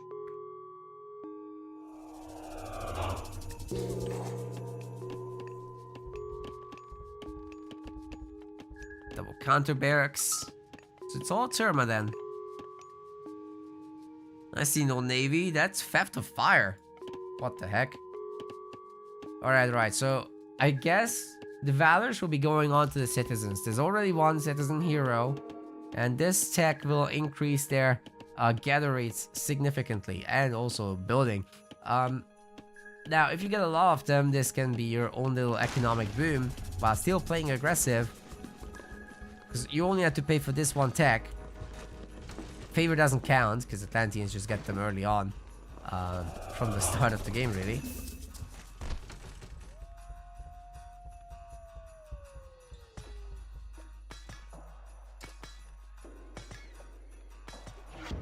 Is Ulysses going to defend this? Bear in mind, dogs can absolutely shoot back at the siege by Ream. You can't avoid it. It's micro that's gonna do it. Of course, sometimes the arrows do miss. So that's annoying. Like, right there. It wasn't even moving. Ooh, Ajax is taking it. Like a champ. But that hurts.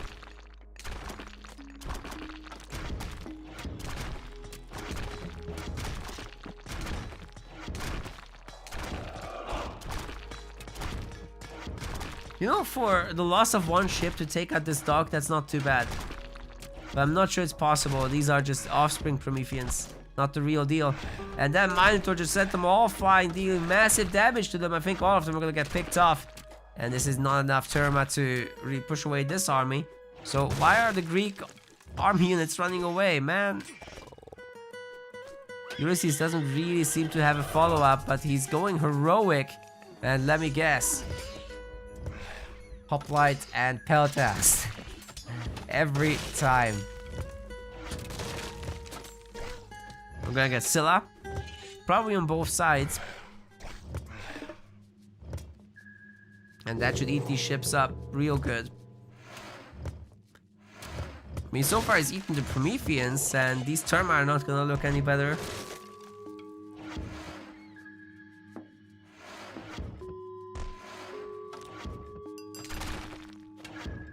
Where's Nessie? Alright, there we go.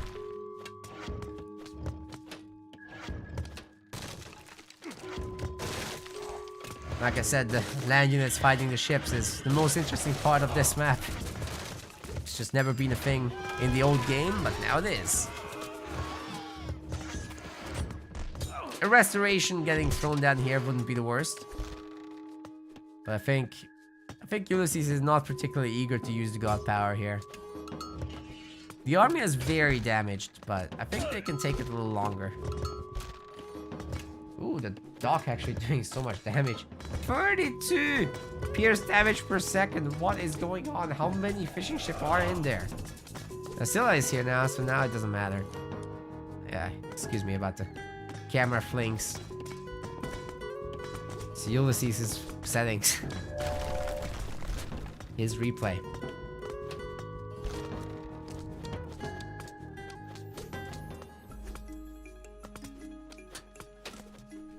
Maybe I'll just use this.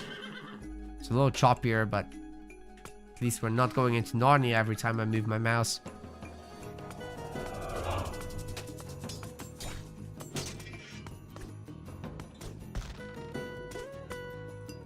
And some really good takedowns on the fishing ships.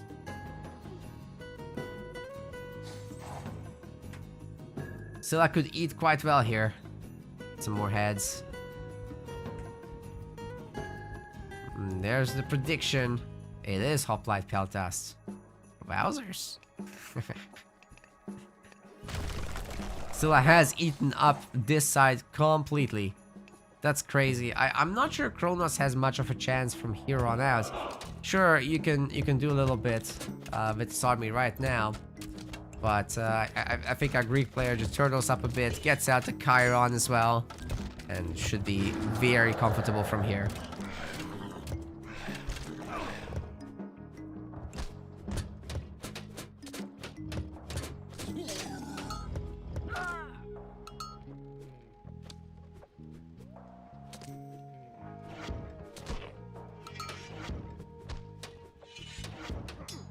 Well, I think that's enough to hold this, right?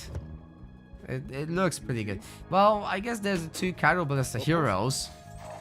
That might be a tough one to deal with. Oh, there's a lot of hop. Okay, there's a lot of hoplites. We're fine. We're fine. Here come the Peltast. And the Peltast actually do bonus damage against Cairo Ballista, so you gotta really watch out for. Oh my god, it's gone already. I can't even finish saying what I'm saying. It's a devastating attack once again from Ulysses, and I think he can just go all the way across the map. All the Promethean offspring are toast. And what are you gonna do with your 5 Terma? I don't think you're gonna do anything. So this is looking pretty bad. Sure, there's Hyperion. That's gonna help slow this down for one moment, but what will happen in actuality is, oh, I thought the Nemean Lion would stun these guys, but no, he just attacked the heroes instead. But because so many units were affected and there was some attack moving glitch, nobody was killed. That's crazy. And the restoration now gets everyone back to full except the Nemean Lion. And the villagers are in trouble. They are having to pull out the kitchen knives, and the hoplites have a much bigger pointy stick. Heroes are rather on the weak side at the moment. They're getting on top of the satyrs, however, and at least one of them will be going down. But meanwhile, the Peltas have just absolutely done a number to the ranged units. Sorry, what the ranged units? They're gone. There's no ranged units here. What am I talking about? Okay, I think that's it. How do you come out of this? I think Garnaf is toast. That's it. Nothing left. Ulysses just throws up a fortress and goes mythic. Types GG in the chat. That's probably what's gonna happen.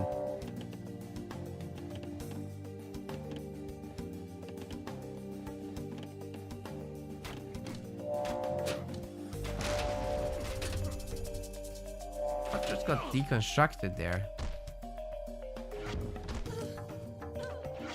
I wish you could just click this and it would take you there. The god power, I mean. I completely missed whatever that was. Anyhow, the hoplites just found the oracle, and now it's about to find the villagers, so... yeah, that's rough. Is this villager gonna fight the Scylla? I mean, I'm sure that would be a victory, but... oh boy. There's the gold miners. But don't alert them.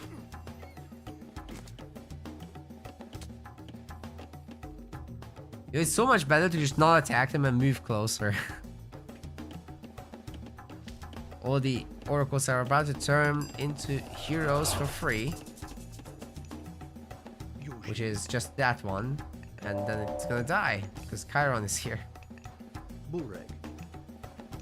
It's about to find out about the villagers at least. It's better than nothing. And maybe the Quintarius can create some distraction, but I mean, distract from this, says Ulysses. He's twice the population of Garnaf. He's gonna have earthquake. What are you gonna do? This is rough, man. This is rough. He's holding on to dear life. It's a serious tournament, and therefore we get a serious attitude. But I think some things attitude just can't fix. This has gone too far. Ulysses is far too good to allow this to go the other way.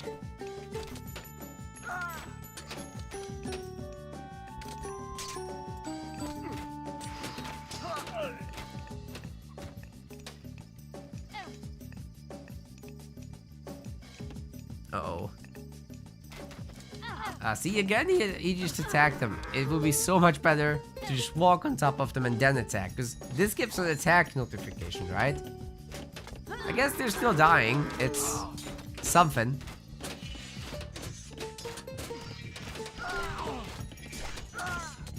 Earthquake in a few seconds, ladies and gentlemen. Get ready. Brace, brace, brace.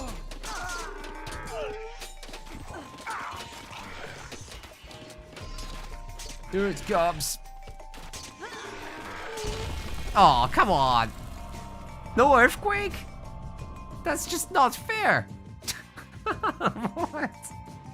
Yeah, Ulysses won every single category. It's still not me. Blue is Ulysses. It's been crazy good here. How he just didn't take any damage, got the Silas out, ate the water. Absolutely destroyed Garnef on every front. Sure, there was a little bit of army pressure for a while that looked a little spooky, but it's okay. He did great.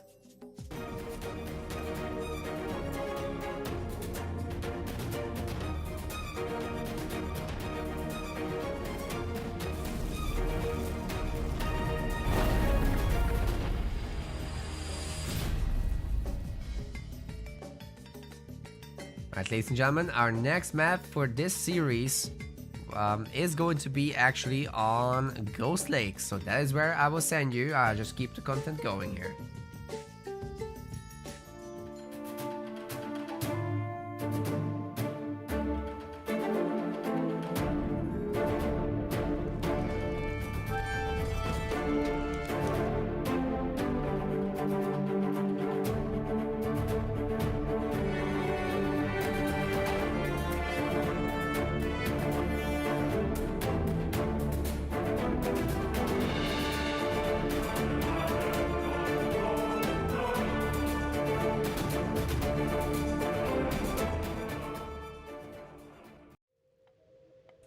Alright, ladies and gentlemen, welcome to game 3 of the series. We've got Ulysses in the blue color. This time, swapping to Norse, it's Freyr here. And in the bottom side of the map, we've got Garnaf playing as the good old Odin.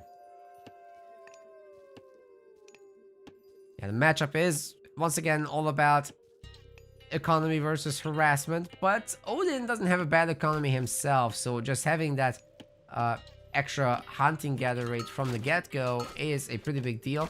Sure, you can make up for it once you get several of the economic upgrades earlier as Freyr. It takes a little bit of work though, as you can see. That's a significant difference there.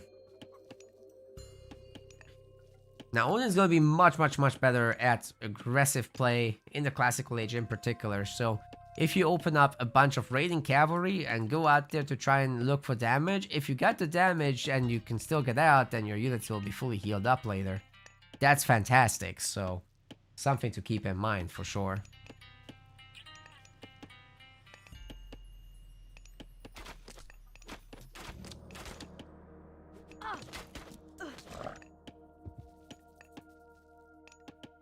As far as Ghost Lake goes, this is a decent one. But the gold mines are rather far out, so it's imperative to secure either this or that if you're Ulysses. And if you're Garnaf, actually it's a lot easier to get this one, because it's right in front of the TC. This one isn't too bad, but out in the open, I don't know. I think I like Odin's chances here trying to secure a gold mine based victory. So I would favor Garnaf just on the map layout. There's not too much hunt here, so you can't sell. Oh my god. 17 goats versus what? 5? Okay, Garnaf has a huge advantage. There's a little bit more on the ice, so you can go out and pick that. He's found him now with the Raven as well, so he knows. By the way, the Ravens regenerate? What? I guess they don't count as myth units. Or is that just an innate trait? I'm not sure. Can't be the Odin regen. Must be an innate thing. I didn't notice that before. Anyways, Freya mirror. Freya mirror? Huh? This is Freyr. Going Freya. That's... No. I'm not supposed to do that. Uh-oh.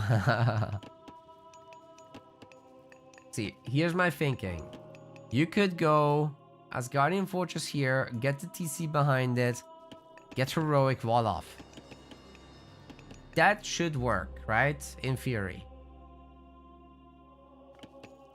If the Odin doesn't get in to do a lot of damage, then it's gonna be a rough one. But the Freya mirror is heavily Odin favored.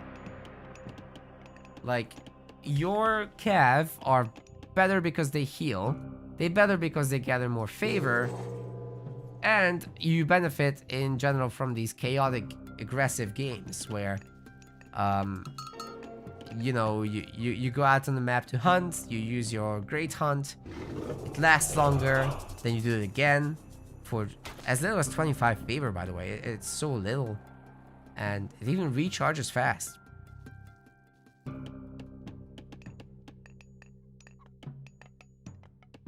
Freyr does not have that. And on top of that, there's a million goats at home, so... you can always see those.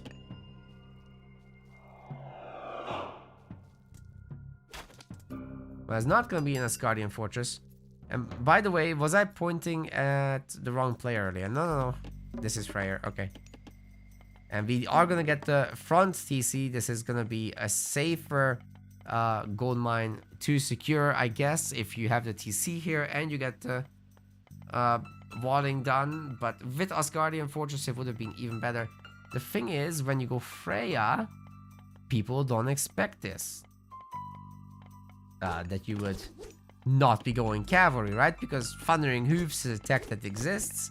It buffs Valkyries and cavalry, so it kind of paves the way to play this certain format. But that's not necessarily the strategy you have to do. We already have a watchtower upgrade coming in. Now, of course, the watchtower won't be able to defend itself. It's got really low firepower. Some say it's too weak.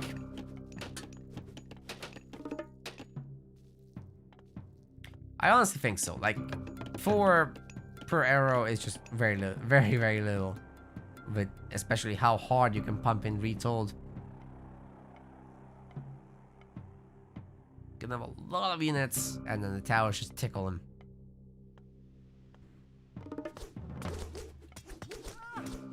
Well, that longhouse denied. Nice one. Slowing down the production a little bit here. Wait, we haven't looked at the relics, have we? We've got the Ankh of Ra. That's favor. Over time, we've got the text of Inhotep, which is faster building speed. That would have been useful for all this. But it will still be useful later. We've got the Dwarven Calipers for siege weapon cost reduction. And we've got these Qualifier Sledge for fortress discounts, removing the favor costs.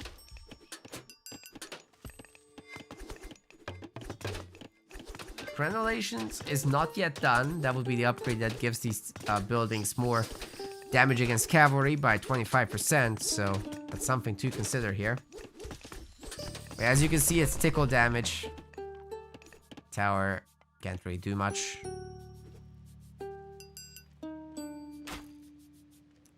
Interesting move with the Herdman from Ulysses, but it looks like Garnhef is already gearing up for the next age. And so long as nobody stops him, and it doesn't look like Ulysses is about to stop him, he's gearing up for his TC economy here. Excuse me. Uh-oh, that could be devastating. Forest fire is called in, and immediately villagers are having to teleport into the tower. They have quite the garrison range for this. So they're in safety. I'm not sure why the Cav didn't stick around to just destroy the tower. It's not that strong. Heard an armory complete though. I'm pretty sure Garnaf can soon... Oh, it's a market here. And an armory.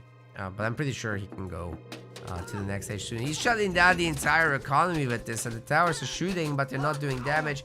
Is the town center actually full? No, it wasn't. The villagers just wouldn't go in. Bakuri does die. That's painful. Wow, so much fixing up the economy necessary for Ulysses here, but I think it's too little too late. Almost all of the raiding cap got away. They're using box formation now. Alright, why not? Then we've got Njord. And honestly, the trees are angry. If they come around, they can mess this base up real good.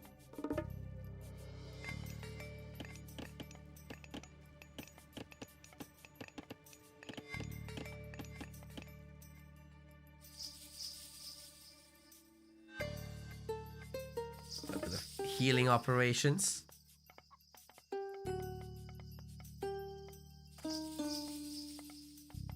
Viking health services ahead of their time.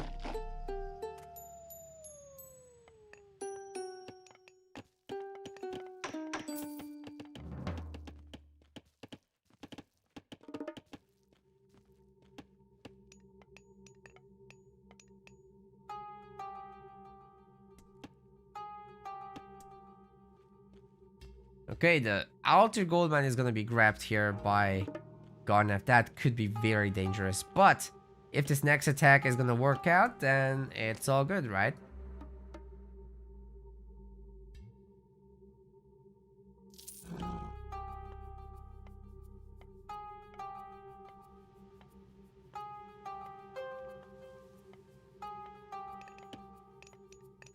It's become a really peaceful game. Not for long, don't worry. Igor is queued up. Worship will take 75 seconds. We've got Ring Giver, which will research pretty quickly as well. Then Heavy Cavalry is next. So make the Jarls into Giga Jarls. We'll see in a sec. Right now they have 261 health. Oh wait, it's already applied. I'm slow. It's okay. There's the trees. Oh, we're going for the main. Just destroy the production maybe. That's also good, actually. I kind of like that. Oh, the one cap versus the kitchen knives. Never gonna work.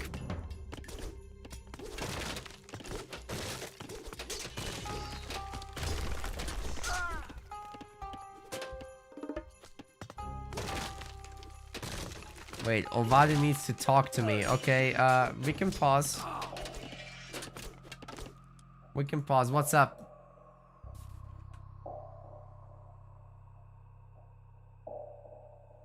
I need to talk to you. Okay, I'll mute the game. I'll mute myself, I mean. One sec, guys. Sorry. One moment.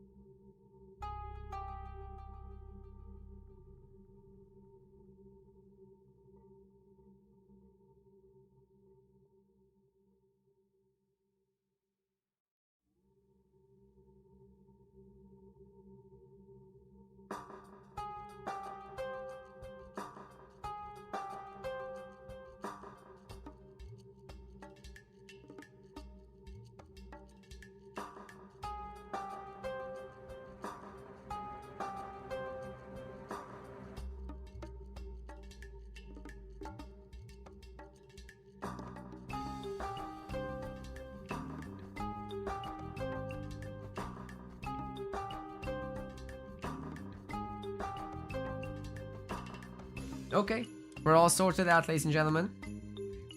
We're all sorted out, no worries. Let's continue. We've got the trees. They're furious. They're taking down the buildings. And the big boy with the bonk stick is going bonkers. Oh my god. Rock Giant versus Mountain Giant. Who wins? 100 Mountain Giants versus 100. Oh, it's a Golden Bursty. There's no time to talk about memes, about YouTube videos. Tempest is also coming in. This is an absolutely devastating combination. I think Ulysses might have figured it out. Garnaf is too confident. He should not be staying here, but he's also afraid to run because the Golden Bursty would run him down in retaliation. Oh my god, the entire army just has been evaporated. What army? There's no army. There's only one. There can be only one. Holy crap.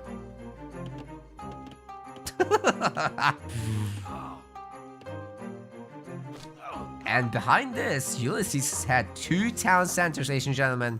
That means his economy is bonkers. In terms of villager count, he's king. Oink oink. This boy's still going. Holy. There's so many units to go after the throwing axeman, and there's throwing axeman on Ulysses' side as well, so this was not bad at all. And he's got several queued up, so as these guys get over here, there's more. They can't really do that. It would be great to rebuild the temple and get the relic back as well, but priorities, right?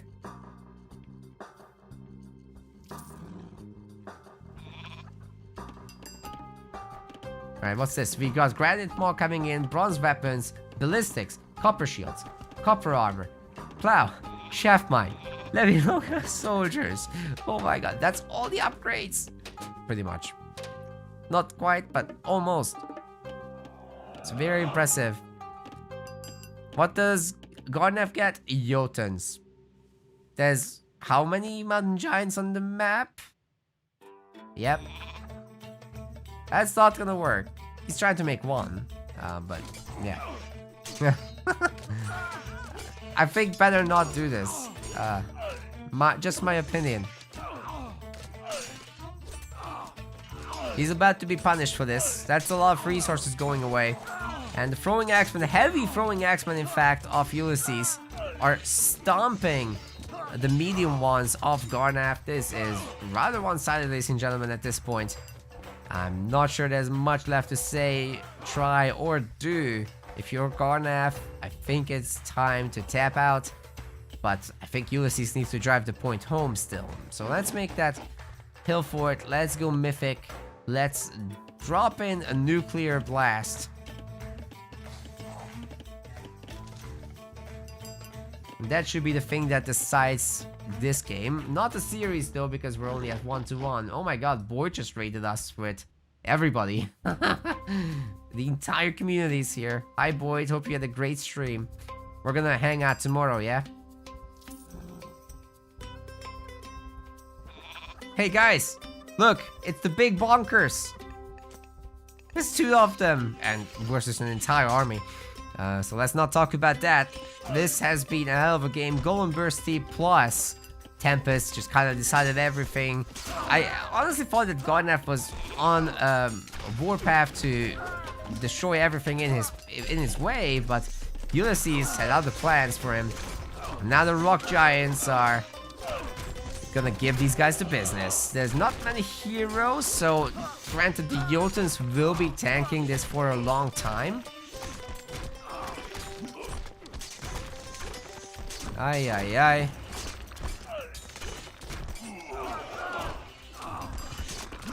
Wait, is even a single rock giant gonna go down or what? The other one triggers the, oh my god, the the taunts are saving the weak one. This is sick. Very good micro, and if he attacks a building, like that house over there, they'll be able to eat themselves back to health. That's how you nurture a big boy. You just bite a chunk out of a house. It's gonna be fine.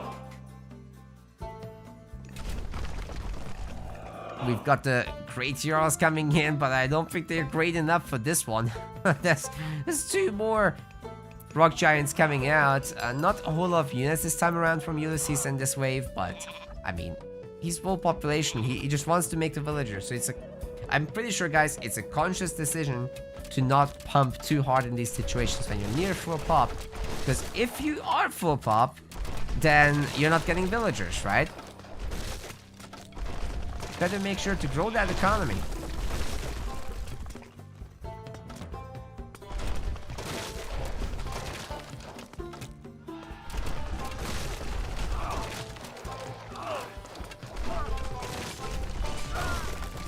Chompy chompy. However, ladies and gentlemen, okay. I'll say these great Jarls are great, but they're not great enough, so we need to make them great again. I think the Giants are just too numerous. The backup from the throwing axeman is too much, and you can just taunt every single one of these boys while the throwing axeman take out whatever it is. It doesn't matter. Jarl, throwing axeman, hero. Doesn't matter. The numbers add up.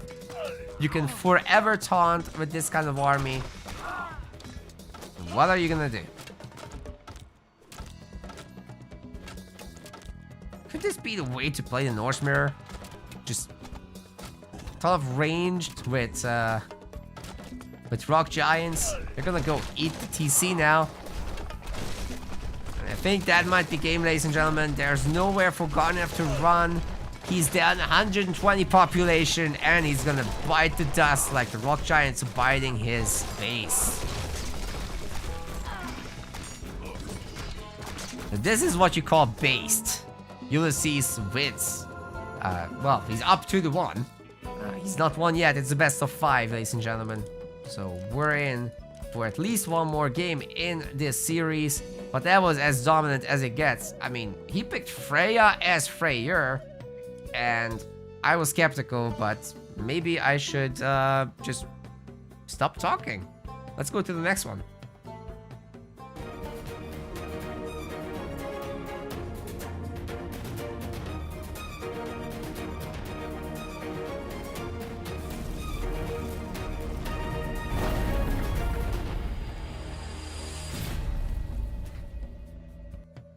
Yes, that was me playing, exactly. You guys know what's up, that's great. I'm glad to be appreciated. Alright, ladies and gentlemen, we've got Blue Lagoon coming right up. Let's go. The next map.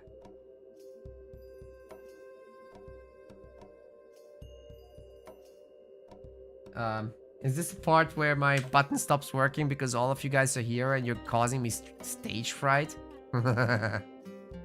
I think it is. Okay, we'll fix it. The stage fright. Alright, let's try that again.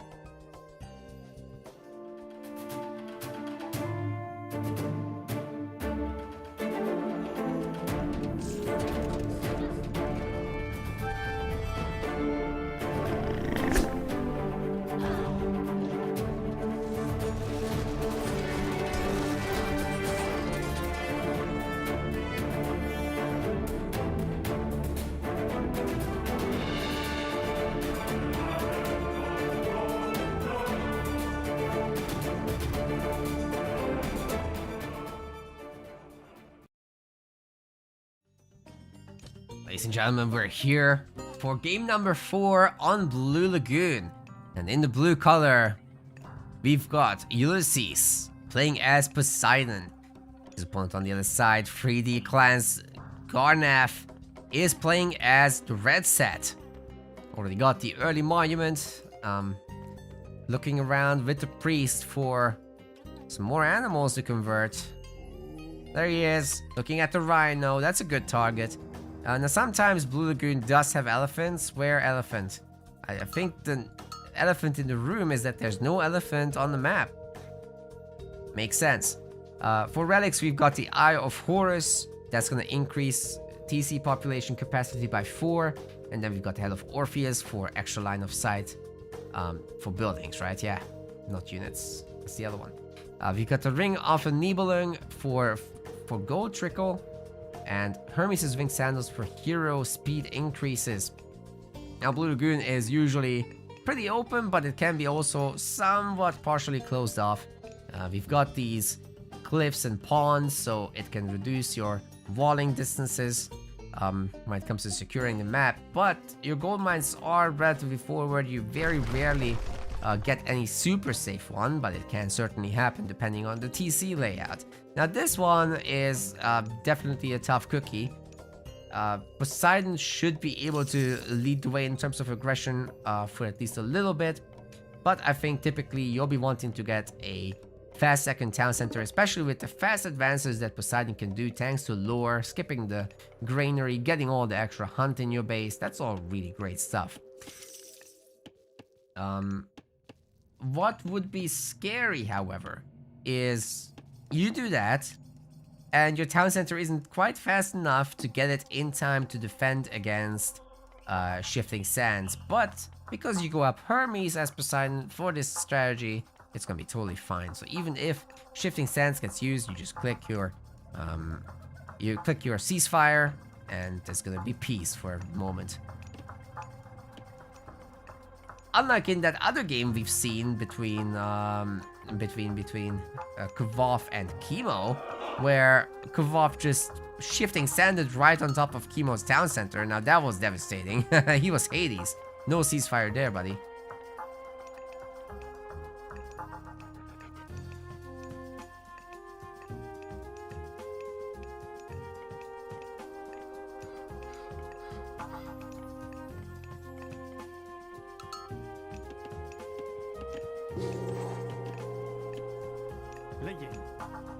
Got a centaur, of course.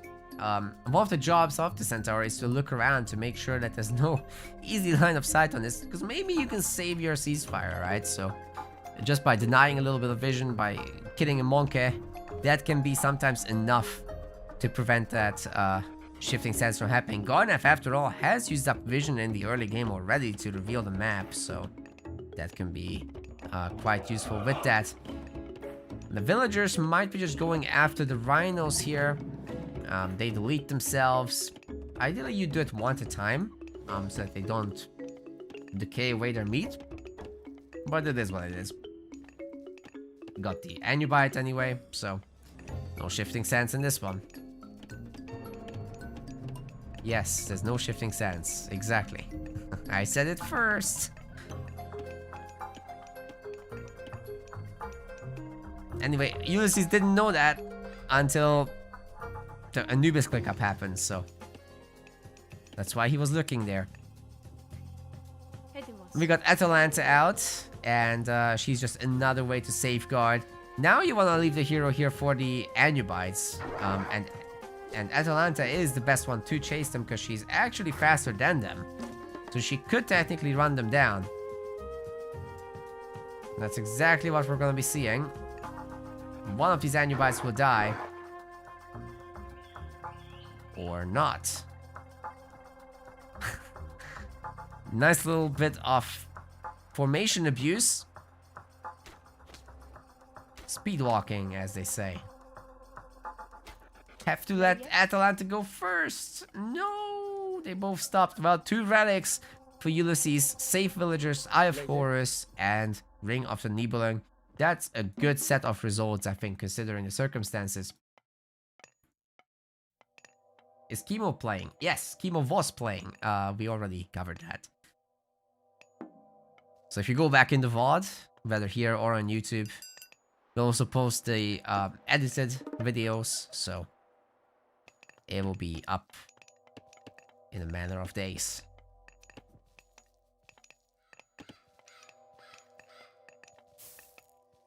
Triple barracks next. So I guess this is gonna be all about spears and slings. And we'll see how Ulysses is going to respond. Of course, knowing this stuff is very important, that this is happening, that there's no second TC, that it's not a fast heroic. So getting that scout in there would be important. And since you're Hermes, just getting the Wing Messenger upgrade for free Pegasi from here on out is also a really good move that I think people should be going for. What's the deal with these serpents here? They're not gonna do anything. The heroes are gonna eat them alive. Sure, they can fight back a little against the centaur. That's nice. But I think Atalanta just turns around and whoa. Sorry about these camera swings. The replay takes over the settings of the player, Ulysses. That's not my settings. Have to be really careful with the villagers here. The spearmen are a big addition to this group, and then we've got the priests. The villagers are completely stuck. They can't get through, and ceasefire has to be used in these circumstances. So, very understandable that that happened. But now you still don't have a solution really as Ulysses to the army threatening your villagers. The villagers must go, and quick, before they get like body blocked. Uh-oh. Uh-oh. 7 seconds. Oh my god. I think the spears are blocking. Okay. They get shoved. What a relief. See, on the old game, that would have been a block. But in Retold, you got shoving. So all units have assigned themselves a certain weight class, and if you're equal or above, you can push the others.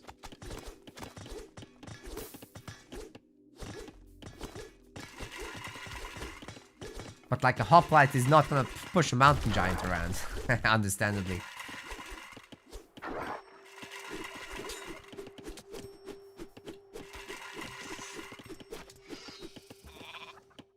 Snake's dead.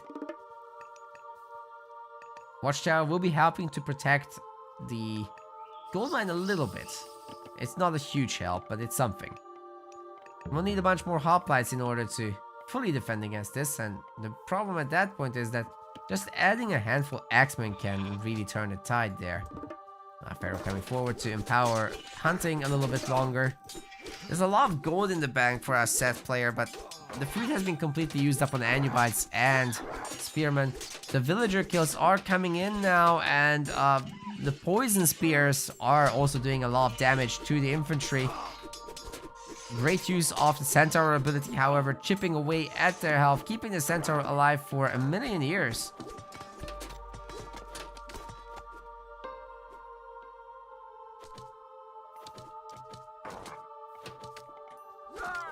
A nice villager kill there.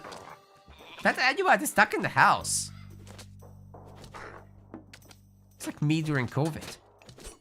Well, that's unfortunate. That one's going down. And I think Atalanta is maybe getting another kill, but no. Actually, the villagers are getting massacred here by the spearmen. And, you know, Gonaf leaves here with a pretty good kill-death ratio. I like what he's been able to accomplish. Being down only 9 villagers here is very acceptable considering how long the CC has been up. And you're not just not down a ton anymore as Gonaf, but also he's denying the resource gathering. That's a big deal.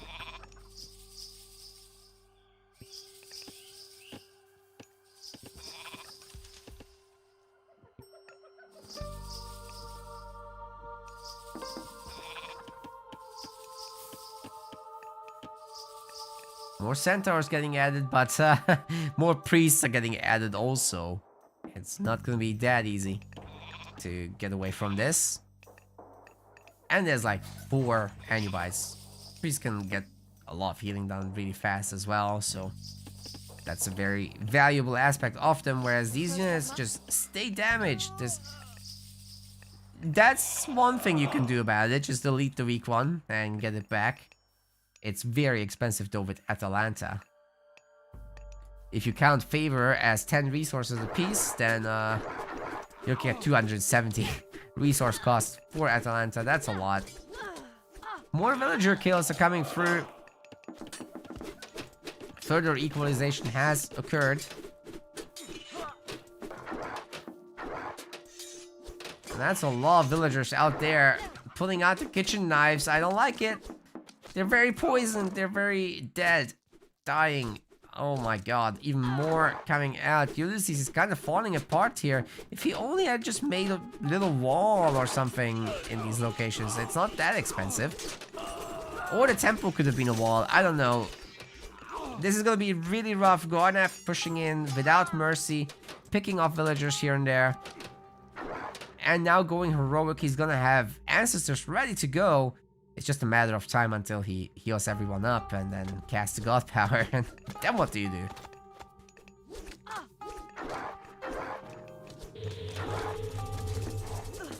I'm not sure this game is gonna last much longer, ladies and gentlemen. The villager number is about to be equalized. The gold block is in effect. Poseidon does have this whole bonus of your markets being a little bit more effective, but I mean, selling resources is still very ineffective. It's not how you want to be using up your resources, that's for sure. Wow, that centaur is getting wrecked. So much firepower coming through. The hoplites are absolute champs. They're holding so well here, but I don't know, the numbers are not in their favor. The TC's helping. The villagers are, however, getting wrecked. And being on 2 TC.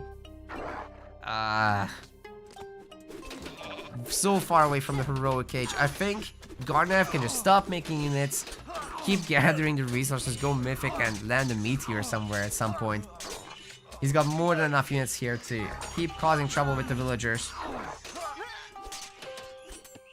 For the next few moments. It would be great if that Scorpion Man wasn't attacking a hero though. But look at what Ulysses has here. 21 almost dead hoplites. I don't think this can really threaten Garnaf right now. Maybe make a few Axemen at this point instead of spears.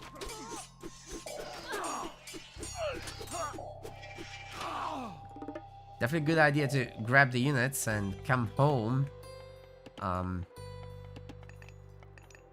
Wait, there's no Migdol stronghold? Okay, there's an opportunity here.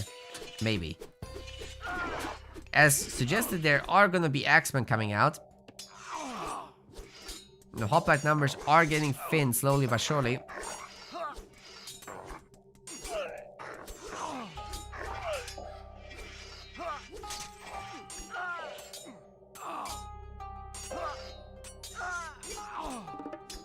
But now there's Axemen. And sure, the hoplites can do some damage, but once there's 10 X-Men, once there's 12, then what do you do? And getting to that number is not very far off at all. All Garnaf needs to do is not trickle them one by one into the big blob. That's all he needs to do. Once he sorts this out, he's technically got the upper hand by 10 villagers right now. But wait, he still did not make a Migdol. There's no stronghold. Oh my god. So technically, Ulysses could come back? You're telling me there's a chance? Oh boy. That is unbelievable.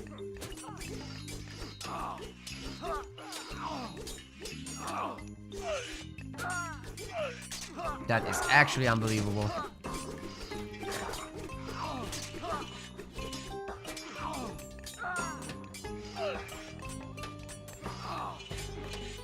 Hoplites are holding strong for now.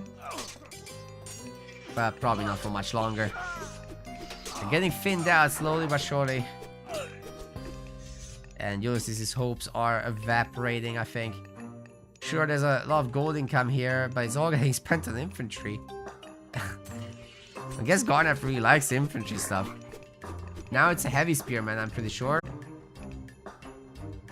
The addition of Toxotes will be great. Unfortunately, this range is not working yet.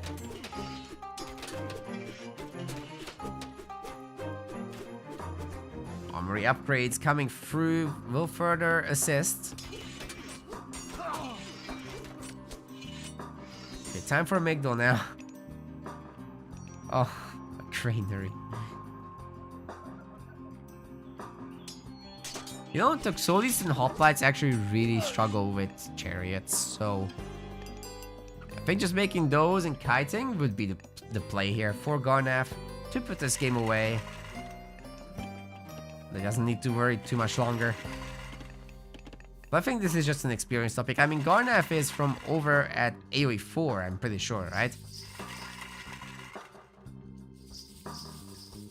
He's performing admirably anyway. But I think for this given situation, you just make chariots and it's gonna be a great time. Especially after the recent buffs, they're really strong.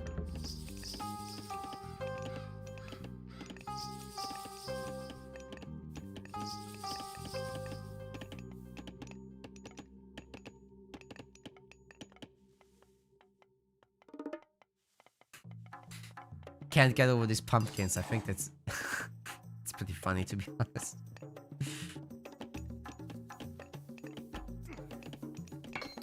Love the pumpkins. Alright, maybe some armory upgrades for Ulysses would be nice as well. Especially the... Oh god, he's queuing all three. Getting the armor first would be great here, because almost everything is doing melee damage. Granted, there's quite a bunch of slingers now, so... That's spooky for the Toxotes. If there's a good shift clicking going on, which there is, the Toxotes just disappear. Still, there's enough hoplites that they can still hold on. At least somewhat. It's not a very good effort of holding on. I think Ulysses will get pushed off of... Oh! Ceasefire will solve it, for now. It's gathering as much gold as possible. Still got a little bit left in the main, just a trickle of gold. And he's having to swap over to the trees. The safer one's back here.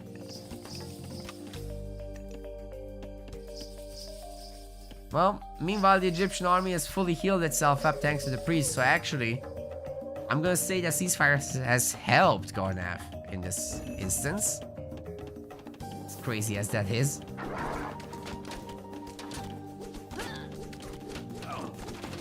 Okay, can we now have a fortress? No? No fortress allowed. Okay, you got it. I mean, this is working technically, but... For how much longer? If Ulysses can keep getting stronger, then he will eventually beat this. The hoplites are right now on top of the spearmen and the slingers, and the villagers are helping by pulling the kitchen knives, which are relatively sharp. Unfortunately for them, they're using the blunt end, and Garnav takes it. That equals the series 2-2.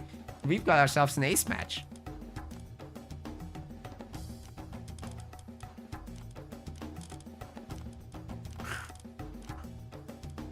Lesson learned, don't use the blunt end of the knife. But kill death wise, I mean, I did pretty good, right? That was Ulysses, but it says it's me, so it must be me.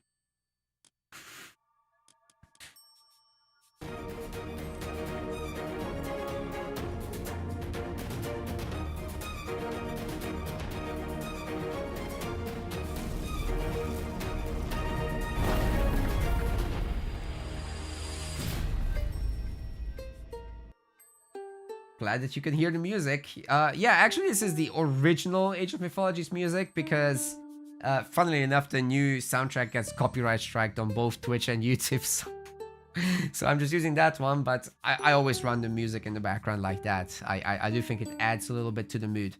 So I do hope you guys like that. I'm a big fan of the AM music. It doesn't really get boring or anything like that.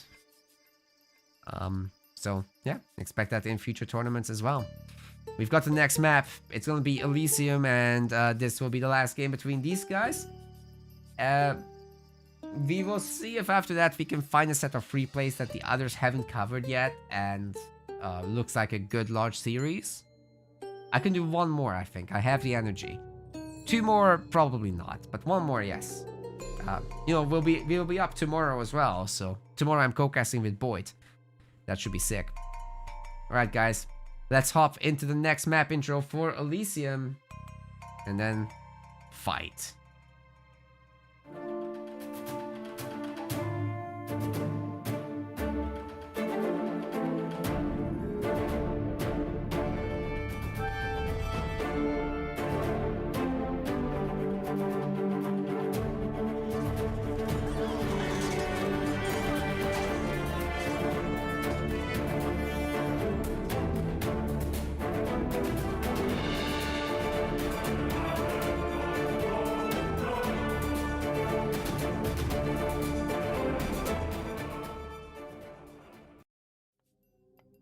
So it has all come down to this. In the blue color, we've got Ulysses playing as Gaia here on Elysium.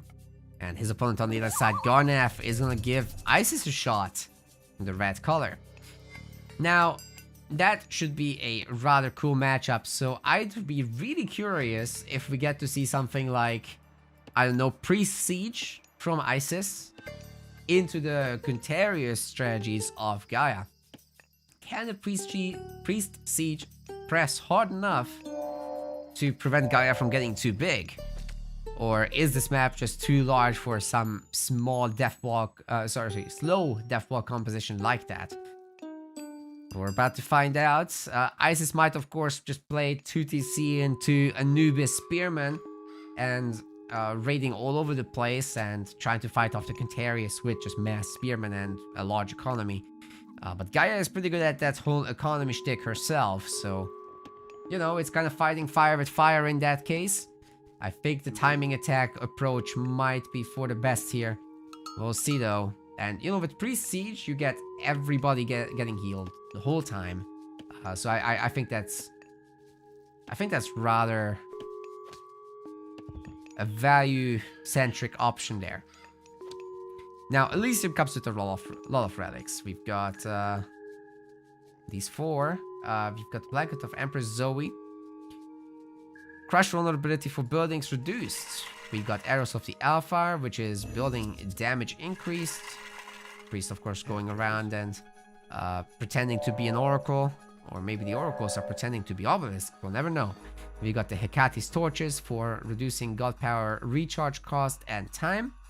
And we've got the Fetters of Fenrir for villager damage. Okay.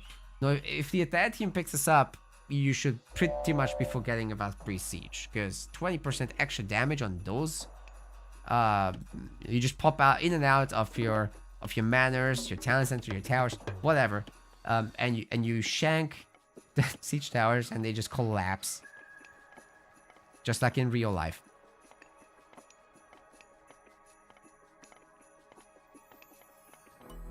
Question in the chat, are these guys pros? Certainly Ulysses is a long-time AOM player that has been highly performant in tournaments. So over here at MetaPlace, that's my RTS Esports project. I think a lot of you guys are watching on my personal channel now, but yeah, MetaPlace is really what we're hosting this through. So yeah, Ulysses has won several seasons of tournaments.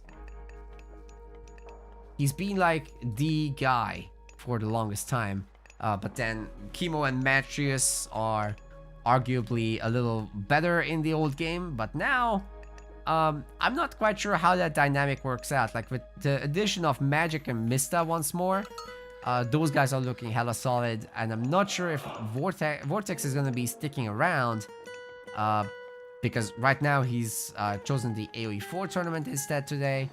Well, for this entire league.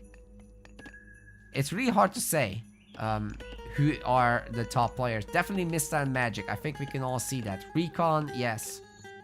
But who's the next one? Is it Matrius? Is it someone else? Could it be Ulysses? We'll see. Give it a few more tournaments, I think. What's that relic? That's the Fetters of Fenrir. As I was saying, this relic will basically stop Priest Siege in its tracks. It's just not gonna happen anymore. Gaia already had a... I'm sorry, I just realized we went Leto. What? Bruh. We're gonna have automatons? Probably never. But we are gonna have the spider layers. And I'll be really curious to see what kind of upgrades will be researched from among the Leto techs to benefit from this. But the first batch of spider layers are free. First 2 are free, then free favor. That's pretty good. Now, the double Anubite is going to try to go after the villagers, so we are going to have that harassment play that I talked about as well with the Anubis strat. We're probably going to have the Serpent Spearman as well. Try to make something happen, but hey, these automatons are just too slow in order to try and catch up with the Anubites. They're not even gonna have a chance of doing so. The Anubites run, they get healed by the priest, and they'll be back in no time at full health, causing mayhem. Now, the good part for Atlanteans here is that you can get Volcanic Forge, which will further improve pierce vulnerability on your units. Heroes also. Guess what that's good for? That's right. Terma raiding. Because Terma would be struggling with slingers normally. But if you can get overwhelming numbers, they have more health, they can get in close. If they have some pierce armor together, especially with shields, if they can get copper shields, I think they'd be actually pretty decent against slingers in this scenario. And then you have your food pumping anyway on this map, right? There's plenty of hunt. You go heroic, you add in your Contarius after that, and harassment plays in business. Also, remember, Termas are super fast after some recent patches, and Spearmen can no longer catch them. After they've been made 5.5 speed, you can kite.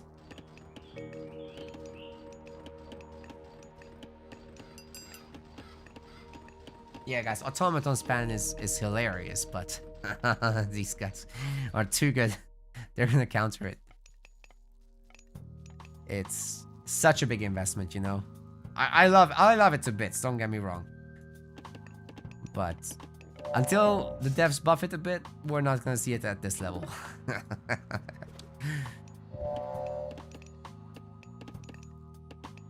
Alright, the 2TC economy is at work, ladies and gentlemen. We've got quite a bunch of the upgrades from tier 1. The armor is already coming down. That's a bit early maybe, but you know, you commit a little harder to food, take a little bit off of wood, and this is gonna be a pretty quick heroic age still, considering the 2TC early game.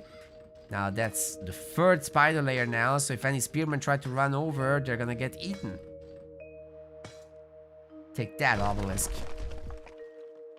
It's a 3rd relic actually for Ulysses. Man, I don't think I'm being a fanboy when I appreciate that, right? The 4th one is still there to grab, so you know, there's always an opportunity for Garnav to get that one. Especially the Blanket of Empress Zoe would be nice for the later stages of the game, where Egypt shines anyway, further increasing that late game difference.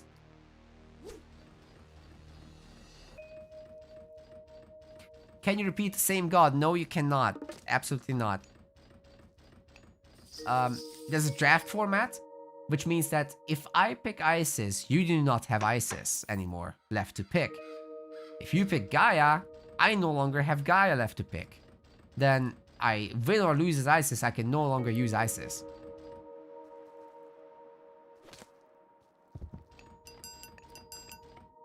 Alright, the classical fighting Isis is actually in effect.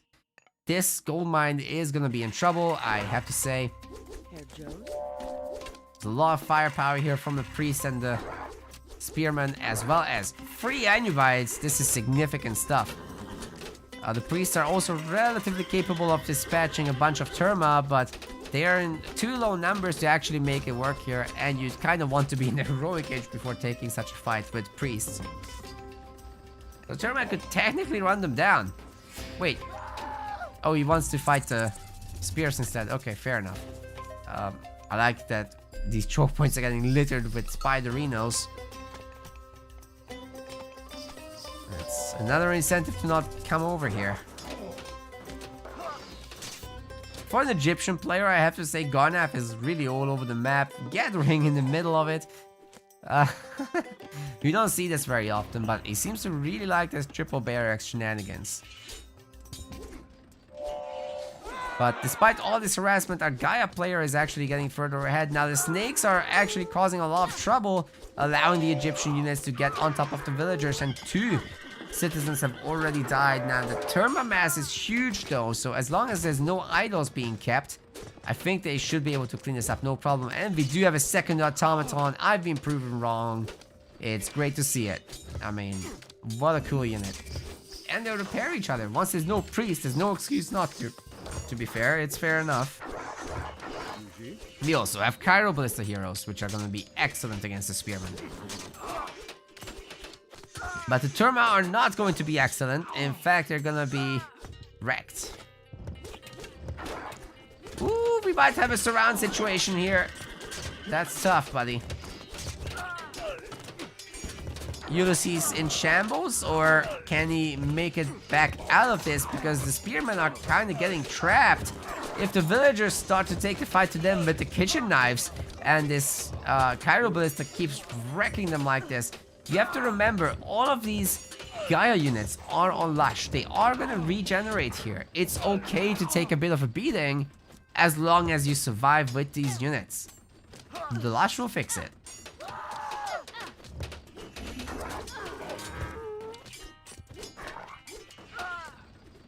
Is the music too loud?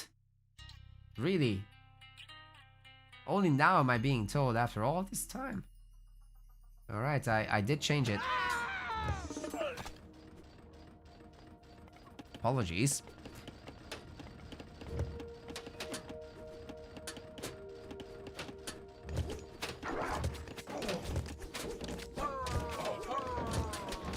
Alright, here comes the whole thing of Terma going after the slingers. The slinger number is just not there, so the Cairo Ballista in the back will be able to pepper away at the infantry as long as there's a hero or two. The Anubites aren't going to be a problem either, and the Terma have critical mass definitely to punch through. Using Prosperity here when all the army is getting owned is probably not the best thing, because then you have to pull your villagers off the gold, and then your prosperity is kind of wasted. I mean, there's plenty of people working here. Nope, some of them are just standing around, and as an Eastern European myself, I understand, but what the hell, man.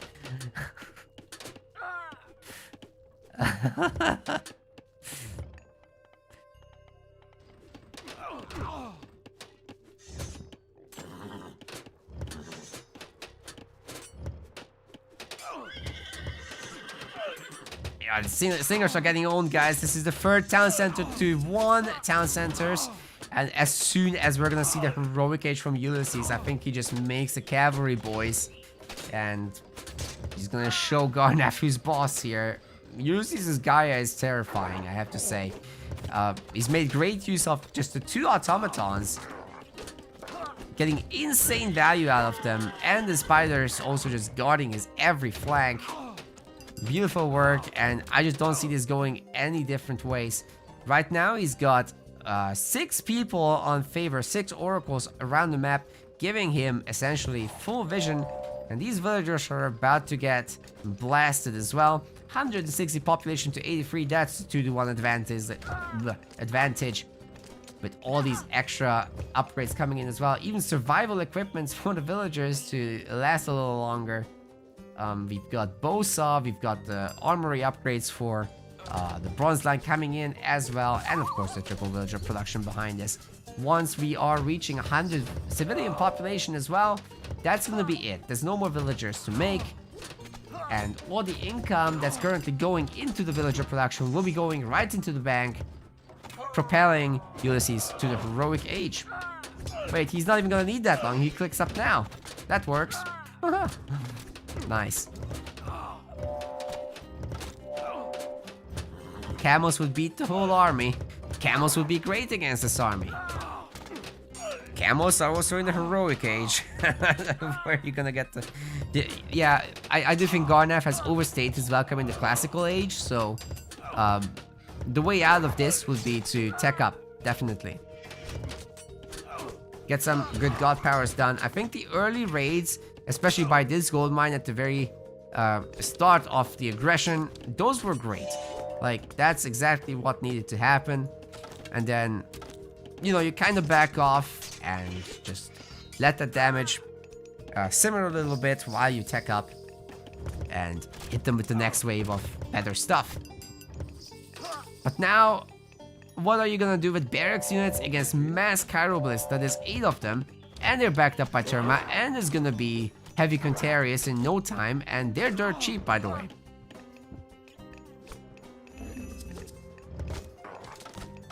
Just gonna get the Poseidon Secret tech, which is also dirt cheap. It all lines up. Okay, gotta be careful with the Cairo Ballista against these slingers. The slingers do bonus damage, so these the Terma really need to be in front. But other than that, it should be easy peasy for the Atlantean army on screen. And yeah, Poseidon Secret is coming in. There are gonna be a ton of other military barracks around the map, surely. Wait. There aren't. There's not enough military barracks to pump cav. Today I learned. Okay. Well, the bird is still doing work, and there are enough Terma. Just shouldn't be fighting both the villagers and the slingers at the same time. First kill that gets the slingers, then go for the vills. The villagers also do bonus damage against the Carol Blister, by the way, and they're not that healthy anyhow, so that hurts. They're tagged as siege weapons and ranged, so both slingers and vills do the counter bonus.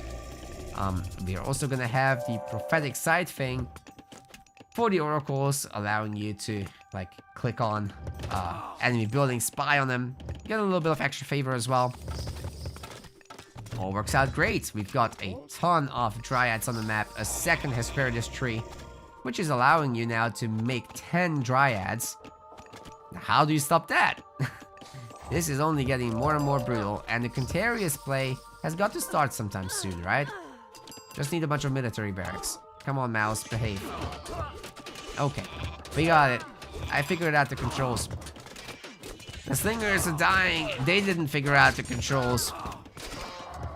Trying their absolute very best to hold on to dear life, but there are too many units that are way better than them here, and the villagers are pulling the kitchen knives. But now that Garnath is absolutely decimated in the economy, in the military, in every way, he's just holding on because he knows this is his tournament life, but Ulysses is not gonna give it back to him.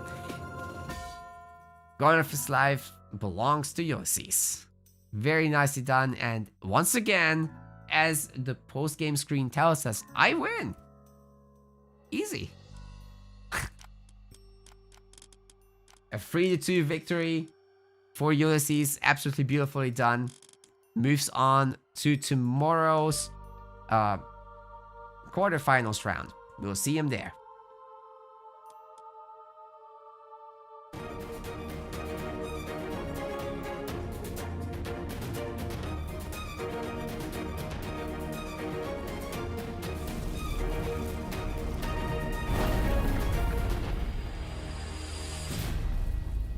Was that the last game of the tournament? That was actually not live. That was a replay already, so the live game that I did last was actually Chemo versus Kvolf. That was great. However, that was already one of the last games that has happened, and then I covered this from replays. And I'm still looking for stuff to do. I was able to fully run a replay. It was pretty good, wasn't it? I think that worked well. Now, the others were all casted as far as I can tell. So I think there's nothing left to do in round 3, unless we want to go back around.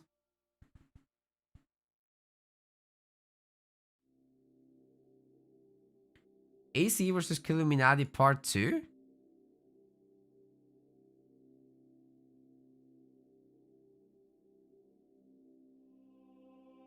Is that happening? I have no idea what's going on.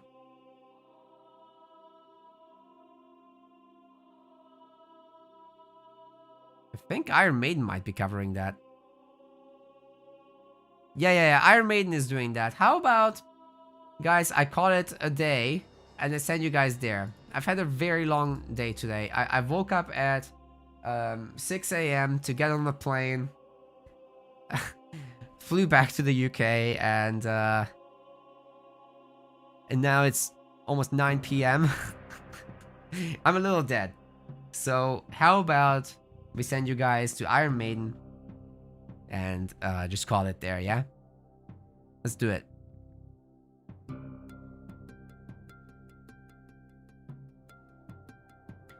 So I want to thank you guys all for watching. Please make sure to follow if you haven't already. If you want to directly support the MetaPlays project, you can do so by following, liking the YouTube stream, subscribing on YouTube. And if you want to financially support this effort as well, then you can do so on the MetaPlays website as well. That's an option that exists. So we've got like this whole thing with website-based subscriptions. You just go to support us subscriptions. I'll put it in the chat in the link in a second. And then you've got like this monthly subscription thing. It's like a Patreon on our own website. If you're interested in playing further tournaments, oh, by the way, for this, you get all sorts of perks. If you're interested in playing further tournaments, please sign up to the next one, Qualifier number 2, which is also for $1,000, and it is next week. So I really hope to see you guys there in that one. I'll be sending some stuff into the chat right now. So here's a tournament.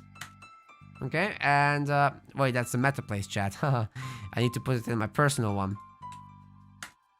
So that's the tournament to sign up to. Yeah, and then this is the monthly subscription thing to support the project. And also in the new year, I do have a move to make in early January. I'll have to move, but then after that, we'll be doing a little bit of Age of Mythology of our own, without the whole big sponsorship setup. So it should be more stuff coming. We also have a donation page where you can already contribute to a league for that. It's currently in planning, but it will be a similar format to this, probably with more relaxed rules and a more relaxed format, with single day events and so on and so forth. But yeah, still looking to get around 500, 600 British pounds for the prize pool there. Hopefully we can do it. And there's already a lot of signups for this tournament number 2. So next week is going to be super interesting as well. But tomorrow I'll be casting with Boyd within the round of 8. And these are the matches that we are looking at. We've got Recon versus Matrius. We've got AC the Great versus Redo. Or, well, maybe Killuminati versus Redo. We'll see who wins between the two because they're playing. We got Grassengroom versus Kvav. And we've got Rappel versus Ulysses. So some pretty sick stuff happening. And after that, semifinals, bronze, and finals. So I'm pretty excited about that.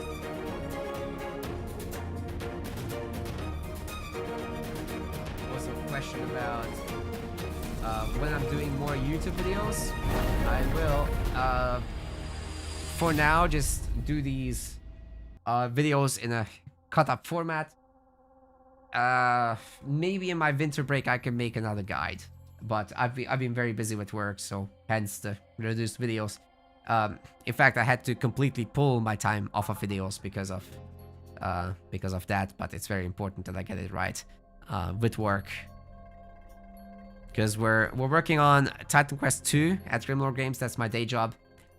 I'm the lead systems designer there, and I really want to give it my all to make it as good as it can be. There's a lot of people counting on it, and a lot of colleagues as well. So we're gonna have a release in early next year, an early access. So hope you guys check that out as well at some point. But now I'll send you to Iron Maiden. You go there, you have fun.